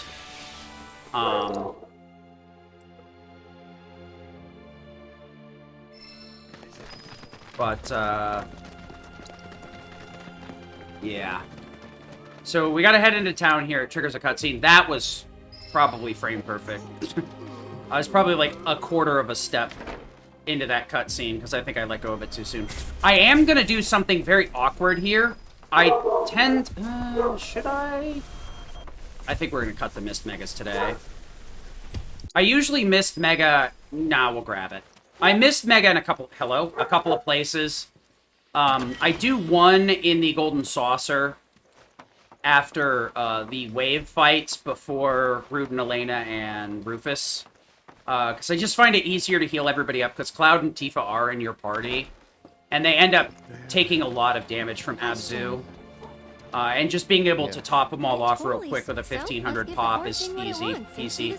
Theoretically, just spamming Megas would be fine, but I guess I can spam Megas if we're in that position anyway. As long as I got rid of my Giga Potions, we're good to go. Because the bigger problem is, like, I always do that. Every time I mess up my movement there. Why did I keep a Giga Potion? Oh, right. Because there's only the one fight with the Sorcerer. I mean, I can get rid of it later. I know where I can get rid of it. Let me... Thanks for all the help, pal. I will get some healing items in the conveyor minigame on Kate Sith's side. But, who knows. Kate Sith's side is going to be the major, like, time loss save. Because I got to decide how I want to do the box minigame. The conveyor one is actually pretty easy. And unless you're, like, being really aggressive about it, it's kind of hard to miss. You're better off, like, taking things a little bit slow and not playing them too fast and loose on the conveyor. and setting up a visual cue and just always going for it. The only one that sucks is the, like, Mako mini game, where, like, you want to shot the second one into the, into one of the holes so it falls in rather than the little hopper. So we could pick up the crystal gloves here. This would give Tifa a fair amount of magic over physical. Would also give her Unfettered Fury, which is a swap out for Unbridled Strength, which relies on magic. And it gives you 2 different moves that are similar to Omni Strike and Rise and Fall, but not the same. They're more assessed like replacements that just use magic attacks instead. I think they just wanted new animations, but they didn't know how to implement them. Wow. You guys just staggered all of them? The fuck? Huh? Okay. Whatever, bruh. That was wild. I lost so much time because they pressured all 3 of them.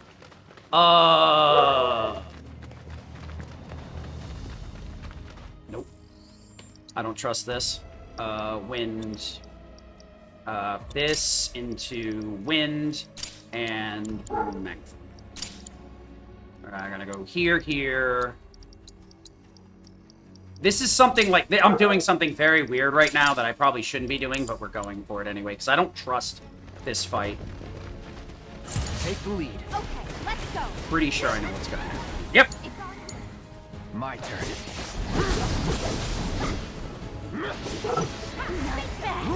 Don't overdo it. I got Oh, that's so stupid. It's not even enough? That's super lame. Yeah, we're gonna lose a bunch of time here. I had a feeling I couldn't get the flea on, so I took the fight to try something, and that was a bad idea. I guess what I need to do if I'm gonna do that is I'm gonna have to either activate Berserk or Sonic Boom, or just keep going the way that I was going and avoid the fight at all costs. Okay, sure. Don't hold back. Do it. Let's go. Keep it together. Serious? I fucking hate Eagle Eye so much, dude. But not my best. Dude, these enemies are so ridiculous. Oh.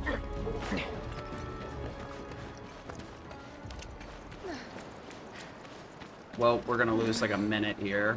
I'm sure we're going the right way. Well, compared to averages, this is We're gonna be like a almost 4-minute Once split we get at past this best. We're gonna part, lose like 50 seconds for sure.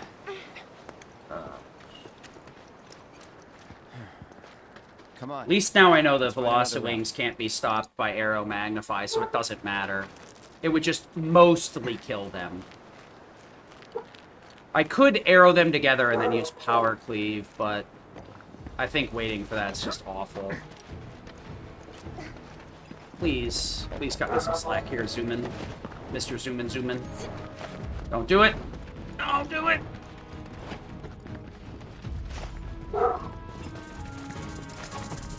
Ugh. Hmm? I'm tripping over my own shoelaces right now. Please get away from me. I'm having a bad day. You know, I can't say I've ever taken this route before.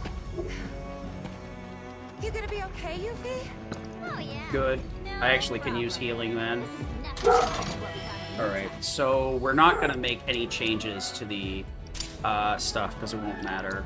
Magic, gauge, and we'll get the hell out of here because I already did the rest of the menu earlier. So I lost some time by opening the menu twice, but now I know for certain that, like, this actually does nothing. I'd be better off just going for Windstorm or ignoring the fight like I've been doing.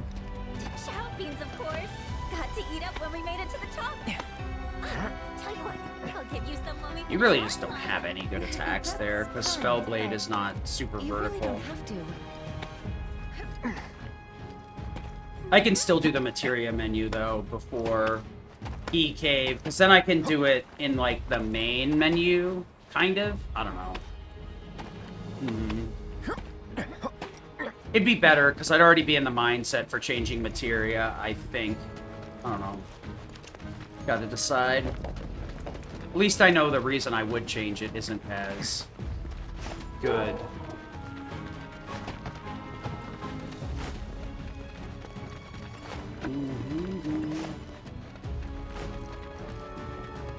Alright, Dragon, cut me some slack. No! God damn it! Oh, I saw him move to the center. I knew it was fucked. Think I can get around this? Not 100% wrong.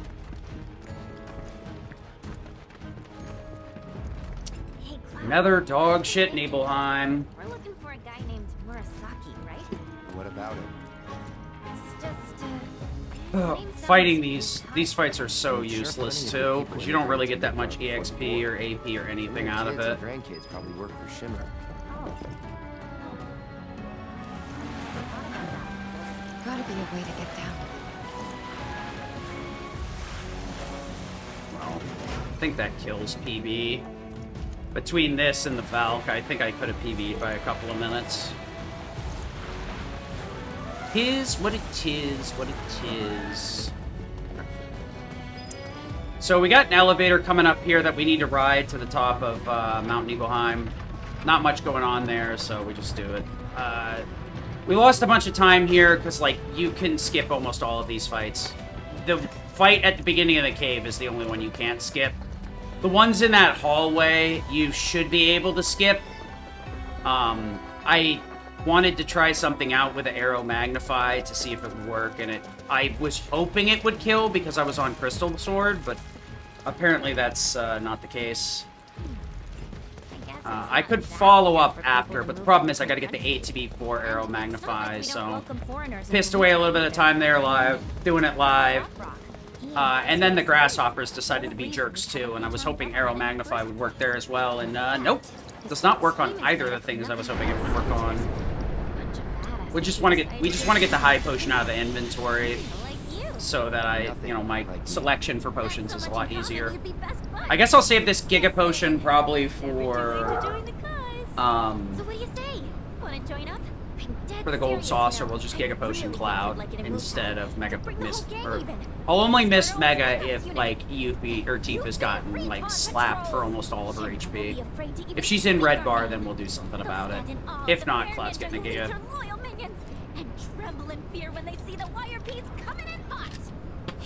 Yerps. Yerp. This girl's making up. Stun silence is not what I would put that down as. No. Alright.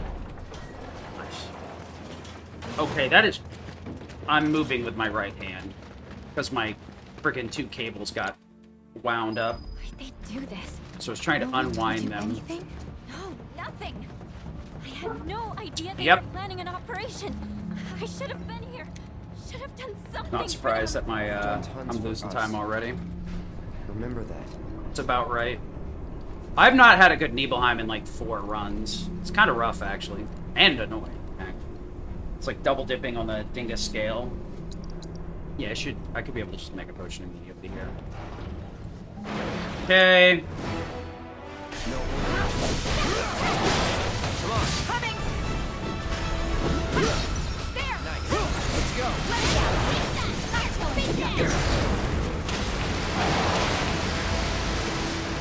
You're up. I'm in. Now, let me out. Big fast.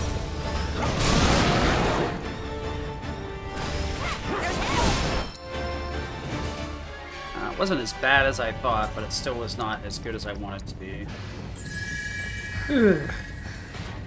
The problem is like, you get kicked out of the menu when you enter this room, and then while you're on the ladder, you get kicked out of the menu, and then this, like, goes into a cutscene, like, halfway down the bridge. So...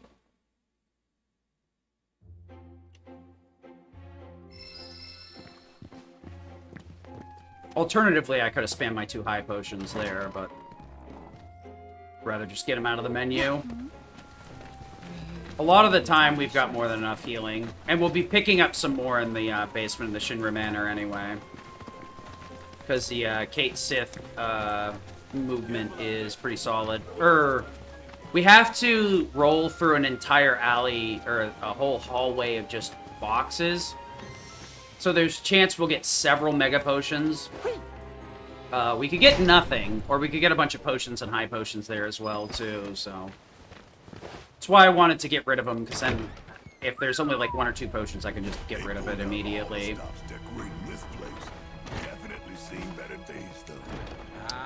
So the combat with Cait Sith, you need to be very careful. If you roll into fights with him, it will delay your ability to start combat with Cait Sith, or your ability to do team attacks with him, which is incredibly important because you need him to use Spellbound Blast. So I gotta be pretty careful about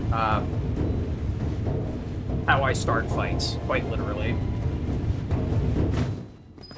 Nope. Don't waste my time. Excuse me. Nice, I love it. Wait, what? Glad we missed each other. Fire, please.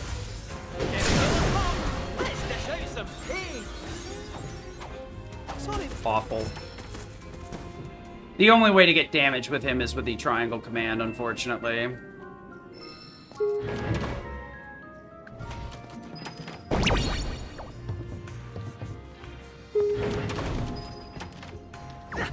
That better.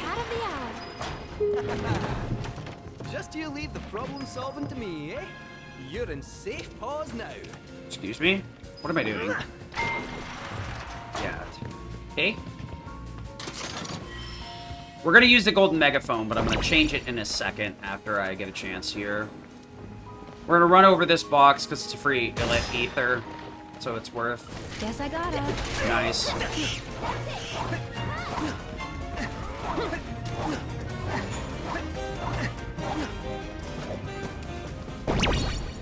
Okay. Should be fine. I'm gonna be honest, that pipe is kind of obnoxious.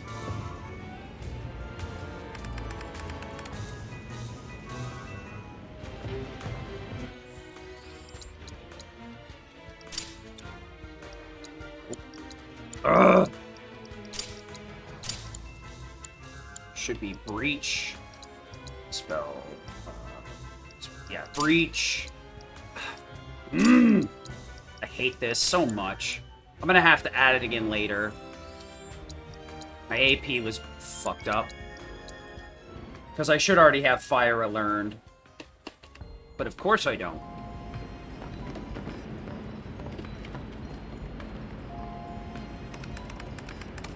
I don't even know how far my AP is off. I just gotta wait until I see it learned and then you go from there.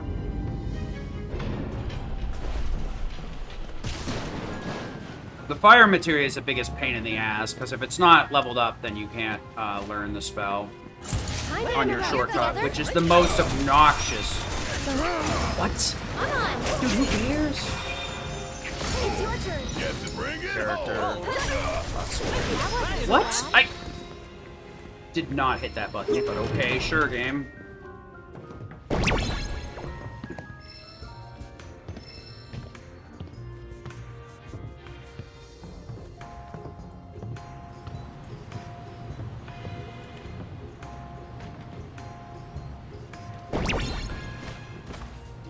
Okay, can we just pull it out?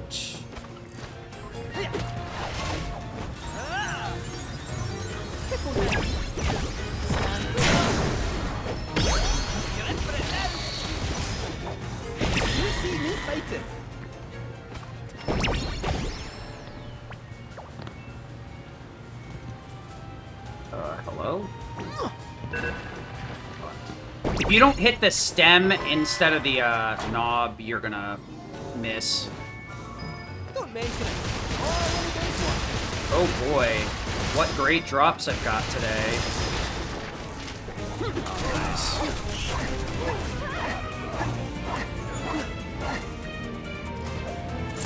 Your turn now. I'll show you what I can do.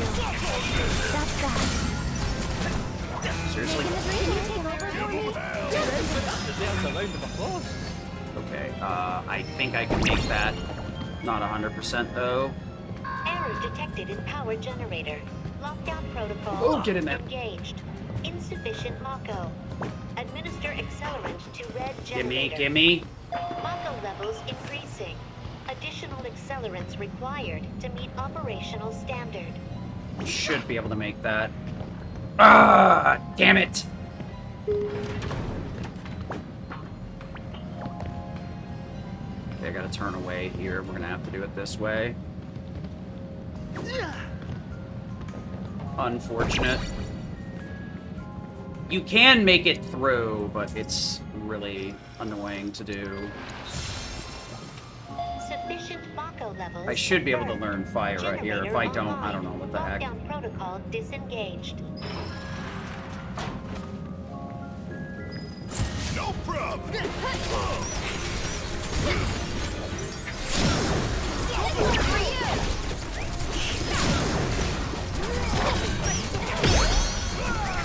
You see me fighting. Dude, if I haven't learned fire already, we're in a really bad spot. Tyria. Okay, I did learn fire at some point. It just never popped.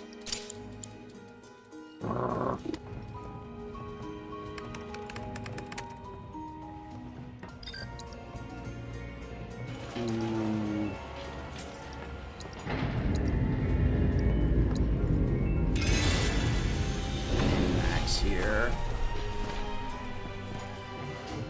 You mind? I'll take care of him. Good night. Hanging out. Okay.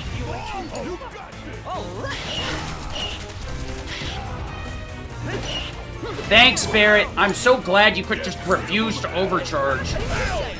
This game pisses me off so much because it refuses to do shit so often.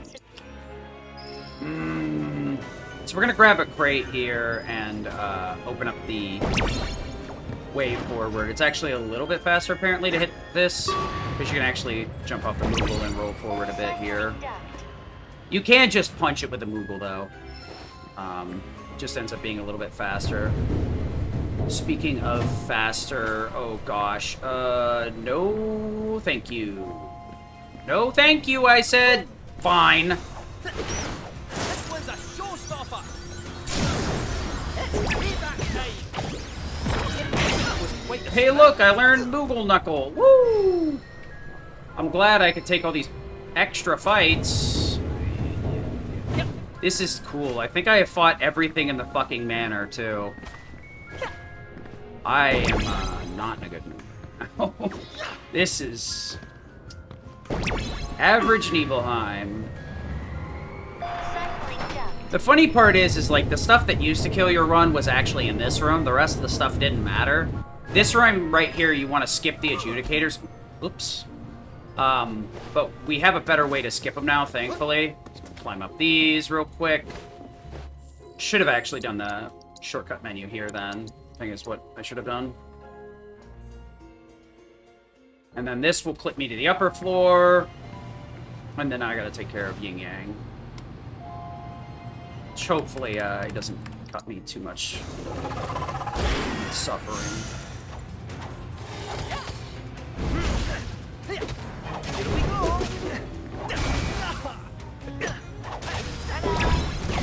Brace yourself. I'll rock your top off. Okay, this is gonna be rough. Brace yourself. Getting warmer. You're in for it now. Please. Oh, this is bad.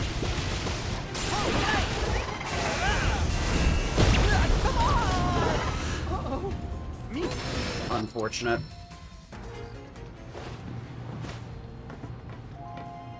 Yeah, problem is sometimes, like, your ATV gets a little bit screwy on that fight, and you're kind of at the mercy of RNG to some extent. Because the thing is, the Moogle doesn't really respond super duper well to input, so it'll make your life a little bit harder than it needs to be. Ether myself. Okay. Grab these. Throw that about there. Might be too soon. that. Oh no. I got lucky there. I actually like to make sure I back up so that the crates can't snipe the one I'm throwing while I'm throwing it.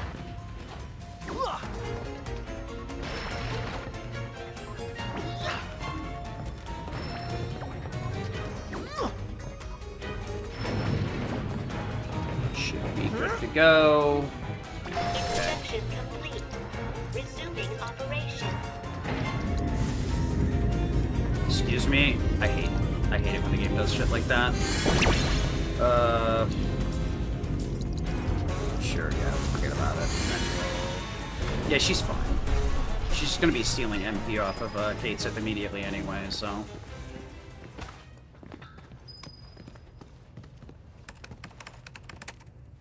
Alright, now into the gauntlet. Lost numbers here is, does the same thing he used to do. He pivots between physical and magical weakness, so I'm gonna have to flop between the two characters to make it work. What?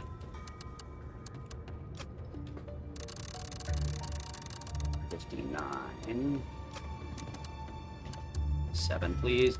I let go of the thumbstick and it flipped the whole ton. That's great. That's a real cool mechanic here. Glad that it can input numbers when I'm letting go of the thumbstick.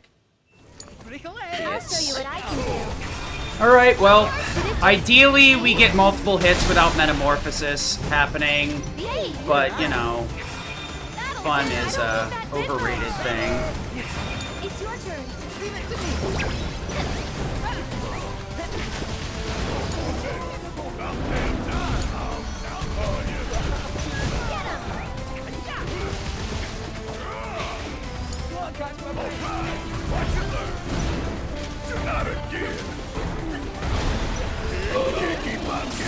Oh my god! I got away with bloody murder right there. I'm not gonna fucking lie. Google Thunder. Together? Too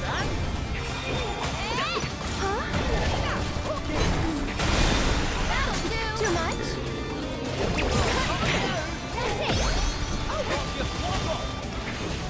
One more shot! I'm coming! Nice. Okay, that's what I figured the case was.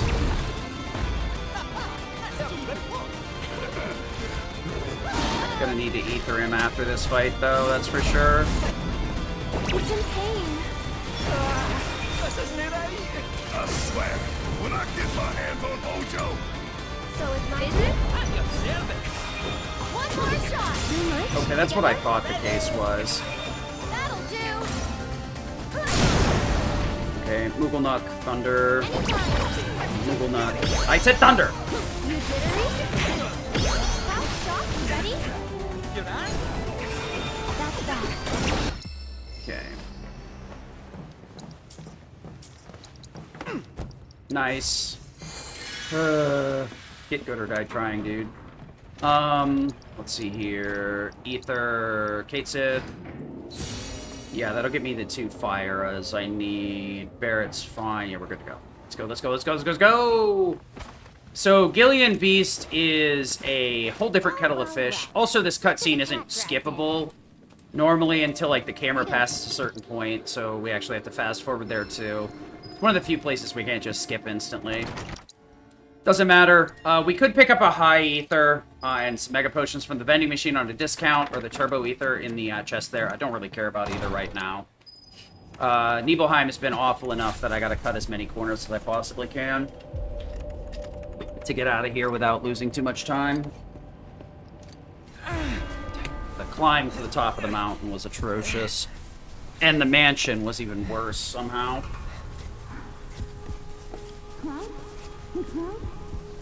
What's wrong? Should be over like an hour and a half left here, so we're getting towards the end of everything. Gillian Beast is a few power cleaves away from getting staggered. So we're going to be using Focus Thrust and Fire and Focus Thrust on Phase 2 to get the stagger here. Let's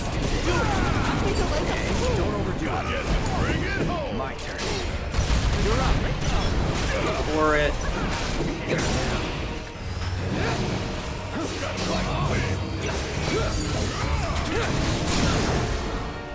Let's finish this. Get ready. With me. You're on? You're up. At your service. Okay.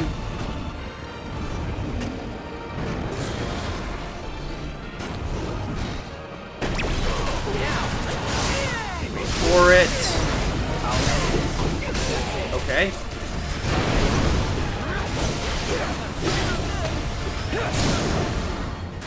You're mine. Yeah, we'll just power cleave. We will not limit. Take him down. It's wrong. Aerith, cure up, Cloud, hit button, go, go, go, go, go, go, go, go, go. Alright, let's go.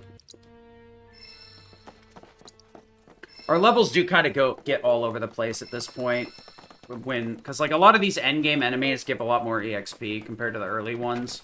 So our levels tend to spike if we take unintended encounters in the late portion. So hopefully we make Vinny work, or not Vinny, Roche work here. This guy is a little bit of a pain in the butt.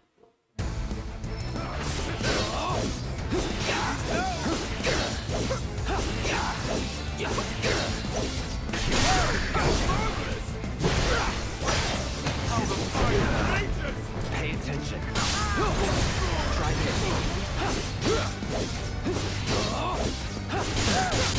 That was my fault. I got greedy.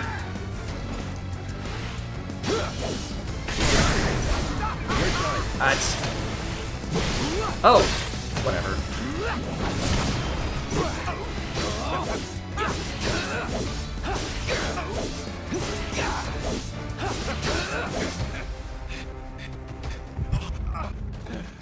Okay. I won't have your pity. This is a race, remember? Come on, Cloud. We're on the whole stretch. So long. This should be fine. Sorry. I hate that. I hate that when I miss the cutscene because I'm trying to split. Get over here. Alright, well, we are officially in the end game. So, how should I? I'm gonna take a quick break and then we'll talk about everything. Kind of go over the fights, because they do kind of come fast and furious. We'll start with Lost Numbers and work our way through, because we have a fairly long cutscene here coming up. That's not what I wanted to do. Good. Yep. Take me home. Take me home. Hey, Sid. I was wondering, could you tell me a little more about my mom? Sure. I was greener than Mako when I met her phone. She took my heart for a spin. Not you, Sid. Aerith, Yeah? what happened to your mother? She get sick? Doctors always said she had a weak constitution, and trying to escape didn't help. I think she just pushed herself too hard, so that I could be free. I'm sorry. But she went out on her own terms. Did she? Even if she didn't, you should honor her memory by enjoying the life she gave you. Yeah. Thanks.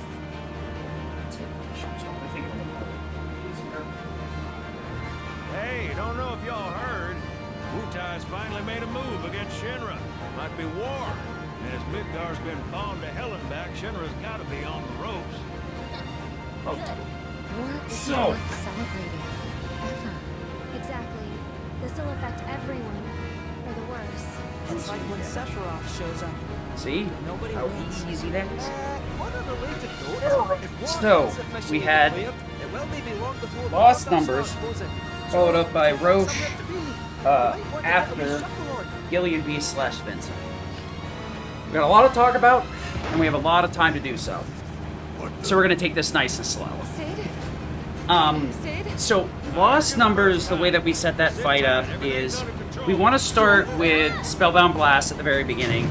We're trying to build enough bar with both Tifa, or Aerith and Kate Sith so that we can pivot into a different phase. Mainly, we want to have enough ATB on her to spam. Spellbound Blast is probably our highest damaging non-ATB requiring move in the game at that point. So what we're hoping is that Lost Numbers will open with an attack, which he didn't that time. Spellbound Blast, Spellbound Blast, Spellbound Blast. We're trying to build up ATB. Then from there, we summon the Moogle and start following up with Moognucks, Overcharge, and bullets from Barret. We're trying to get Barret up to the 2 ATB needed for Focus Shot so that we can basically get a stagger there. I almost Focus Shot it too soon. Yeah, that's where you can skip it. Trying to skip a little bit too soon there. Oops. So, basically, with the first phase, we were setting up to get a stagger. And then from there, what we were trying to do was make sure we had Moogle Knuckle active and up. Ideally, you have 2 ATB for Moogle Knuckle on that, but my phase transitions were a bit jank there, so I kind of jumped all over the place. Instead, what happened was, you know, I had to kind of do it a little bit differently, but luckily the stagger worked out. Ideally, what you do is you do the warp thing with Aerith in that position, so she'll hit soon enough so that you'll get the stagger. Otherwise, your pressure will be a little bit short in most situations. So you actually warp Aerith over, and then you start spamming Moogle Knuckle, which, I haven't explained this yet because it wasn't pertinent, but it will give you the same type of damage, bonus damage on stagger like Omni Strike will. The only thing is it doesn't refund ATB like Omni Strike does. It's more like True Strike. And the reason that it's a bit bigger of a pain in the butt is you need the Moogle active, so you have to invest 1 ATB to even have it accessible, which is why a lot of people don't like Kate Sith, Kate She, whatever you want to call him. A lot of people don't like using him because a lot of his stuff is locked behind the Moogle, and the things that aren't locked behind the Moogle are just random.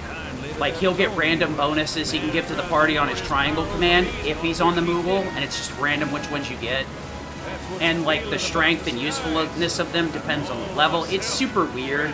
He's not really a bad character, but I'd say he's misunderstood, kind of. He's just hard to use. He's a good character once you understand him and get the kit, but casual people don't, because he comes in so late in the game and his playstyle is so counterintuitive. I understand what the devs were trying to do to make him more balanced, but to move things right along, let's go into talking about Gillian Beast. Gillian Beast is weak to fire, as a lot of the humanoid type humans are, or enemies. I was like, no, Vincent's not a monster. Like, oh wait, he is a monster. Oops. Give me a second here. I'm so dumb. I hit up instead of right. Or I hit down. It's so weird, because if you hit down there, it takes you to the left warp point instead of the one down and to the right. It's weird. Anyway, so Gillian Beast is a bit of a struggle. You really can't get away with what we do in easy. What fudge is it? Battle Square.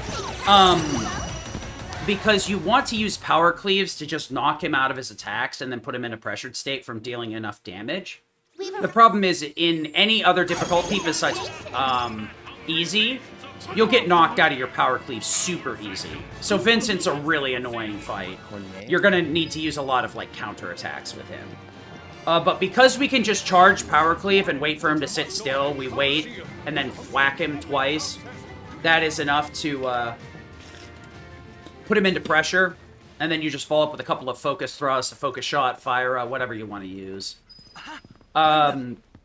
Most people use focus shot with Barret to supplement your staggering, but for me, I actually use fire up from Kate Sith instead, because he's weak to that as well.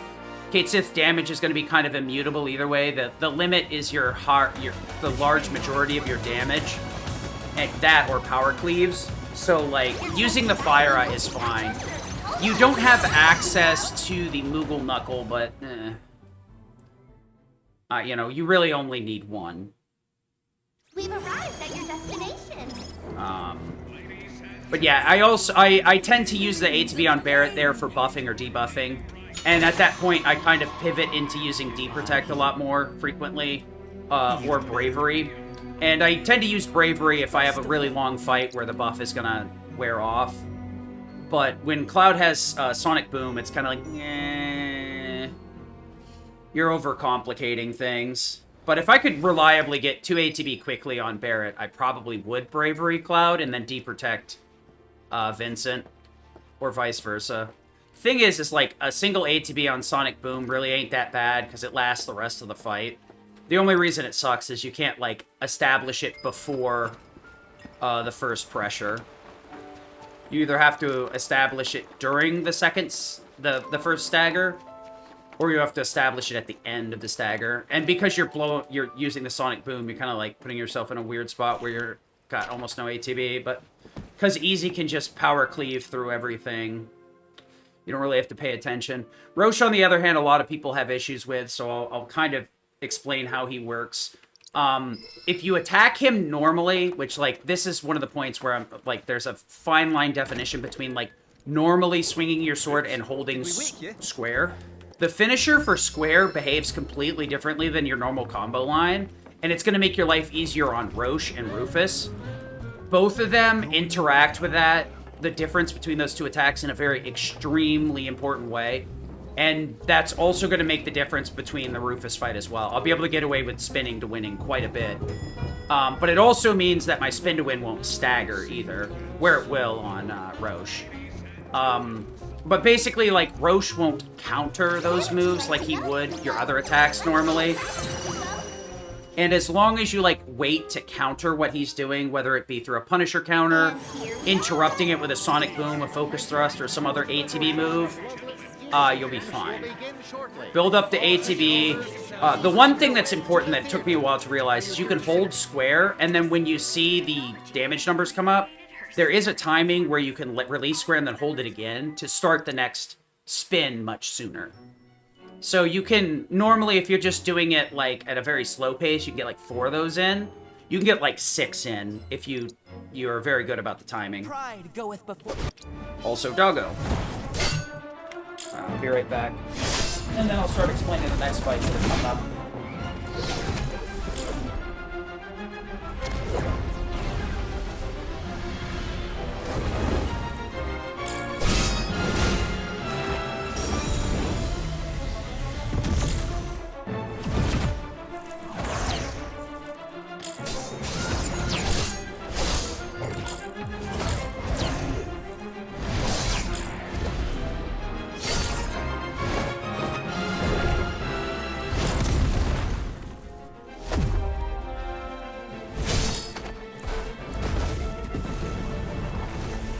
So, yeah. One of the things you may have seen me do earlier was throw on Arrow Magnify in Nibelheim. Normally, we don't throw it on until a little bit later in Nibelheim, once we get the new sword that we're going to keep for the rest of the game. Ingenious is going to be our weapon for the rest of the game. It has much higher physical attack, and it has decent enough magic that we can get away with doing some silly nonsense with it. But it will require us to make sure we have faith and brave up for some of the fights. We'll talk about that more when we get there, though. I'll unplug this when we get to the, temple. So, the next several fights are a lot of gauntlets. The first fight is, just like a dozen Corneo thugs in, like, 4 or 5 sets of 3 around the room. Normally, we just spin to win and then power cleave each one of them individually. We end up going for a Arrow Magnify setup now, or at least I do, that Wody originally came up with. And what I'm going to do is I'm going to hit the 3 in front of me twice, and then that will stack them all up in the same spot where I'm going to switch stances, and then I'm going to Punisher them.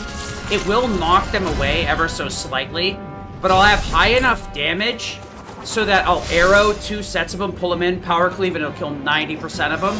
And because there's so many stacked underneath me, I'll always have 2 ATB right after that. And then I'll just follow up with Arrow Magnifies until, you know, fully cooked. Also, Doggo. Oh! That's right, I love Red. What are you gonna do about it? My favorite character is actually Barret, but, So the next fight's Cactuars. We really can't do much about it. One of the interesting things is when I finish that first fight with Power Cleave, it will glitch out the A to B on Tifa so that she'll actually have A to B going into phase 2. My suspicion is that, like, the way that it clears A to B in between fight 1 and 2 isn't perfect. And because the team attacks through guard give A to B a little bit slower, where there's like a little bit of a delay between the character you're using and the character you're teaming with gets A to B, I think it, like, takes place after it removes your A to B.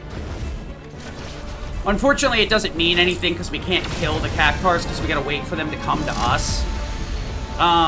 Then after that, we have the Tonberries. I want to get on the other side of them ASAP, get a Berserk Stab, Power Cleave, and that should kill both of the smaller Tonberries. And then from there, we'll just throw attacks with Tifa and Cloud to finish off the King Tonberries so that we don't die. Abzu, we want to do damage. We're trying to make sure that we do enough pressure so that we don't enter the second phase without the boss being, like, instantly staggerable, or our day's gonna suck. So it's not damage, it's stagger damage. So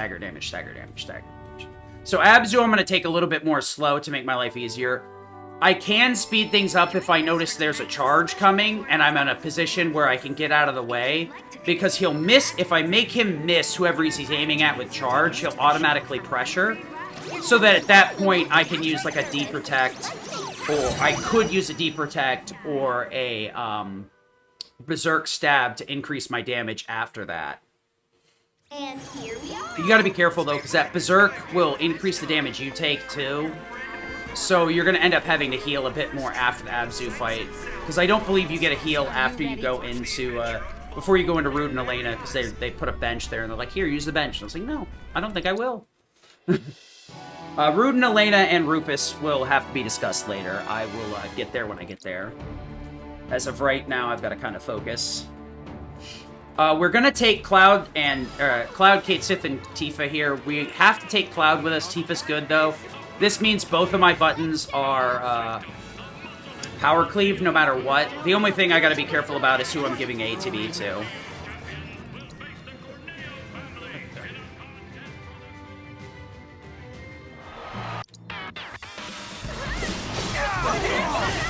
Just focus on the ones in front of you.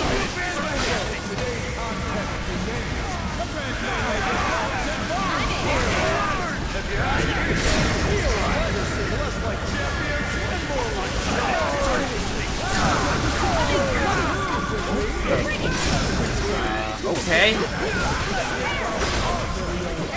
Cloud, what are you doing, dude? Braver! Bruh, I hate the fact that the AI is dumb. It's like, no, I know better than you. Guess what? No, you don't. Shut the fuck up and do what I tell you. Just trying to keep up with them on the daily work was almost impossible.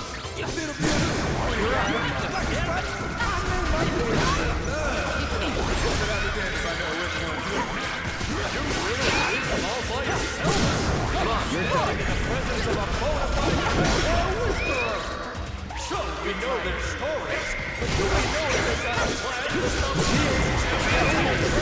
No more fighting now.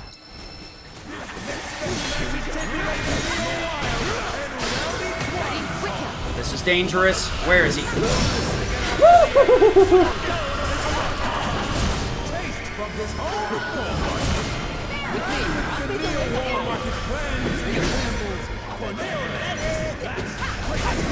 Unfortunate.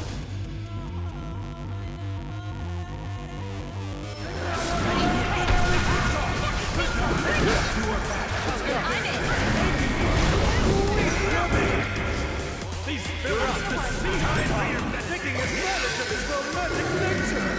They ruined his bridal. Oh, come on!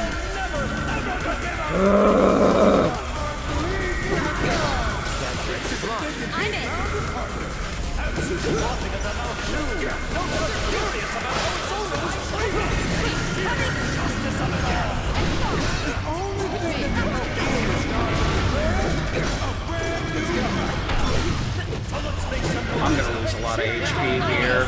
We're gonna have to get a code after this. Okay, good. Alright, we managed to save some time here. Risky, but we managed to save some time.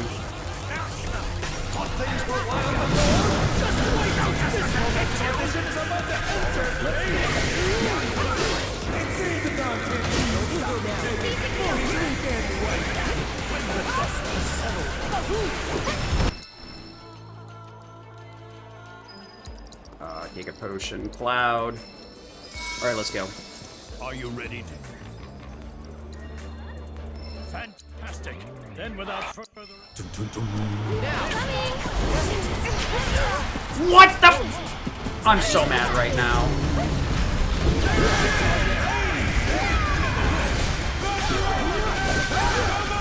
What? Where did Aerith's ATB go? Bruh! It ate her ATB! Brother! No, Aerith. I'm gonna need you to thunder this bitch.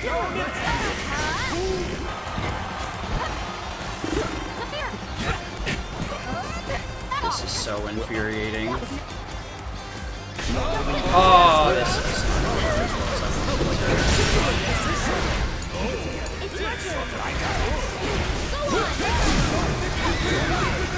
No more.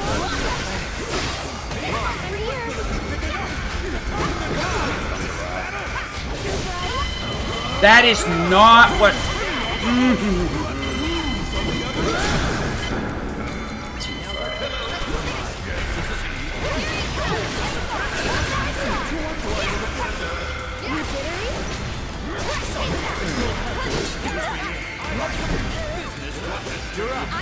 Alright, this will kill. That'll kill. Bitch. Because frickin' Aerith decided to not thunder her and thunder Rude instead. Pain in my ass. I'm gonna have to go for an extra bar here.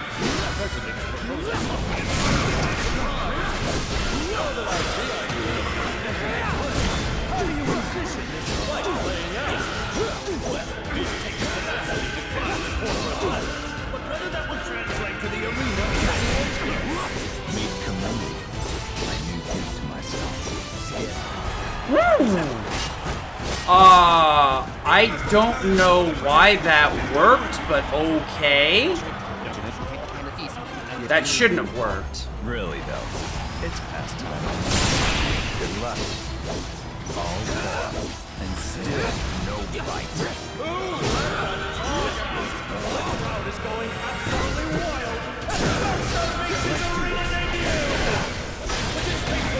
Get off me. I'd say the president might still have a fighting chance.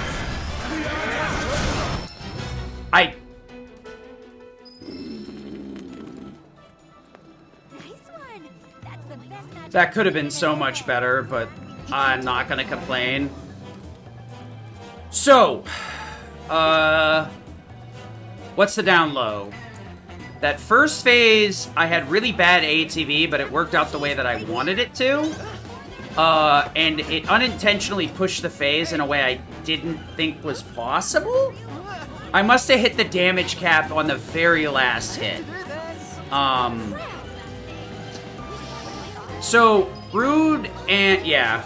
It's basically the only thing I do is I make, like, caveman noises. That's my gimmick. So... it's pretty rough. The... Rude and Elena fight is supposed to open up with a Spellblade. And... I think I missed somehow. Though I saw it go off. So, I must have been... okay, I think I know what happened, actually. I was supposed to open up with a Spellblade, but because Elena threw the stun grenade, it knocked me back a step. And I didn't realize I was that far back, so I missed both of them. Or at least I missed both of them in a way where Spellblade only hit one of them. I needed it to hit Elena as well, which apparently it did not do, because the phase would have pushed differently. I needed to get close to Elena, establish both Berserk and Faith/Bravery. And then from there, what I was trying to do was establish a power cleave, and a braver. That should have been enough damage to push on top of a Thundera from Aerith, which I had to, like, force out because the ATB was so screwy. Then we moved into the next phase, and I needed to Spellblade immediately, but, like, Cloud ate my input because input buffering in this is impossible for some reason. And impossible isn't, like, a design choice, and I don't like it. We got to the other side, luckily, without getting shocked. But it also forced me... forced, like, Elena to stagger early. And when I tried to Thundera, which is her weakness with Aerith, the game was like, nah, you're gonna Thundera Rude, which happened twice, and I'm not happy about it. I need to zoom in, because this thing's super hard to warp to. Not happy about it. This run could have been a lot better. But this wouldn't be the first time this segment has been an absolute nightmare. Rufus, however. So how Rufus works... we deal with him in a very specific way.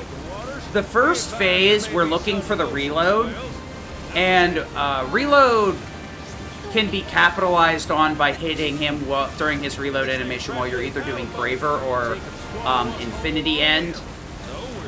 The fight there is I waited for the reload, which after he fires a certain number of shots, he'll reload.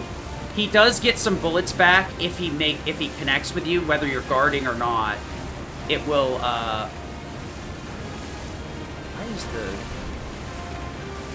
whatever. Anyway,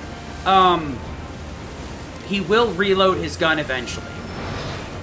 The only thing is you gotta make sure that he hasn't put you in hit stun in any significant way while he's reloading. What you want to do is you run up on him at that point with your attack. You, do the finisher, and it puts him in a state where you can either do several finishers or like 2 normal combos before you run out of room, and then he'll push you off of him with one of his counterattacks. What you're looking for is you build up enough ATB so that you can throw out a Braver. In any other difficulty, he will shoot you before he reloads, so he can't, you can't raw Braver him. In any other difficulty, you need to use, like, Prime Stance into Braver so that it actually lands.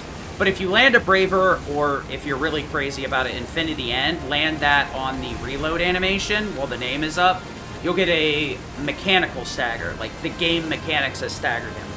Unfortunately, because you do it through game mechanics rather than through, like, the normal combat mechanics, you don't get any limit out of that. I'm not sure... I don't think you get anything from ATB stagger either, but I can't remember. I haven't tested this fight. Either way, so the whole setup is to get him in that first stagger. We get a Berserk going and then do a Braver, and we're trying to maintain a very specific damage value to where we set up the Berserk, lay down a Braver so that we do a majority of the damage that we need to, and then we build up ATB. Then from there, we hold on to the Sonic Boom, and we wait for him to give us any named attack, and then cancel it with Sonic Boom so that we can follow up again with regular attacks. Everything but Guns Akimbo can be stopped. They all have slightly different timing, which is why after he got back up, I started guarding and just waiting, because I was looking for the right attack. After that, when he actually calls out Darkstar, you switch over to Darkstar, and you either triple slash or you Braver to hit them both. Do a couple of hits to build bar, focus thrust, and it should normally stagger Darkstar, but he was being a jerk today. Let's see here. I also need to change my party. Right? Yes. And then I need to give... wait. Actually, the easiest way to do this is going to be like... Nope. This. And then... Oh, that's wrong, too. Crystal, no. Set.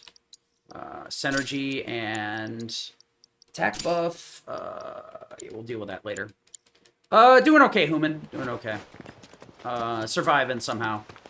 Speaking of which, what's my... I want to look at my healing, but because I step over my... I didn't use the Mist Mega here, so I can save it for pre-Demon Wall. Yeah. Okay, we're good to go. I can equip UP stuff later, but I need to juggle around my party. So I do it now instead of later.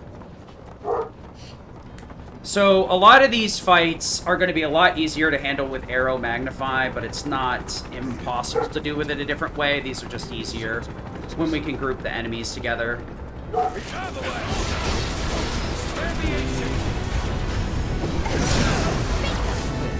Now you're in for it. Don't overdo it. I got it. Go for it. So it would be a little bit faster if I Sonic Boomed before using Arrow to pull both the enemies in. But what I've found is that Sonic Boom can sometimes knock Cloud too far back, or the second class soldier too far back, so that the Magnify won't hit both of them and pull them both in. So I do Arrow, Sonic Boom, and then Limit. And because we deal with that fight so quick, the enemies that are supposed to load on the outer platforms don't come in. I've heard some people even do it casually. It's something I didn't, because I never even really thought about optimizing the fight in any significant way. That's my fault. Okay, I think we're fine, actually. Keep it together. Yes, it's my turn. It's just spamming dive kick there and hoping. So this area we just gotta kind of gas, and be as aggressive with inputs as possible. There's a lot of these fights are tanky enemies. Uh-oh. I don't want to fight frogs. Please, no. Okay, can I actually take a look at my heat now? 5 potions? How did I end up with 5 potions? Was that all from the frickin' line? I guess I can get rid of some of them. That's annoying. Yeah, nope, that's right. Nope, that's wrong.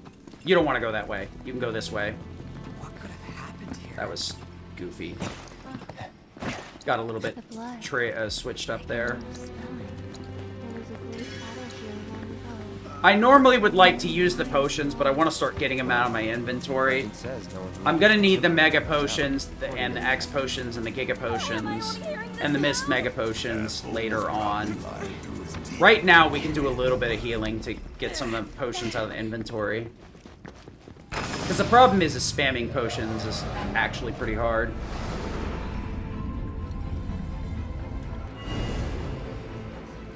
Okay, we want to switch over to this party. Yep. Don't overdo it. My turn.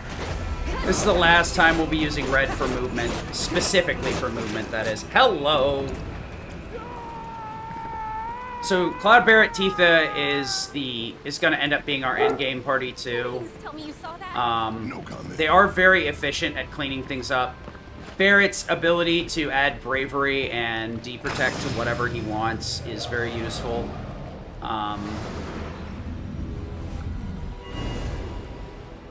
So there's a lot of things we can do.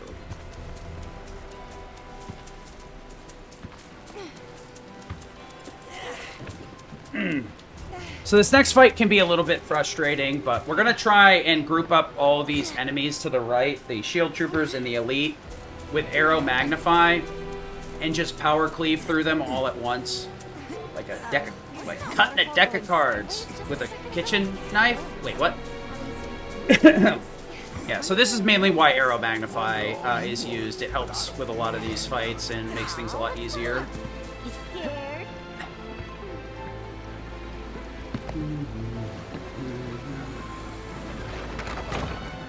We've got company!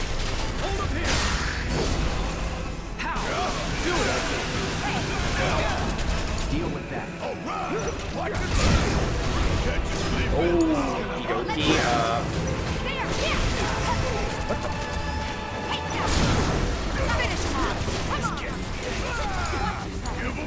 That's super infuriating.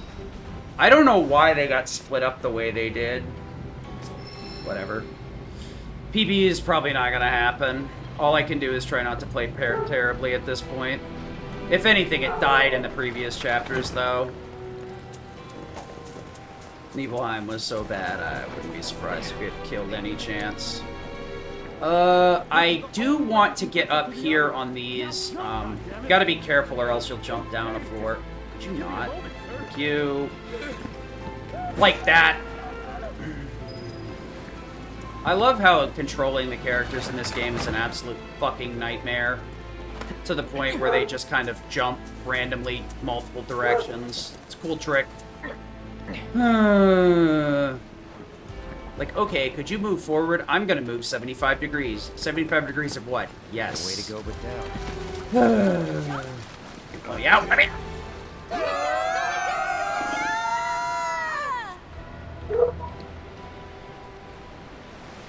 Anyway.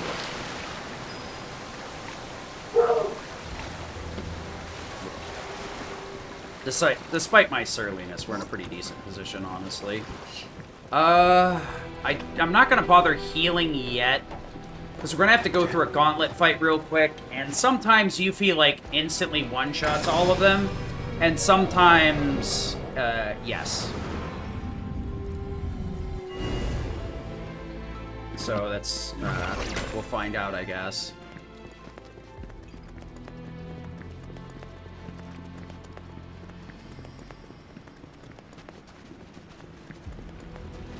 We hold this position until the Turks send contact. Keep it together. I'm your one-stop squad ready shot. Oh my gosh, what? That is not the button I thought I pressed.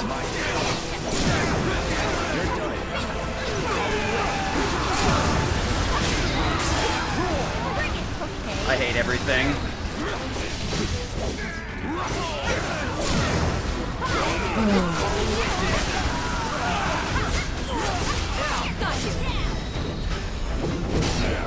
This is literally my own fault.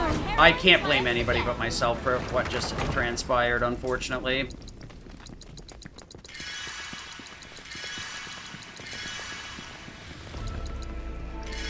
That's why I don't like using potions, because they take forever.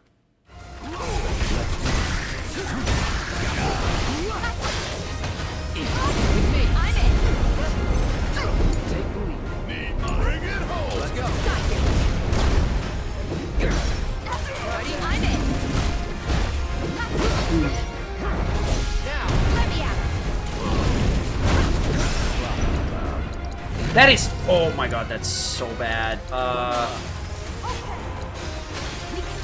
think this'll work. You're up. It's on you. Who the fuck did that? Let's finish this.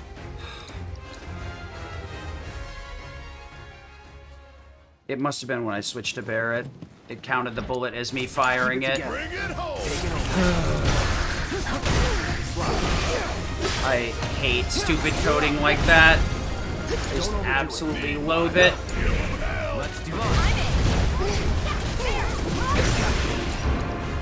No, cast Blizzara. You're up. I'm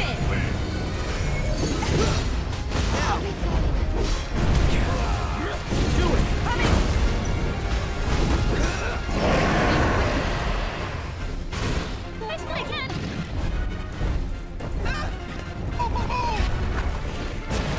I am not having fun. Hold up.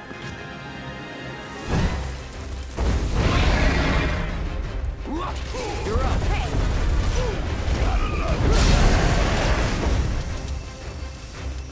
Going in. No more fighting now. Do it. Got you. Keep it up. Strike hard and fast. You asked for it.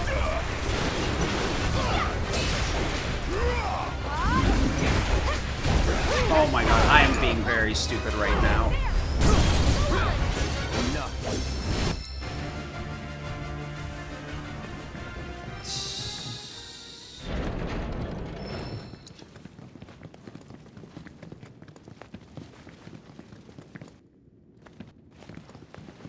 Myself a favor. Yep. Exit. Yep. Thing that I should always be doing for marathon practice runs. It always makes me sour. Alright.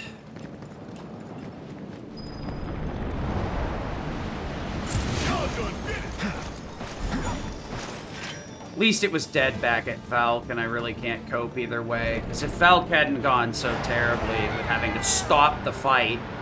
We're all gonna die. It's whatever, 606 is decent. I can push it lower if I really want to. What the... Dude, Fine, assholes. You want a piece of me, you can have it.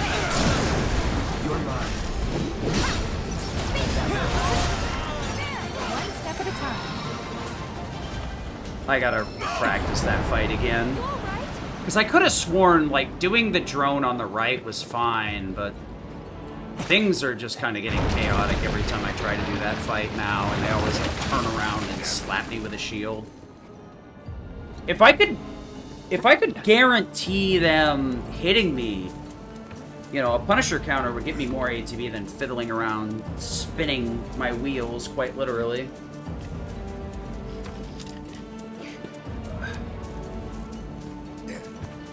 I wonder, actually.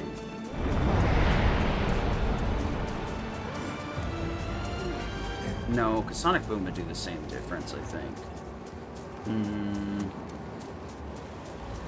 I guess I can always deprotect Rude with Barret if it works out.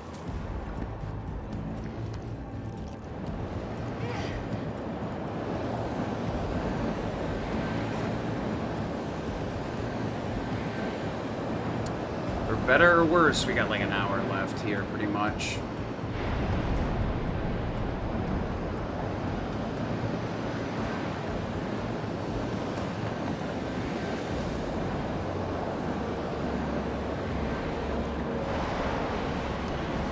Well, I think what this is telling me is, like, I'm on the edge of another fat PB of a couple of minutes. If I can edge out a few more mistakes, I can save a ton of time. And it doesn't even really depend on a huge amount of RNG from enemies, just I can play slightly better. Gotta pay attention. I have even more potions now?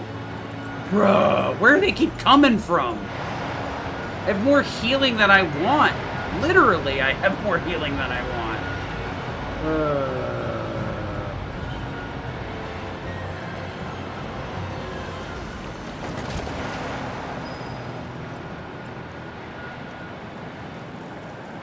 I wonder if maybe adding Fire Elemental is worth it.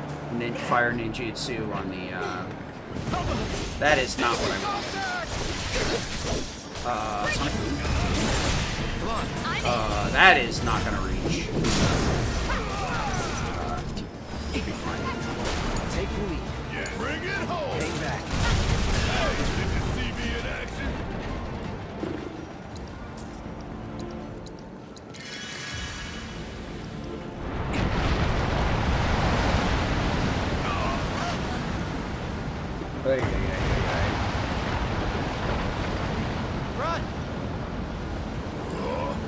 Yeah, the temple, we're kind of hitting the point where, like, we're woefully underleveled, even with the amount of extra fights I've taken.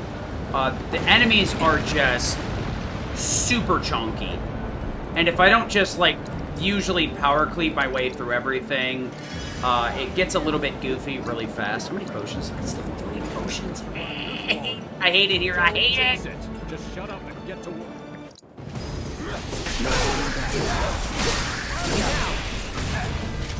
Okay. That's great.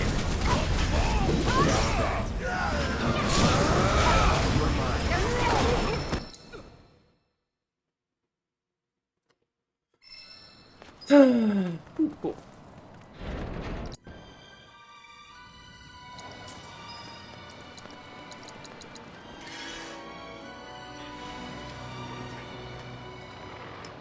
So the turning here, we actually want to do it as tight and into the center of the stick as possible to minimize the amount of duration, or the rotation angle. It's kind of weird.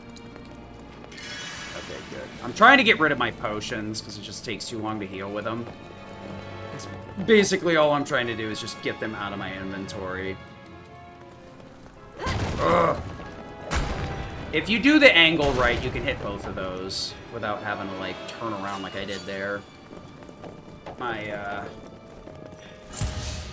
So it's together? You owe me one. this might be good. Nice. That's what you're looking for, actually. If that happens, you can hit them both with the same move, which is super duper nice. Ay. I'm getting rickety wrecked over here. Absolutely clippity clapped.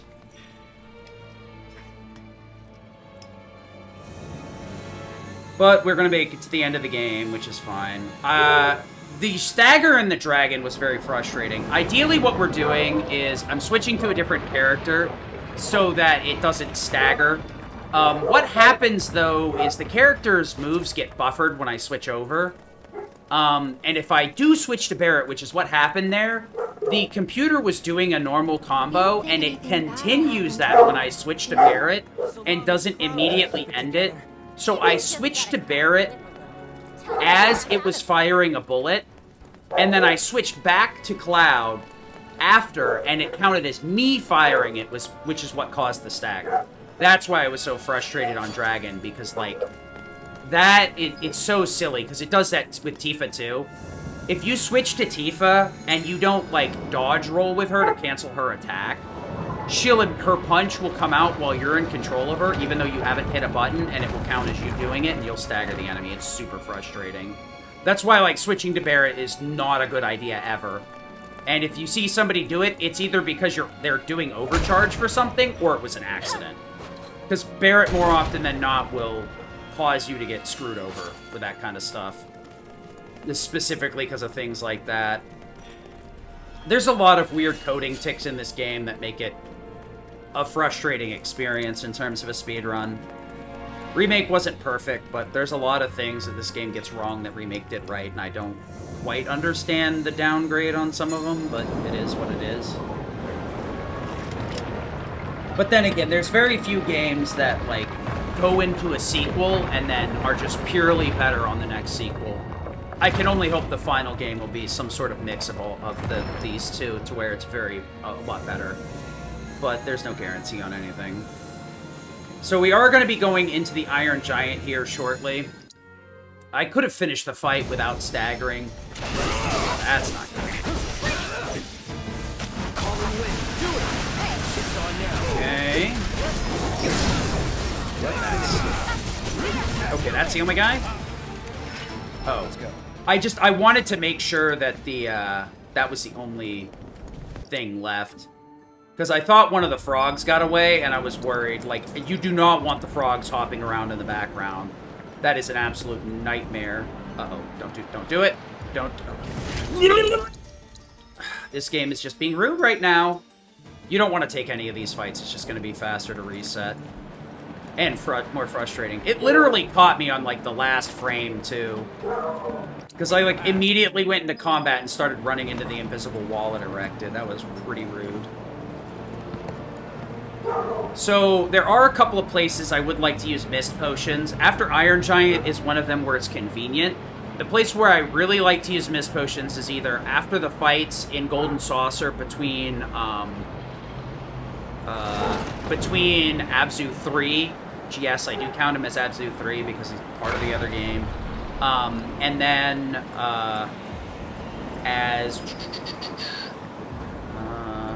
and then after... Where is it? Iron Giant is one of the places where I do like to use it, but I rarely use them here anymore. Unless I got really messed up. Great. Okay, Mega Potion. I'll heal after. I also would use a Mist Mega Potion right before Demon Wall. That's what it is. Healing up before Demon Wall is nice, because there is a somewhat annoying fight that can chew through a lot of your HP. And it's really nice just to be able to throw Mist Mega and then walk on down, rather than having to worry about individual healing. Because once you get in the hallway to the boss, you actually can't open your menu anymore.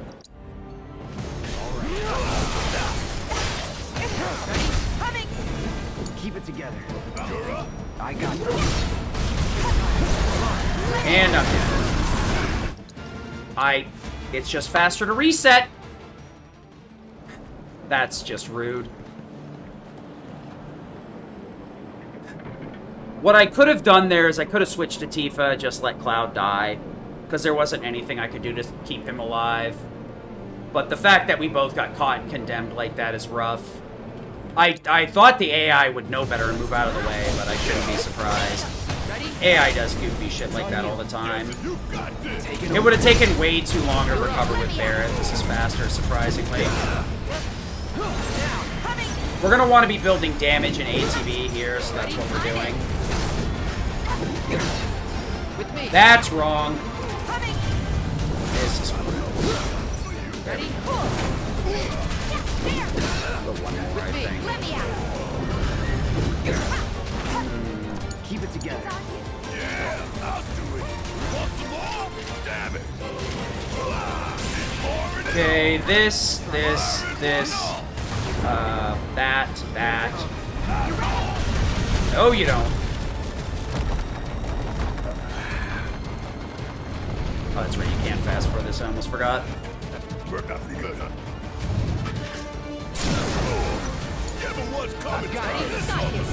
Don't stop now. Seriously? I'm shocked, bro. I can't believe stagger, deprotect, and all that wasn't enough. Well, it's a good thing I got rid of my splits a minute ago, or else I'd be mauling really hard right now. It does happen some days. You just get condemned.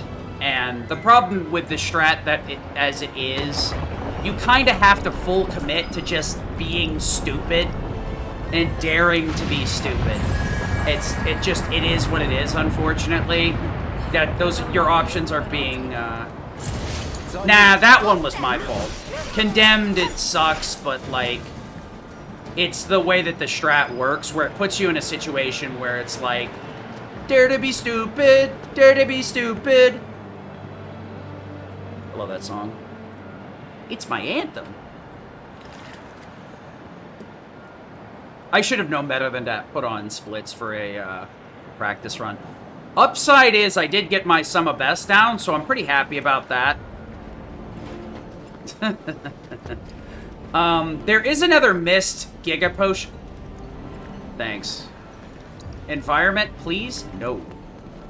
So there is a missed Giga Potion over there that you could grab. I'm not gonna bother with it. We're just gonna get out of here.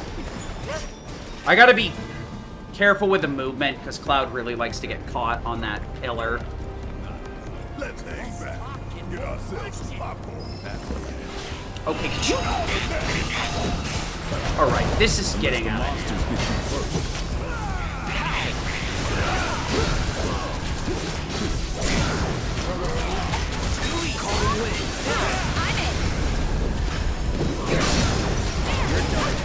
Oh, that was a bad idea.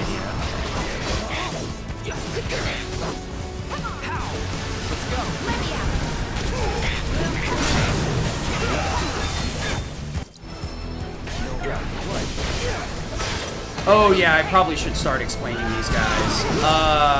No, I refuse. So, what we're aiming for is to just cleave through Reno here. We start the fight, get a Berserk, charge a Power Cleave as they land, Sonic Boom for the Bravery Faith, and then try and Power Cleave again. Sometimes Reno dodges it, sometimes he doesn't. That's pretty much it. Reno can be a real pain in the ass in this fight if he's decided to be really frustrating. He's probably gonna dodge this too. I knew it. Just get over here, bro. You're done. Do it. I'm in.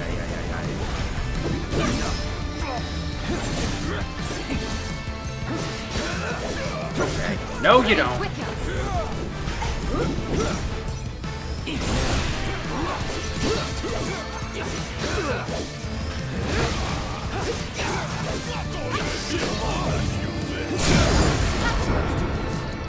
Now's our chance.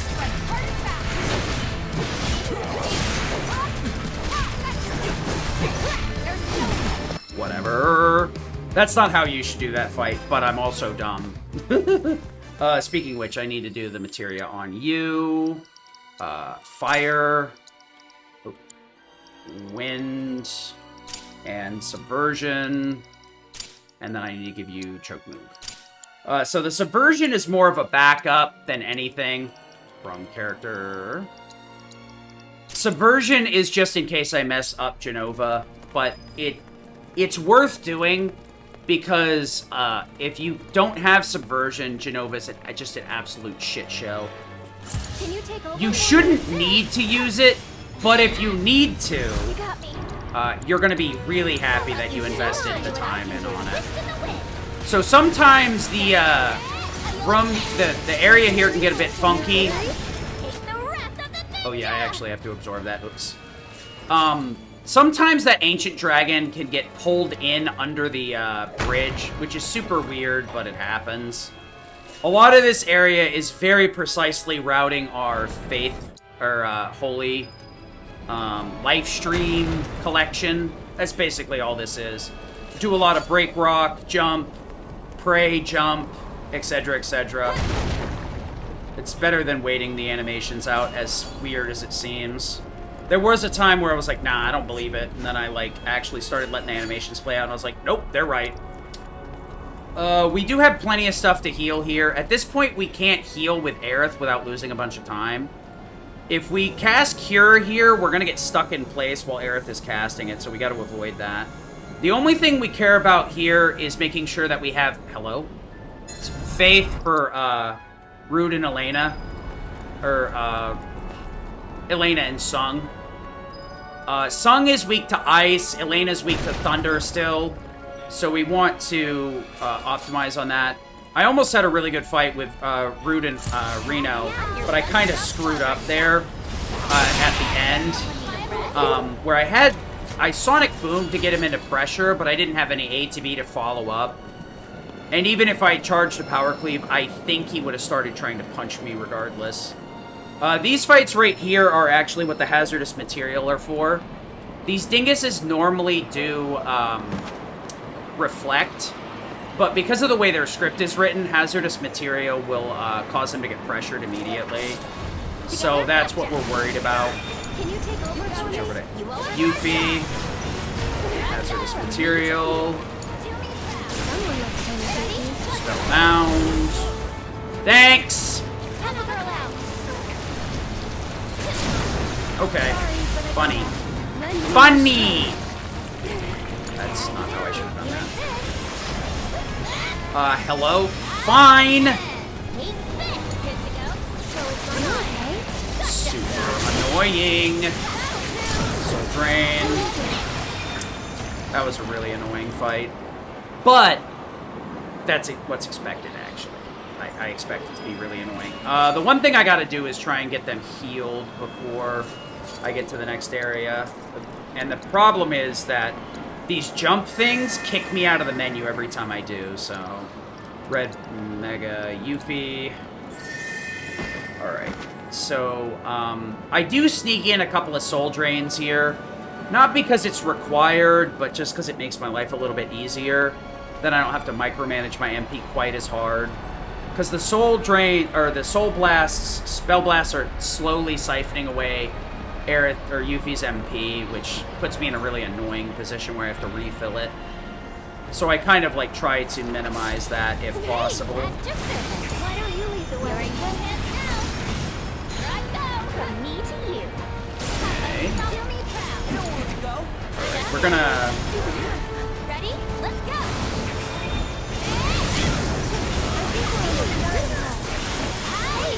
Okay, whatever.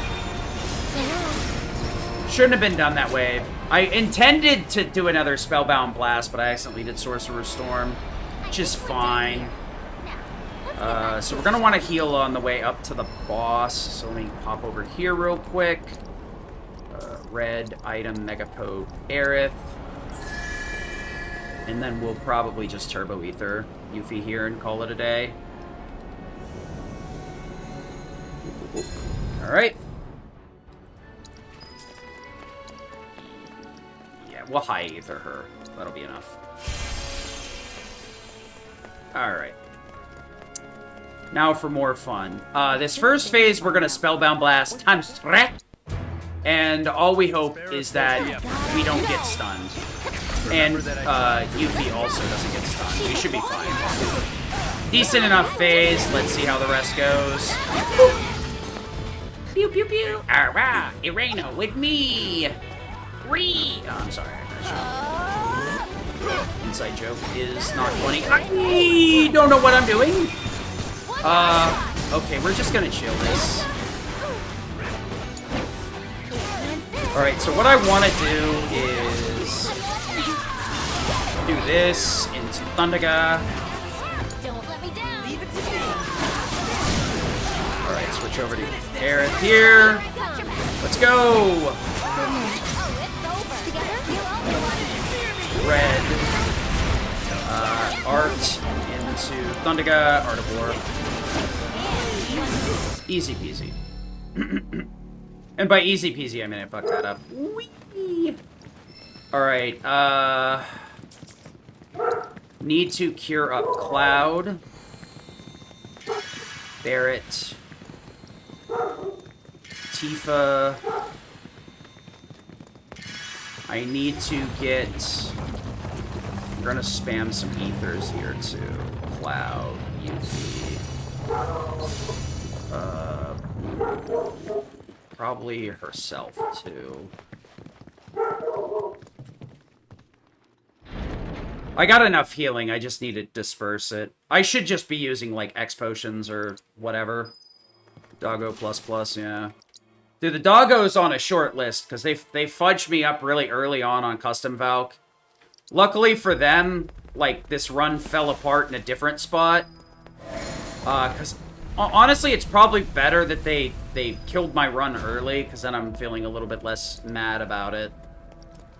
Yeah, because we got 8 Mega Potes, an X Potion, a Mist Mega. Yeah, I've heard cats can be just as fun, because they'll, like, hit a keystroke or something and tab out, close a browser, you know, Alt F4 your computer, Alt F4 your OBS somehow, miss input for you. Or they can be good cats and, you know, just jump in your lap. And be slightly obnoxious, but... If Pratt, yeah.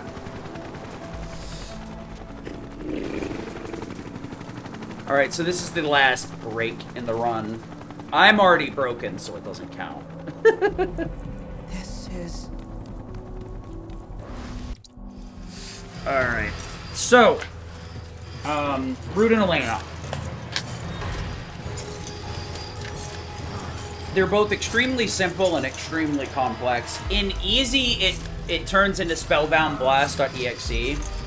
In harder difficulties, we have to use actual abilities to stun Elena so that we can get Sung to stop beating the tar out of us. And then we tag Sung in that case.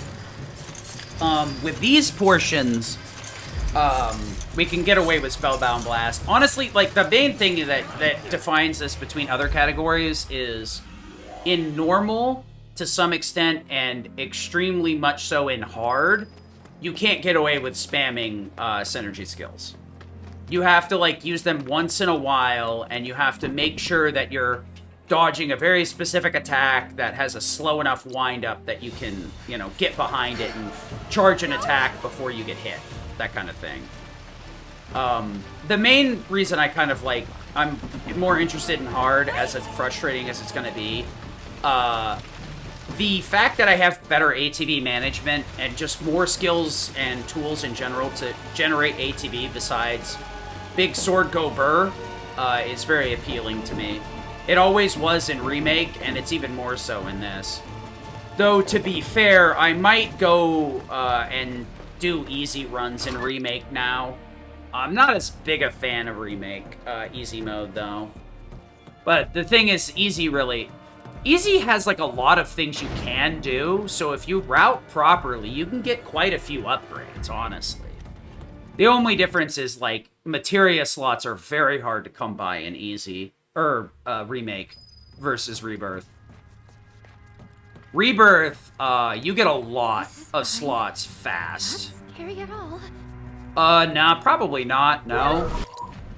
I never bothered installing mods in, Remake, so... Probably not. The only mods I'd be interested in are difficulty mods. But I don't know if my idea of difficulty aligns with other people's idea of difficulty. No point fighting if you don't have to. Because one thing with difficulty is it kind of like, people can find things interesting for... No, Reno, Aerith, no. I think he's talking about more like, the frickin' like, Corneo outfit on Tifa for the whole game. Like, in Remake, that was a popular one. If I was more interested in anything, I'd want to like mod Cloud into his Zack outfit. I'd be more interested in that. Because Zack actually has an outfit. The only problem is Zack's hair clips through his fucking sword, which is super fucking obnoxious. And really distracting, actually. And the fact that Square hasn't addressed that in any of their patches literally pisses me off. Oh, I do like Advent Children. The outfits in Advent Children, I don't know. Ever Crisis outfits are kind of nice. Because that game has more, like, dedicated art rather than, like, the CGI of Advent Children where they're, like, making it work in Advent Children. I don't know. Almost. Hey, Barrett, welcome home. There's some cursed mods for Remake, yeah. I know what you're talking about. I've seen some of them. The one that had me mildly interested was one where every enemy is Vice. Which is probably beatable, just not fun.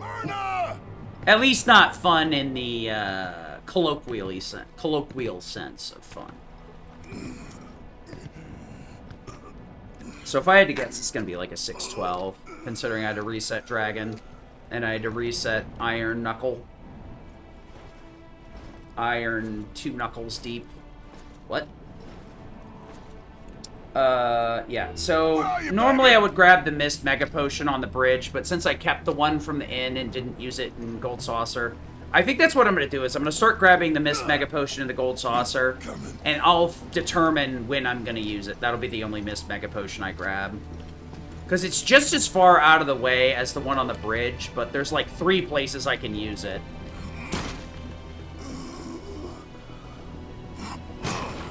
Out of my way. Everyone is Millennia.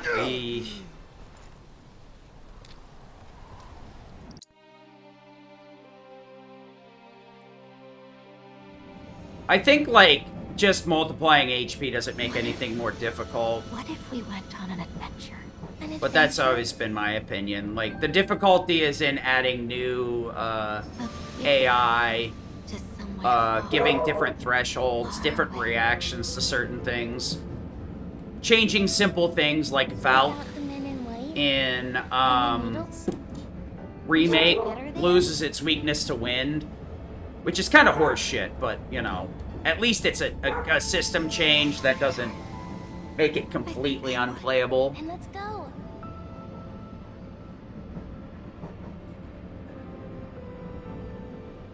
Hello? Huh. Yeah, I gotta... I'm considering, like, figuring out how to multi-stream or just jumping over to YouTube. I don't have to experience it much, but, like, the fucking... The ads just murder everything. I've got it turned as low as I possibly can. I don't want ads to play. I really don't. Nobody makes enough money off that garbage. Like, you have to be a big-ass, you know, streamer like Maximilian Dude or whatever to make any amount of money off ads. And, like, even for the people that have, subscribe or whatever, the button like I do, like, you have to hit a certain threshold before you can, actually make money off of that. It's silly. Can you help me? So, like, unless you're actively making money consistently, and you're slinging, like, 10+ subs, 20+ a month, sorry, Mommy. like, I tried. you'll get paid every once in a while. In a year.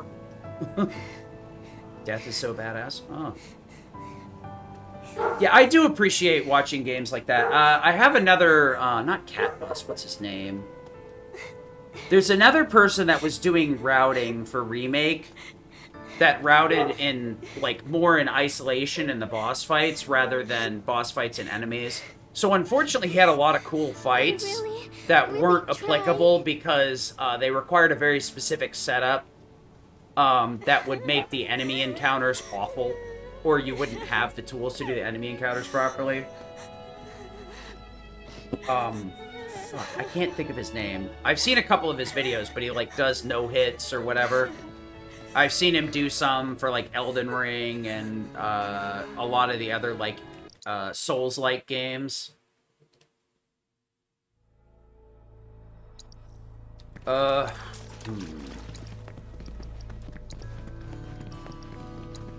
That's like 3 more heals, so I'm fine with that.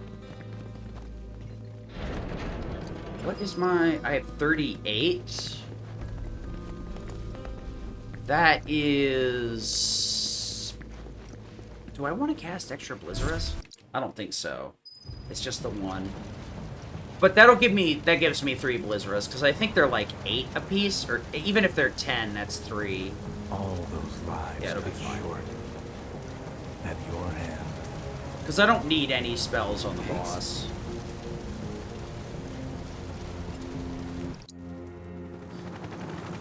I mean, Remake and Rebirth are my favorite, like, action RPGs. 16 as well. They all kind of have their benefits, and I don't really think one of them is just, period, better than the other. Because I think they all have issues with their combat in significant places that make it frustrating to play. 16 is better set up because it's a single character, but because there's no real party system, the combos are less, what's the word I'm looking for here? There's less possibility in combo lines. Rebirth has some very weird settings where, like, it keeps you from being able to play the game at a high level. Go here, do this. I'm honestly considering picking up Tekken 8 because I think Live might be fun to play, but, and here's the big-ass but, I'm dog shit at fighting games. And I am a very poor loser. Which, I mean, you can tell because a single boss, like, beats me once, and I'm fucking tilted. Tilting into the sun. Just off into a... Final Fantasy 14? 14, it seems like a very good game, but I'm not interested in MMOs. I think the last one I played was, like, RuneScape, like, over 2 decades ago. Something like that. Oh, wait. Hold on. What party am I... What party do I have? I am... Oh, no. Tragedy would nevertheless be our ultimate. I don't know what party I have. Okay, I have Tifa Yuffie. Holy shit. I was worried my party got locked. I was like, no, this is bad. Okay, so if I fuck up the party, I can lag behind to swap it. Got it. I just have to catch it. I need Yuffie here so I have access to Spellblade. And the other party I can't take because it has red in it, which means I have no access to Power Cleave. There we go. 15 looks like it's good too. I might want to... I gotta pick that up at some point.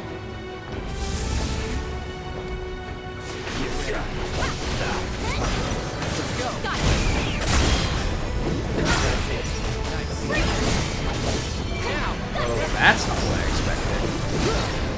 Do it! Let me out! That's, you know what? Blizzard. See you later, asshole. You're a cloud.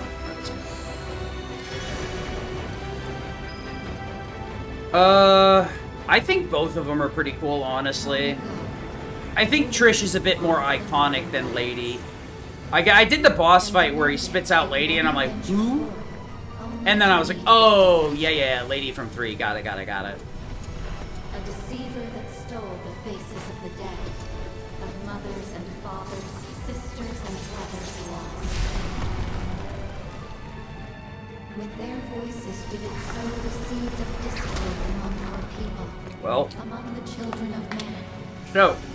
For the planet did we lay down our lives in battle. We have one more fight to go, and this is why I like having the Mist Mega Potion. Once I get into this final hallway, I cannot use items anymore again, and it's the same thing here. So I like getting into this fight, and then using the Mist Mega Potion as soon as I clean this fight up. Tops everybody off for Demon Wall, no problem. You don't really need to top off for Demon Wall, but if you get mauled, you know, I could bring Barret here for the buffs and debuffs, but I find that he ends up fucking things up more often than he helps, unfortunately. I have to do some more testing. Come on, you're up. Gotcha, man. Well, that hurt. With me. Gotcha.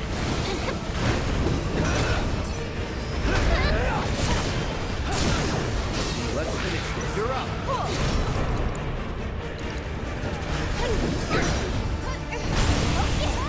Bundle up. Ready? I'm in. I'll land. Keep it up. Let's finish. Any last words? Okay, into item. Just Mega, let's go.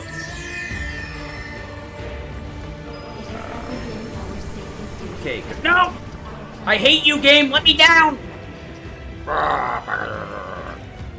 Dude, those side walls are magnetic, I swear.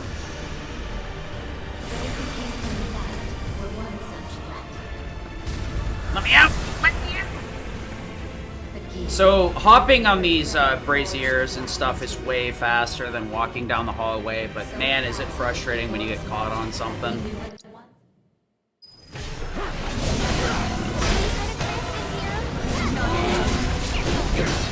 2, 3.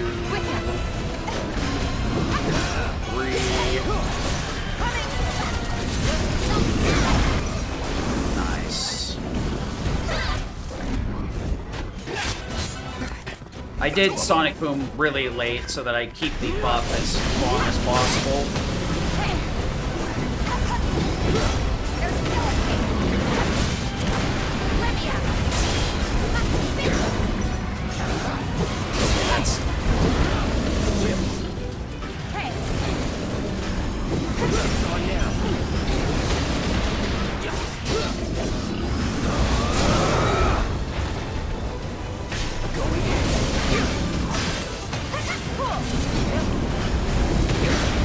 God damn it.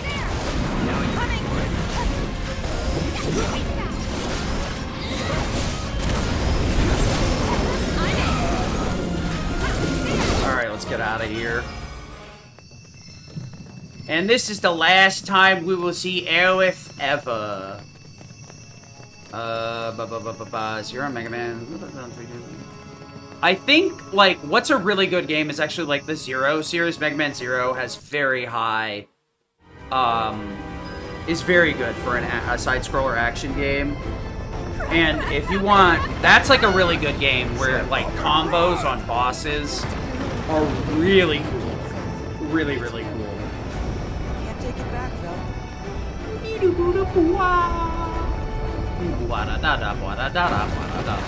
So yeah, Demon Wall's pretty straightforward. We just apply Berserk and Braver, and then Power Cleave to victory. The only thing that's hard is turning around and going to the opposite side of the room, unironically. Trying to get Cloud across the room and set up the Power Cleaves is kind of rough. Because Cave-In is coming down, it's really dangerous to try and do any normal attacks, much less trying to apply Berserk for that 30% bonus. So that's why I kind of considered using Barret in that fight. Overcharge, Deprotect. Then you get the same, you know, damage differential without the risk of Cloud getting smacked by Cave-In.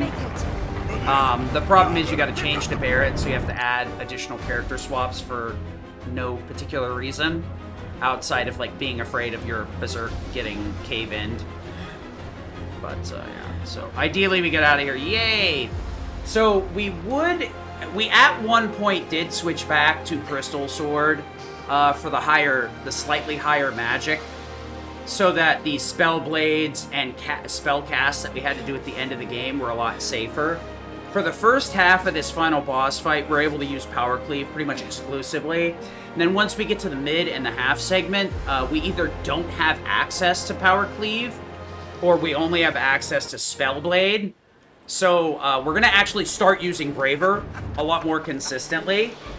We want to build up for our limit too. One of the cool things that we have is we actually have a stagger bonus on Ingenious. So every time we stagger, we get extra limit according to the equipment. It's a super nice little thing that'll make limits a little bit more consistent. We're still going to need the limits though, and a lot of these fights we're going to face tank a bunch of hits with Punisher counter, not only to build A to B at a rapid pace, but also to build limit and get into a more preferable position. The problem is that our party kind of gets ripped apart, and they give us different party members in different phases. This is part of the reason why I've been yapping about, like, you know, who's in what position for the longest time, for the entire run. The affection values of Barret, Tifa, Red, and Yuffie determine, oops, I gotta wait for the camera shift, determine who you get in what order for the final boss fight. Man, it was weird hearing that and then having Astrobot get Game of the Year. I don't think Astrobot is bad, but I don't know if it's Game of the Year. I just feels a little bit crazy, because this is, in my opinion, Rebirth has a lot of flaws in combat, but it also breaks ground in redefining the way that RPGs can be done in the modern era and how to implement them. So we're going to have a couple of whispers here we got to deal with, 3 different phases, so we're just going to spin to win.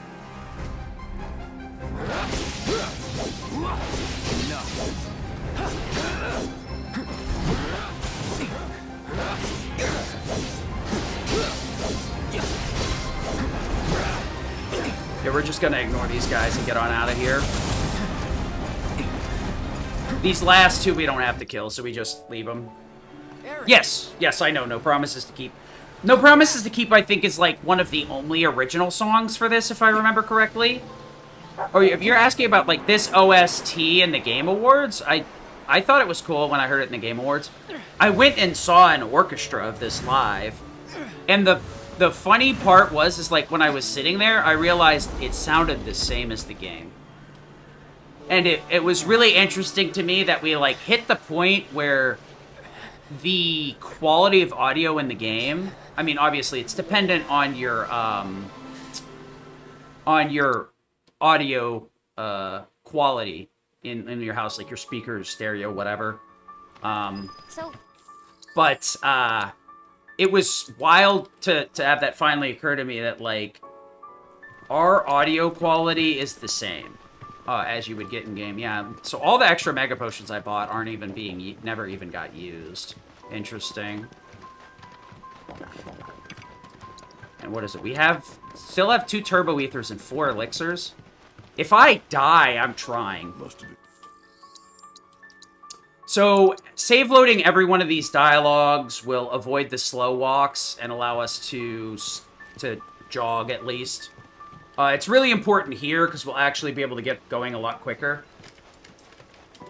Because of the way that this area functions. Is it just me, or... Fuck, I knew that was gonna happen. Trying to... hello? Oh, that... Stop! That was a nice way to end the run, just have a stroke.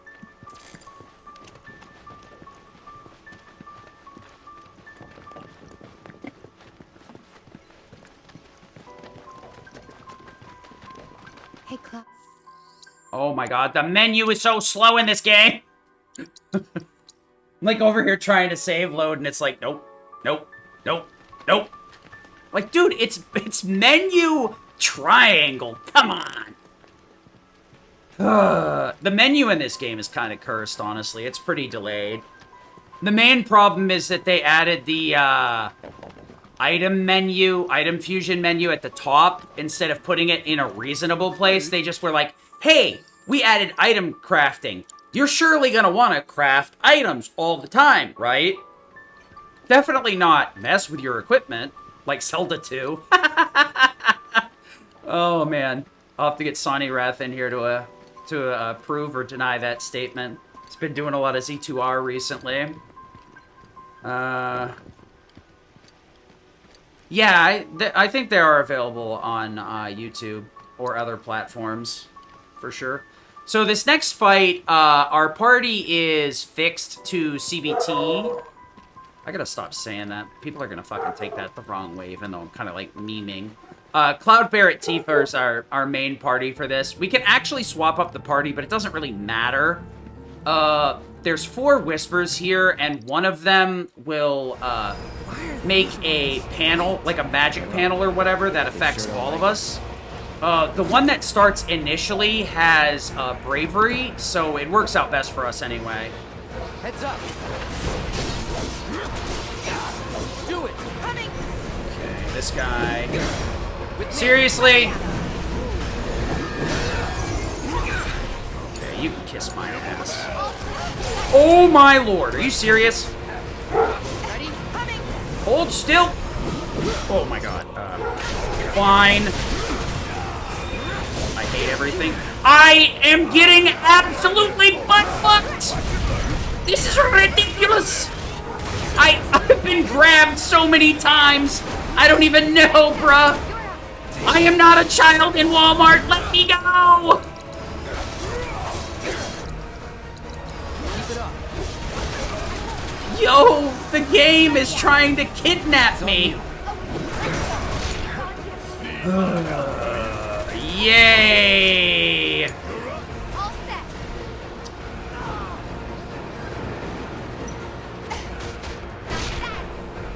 I hate it. I hate everything. Yeah! Dude, yeah. I love the line where it's just like people are walking past him and he's like, fuck you, fuck you, fuck you, fuck you, fuck you, fuck you, fuck you. I know what you're talking about. That is the right quote. But that's basically the sentiment. I like the end part where he's like, holy hell, where's the Tylenol? Oh boy. So this was a disaster. I have never been grabbed by those Whispers so many times in my fucking mortal existence. I am shocked and amazed that I couldn't press charges for sexual assault. Holy shit. Sexual assault is not a joke. I just thought it was funny. And then was like, walk that one back a little bit. Roll that shit back. Not jump off the cliff just yet. Put on the fucking clip on the bungee cord before I hit rock bottom. So Jenova / Sephiroth is a very complex fight. It's about 15 minutes if you don't fast forward, about 10 minutes if you do, 11 minutes if you do. You know, if I'm on PB pace, maybe we'll not fast forward during a run, but the problem is fast forwarding ruined this music.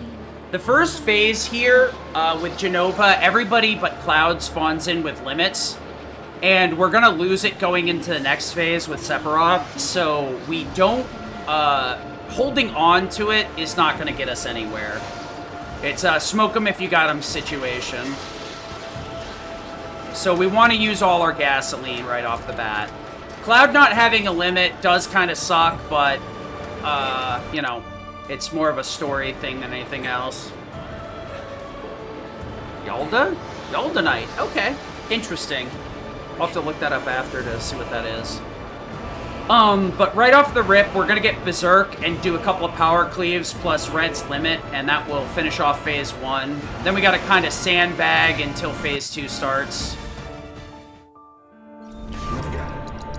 Heads up. 1. The limit plus 2 power cleaves is enough here. And then from there, we'll just... Okay. I'm gonna chill in the air because it's funnier to do it that way. Tifa and Red are gonna get ejected, so... Oh, this is super annoying. Alright, good. Sonic Boom. You've done it before. Do it again. Should work. Dude. Alright. So, Phase 1 is all set up for this. We want to make sure that we don't stagger here, so I'm going to try and mix in some Bravers and dive kicks to make that happen. Stay strong. Of course. 1, 2, and then I'm going to want to re-berserk after this power cleave. Dive kick.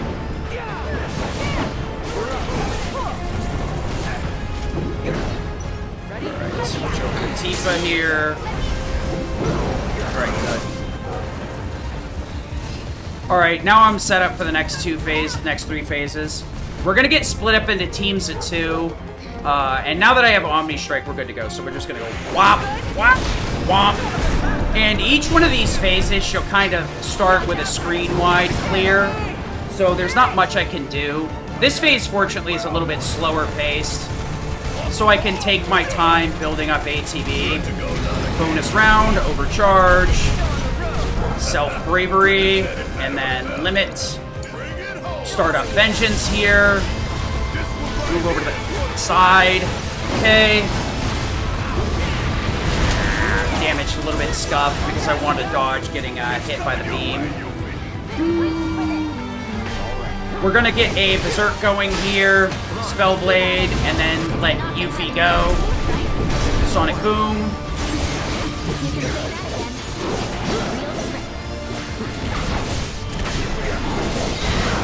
Alright. I re-Punisher here because Genova's gonna be on the edge of stagger, so I can follow up immediately and then re-Berserk. We're gonna have Yuffie and Kate Sith here, so I'm gonna mix using Spellblade and Power Cleave, so I can weave in an Art of War and a Braver to get through this. Actually, I need to try something and see if just double Power Cleave works here or not. The problem is we're dealing with like 8 damage caps, so I don't know if that's actually the case or not. Well, I guess we're not doing that today. Spellblade, Power Cleave, Art of War. Let's finish this. Okay. Now we are in the fight for our lives. You ready for this? Yeah. All right. Follow my lead. Look at you taking charge. I like it. All right.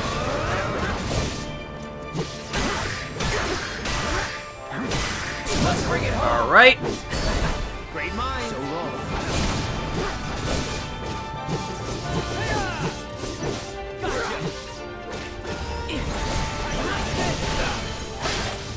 Alright, good.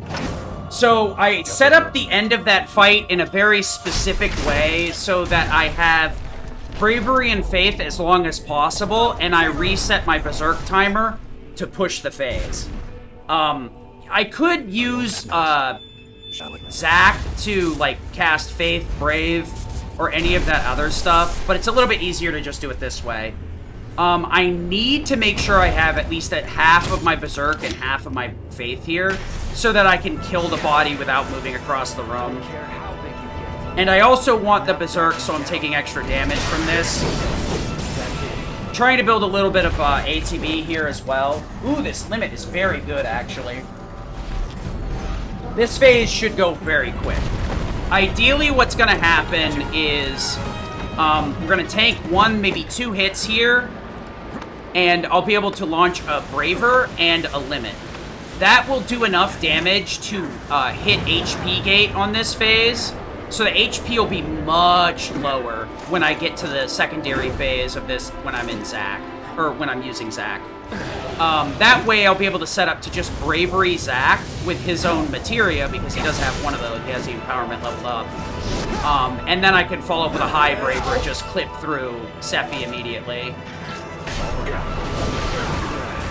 That's fine, actually.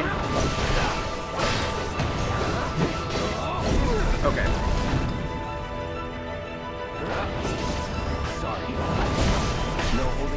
Okay. gonna actually make sure to get pre-reserved here into a limit. I want the extra damage here.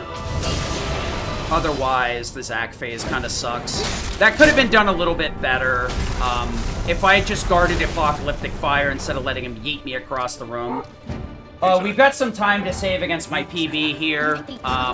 We want to kill Bahamut as quickly as possible. Barrett is in a good position to do as such. So we're going to try and set that up.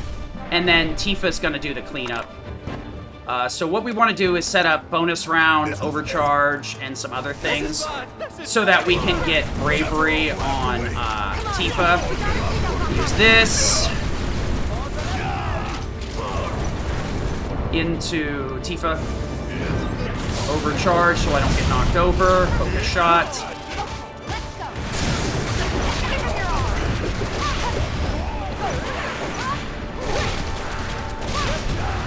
Okay. Want to build some ATB there.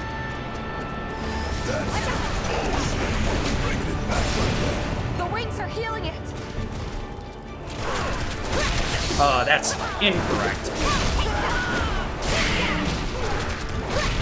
Okay. Kind of did that wrong, but whatever.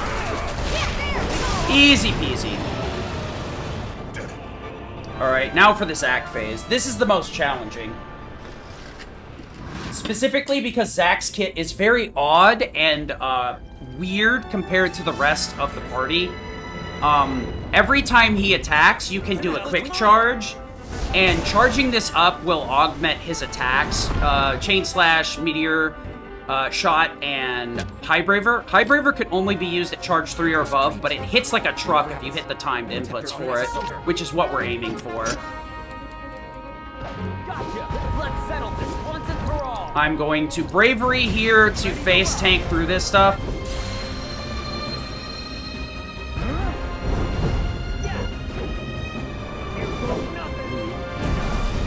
High Braver, please. Get up. All right. Time to go all out. There we go. One and done.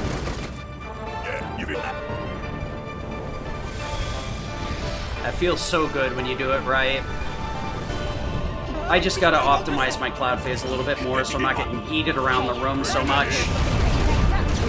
To Faith, Yuffie, Box Flame 1, Box Flame 2.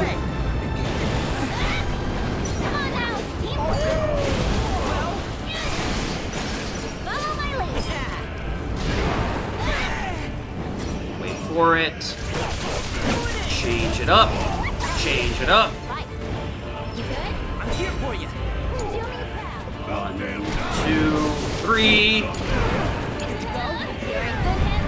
Box Flame. Box Flame. Box Flame. Okay. Should work here.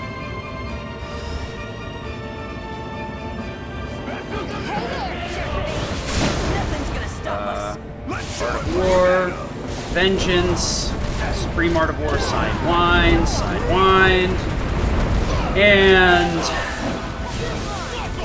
they should kill. I don't need to worry about Barrett here. Good.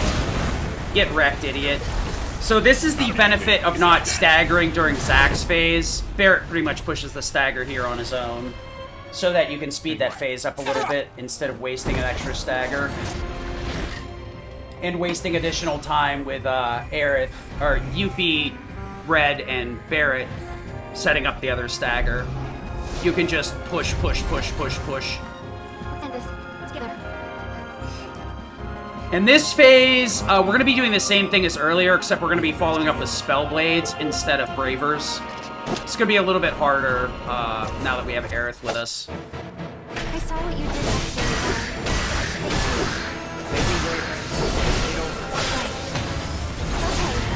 Time to Spellblade. Want to build up A to B with both Cloud and Aerith here so that we have enough gas to do whatever we want. This. You ready? Okay. Aerith into Thundaga.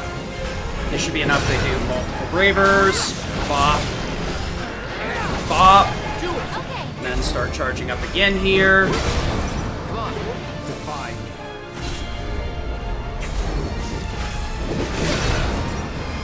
Do it. Coming.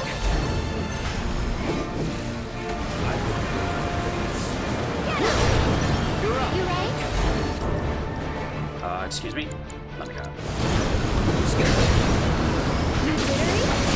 All right, and he is dead as heck. Okay, that would be time. Pretty good run. Timer says it's 6:09, so that's like 3 minutes over PB. I'd say that's pretty good considering I had to. Disc 1 finally completed.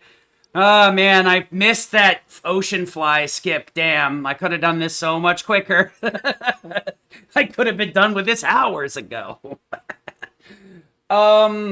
Yeah, so this will probably be the commentated run, despite it being a little bit less than optimal. I am pretty proud with it in terms of commentary, so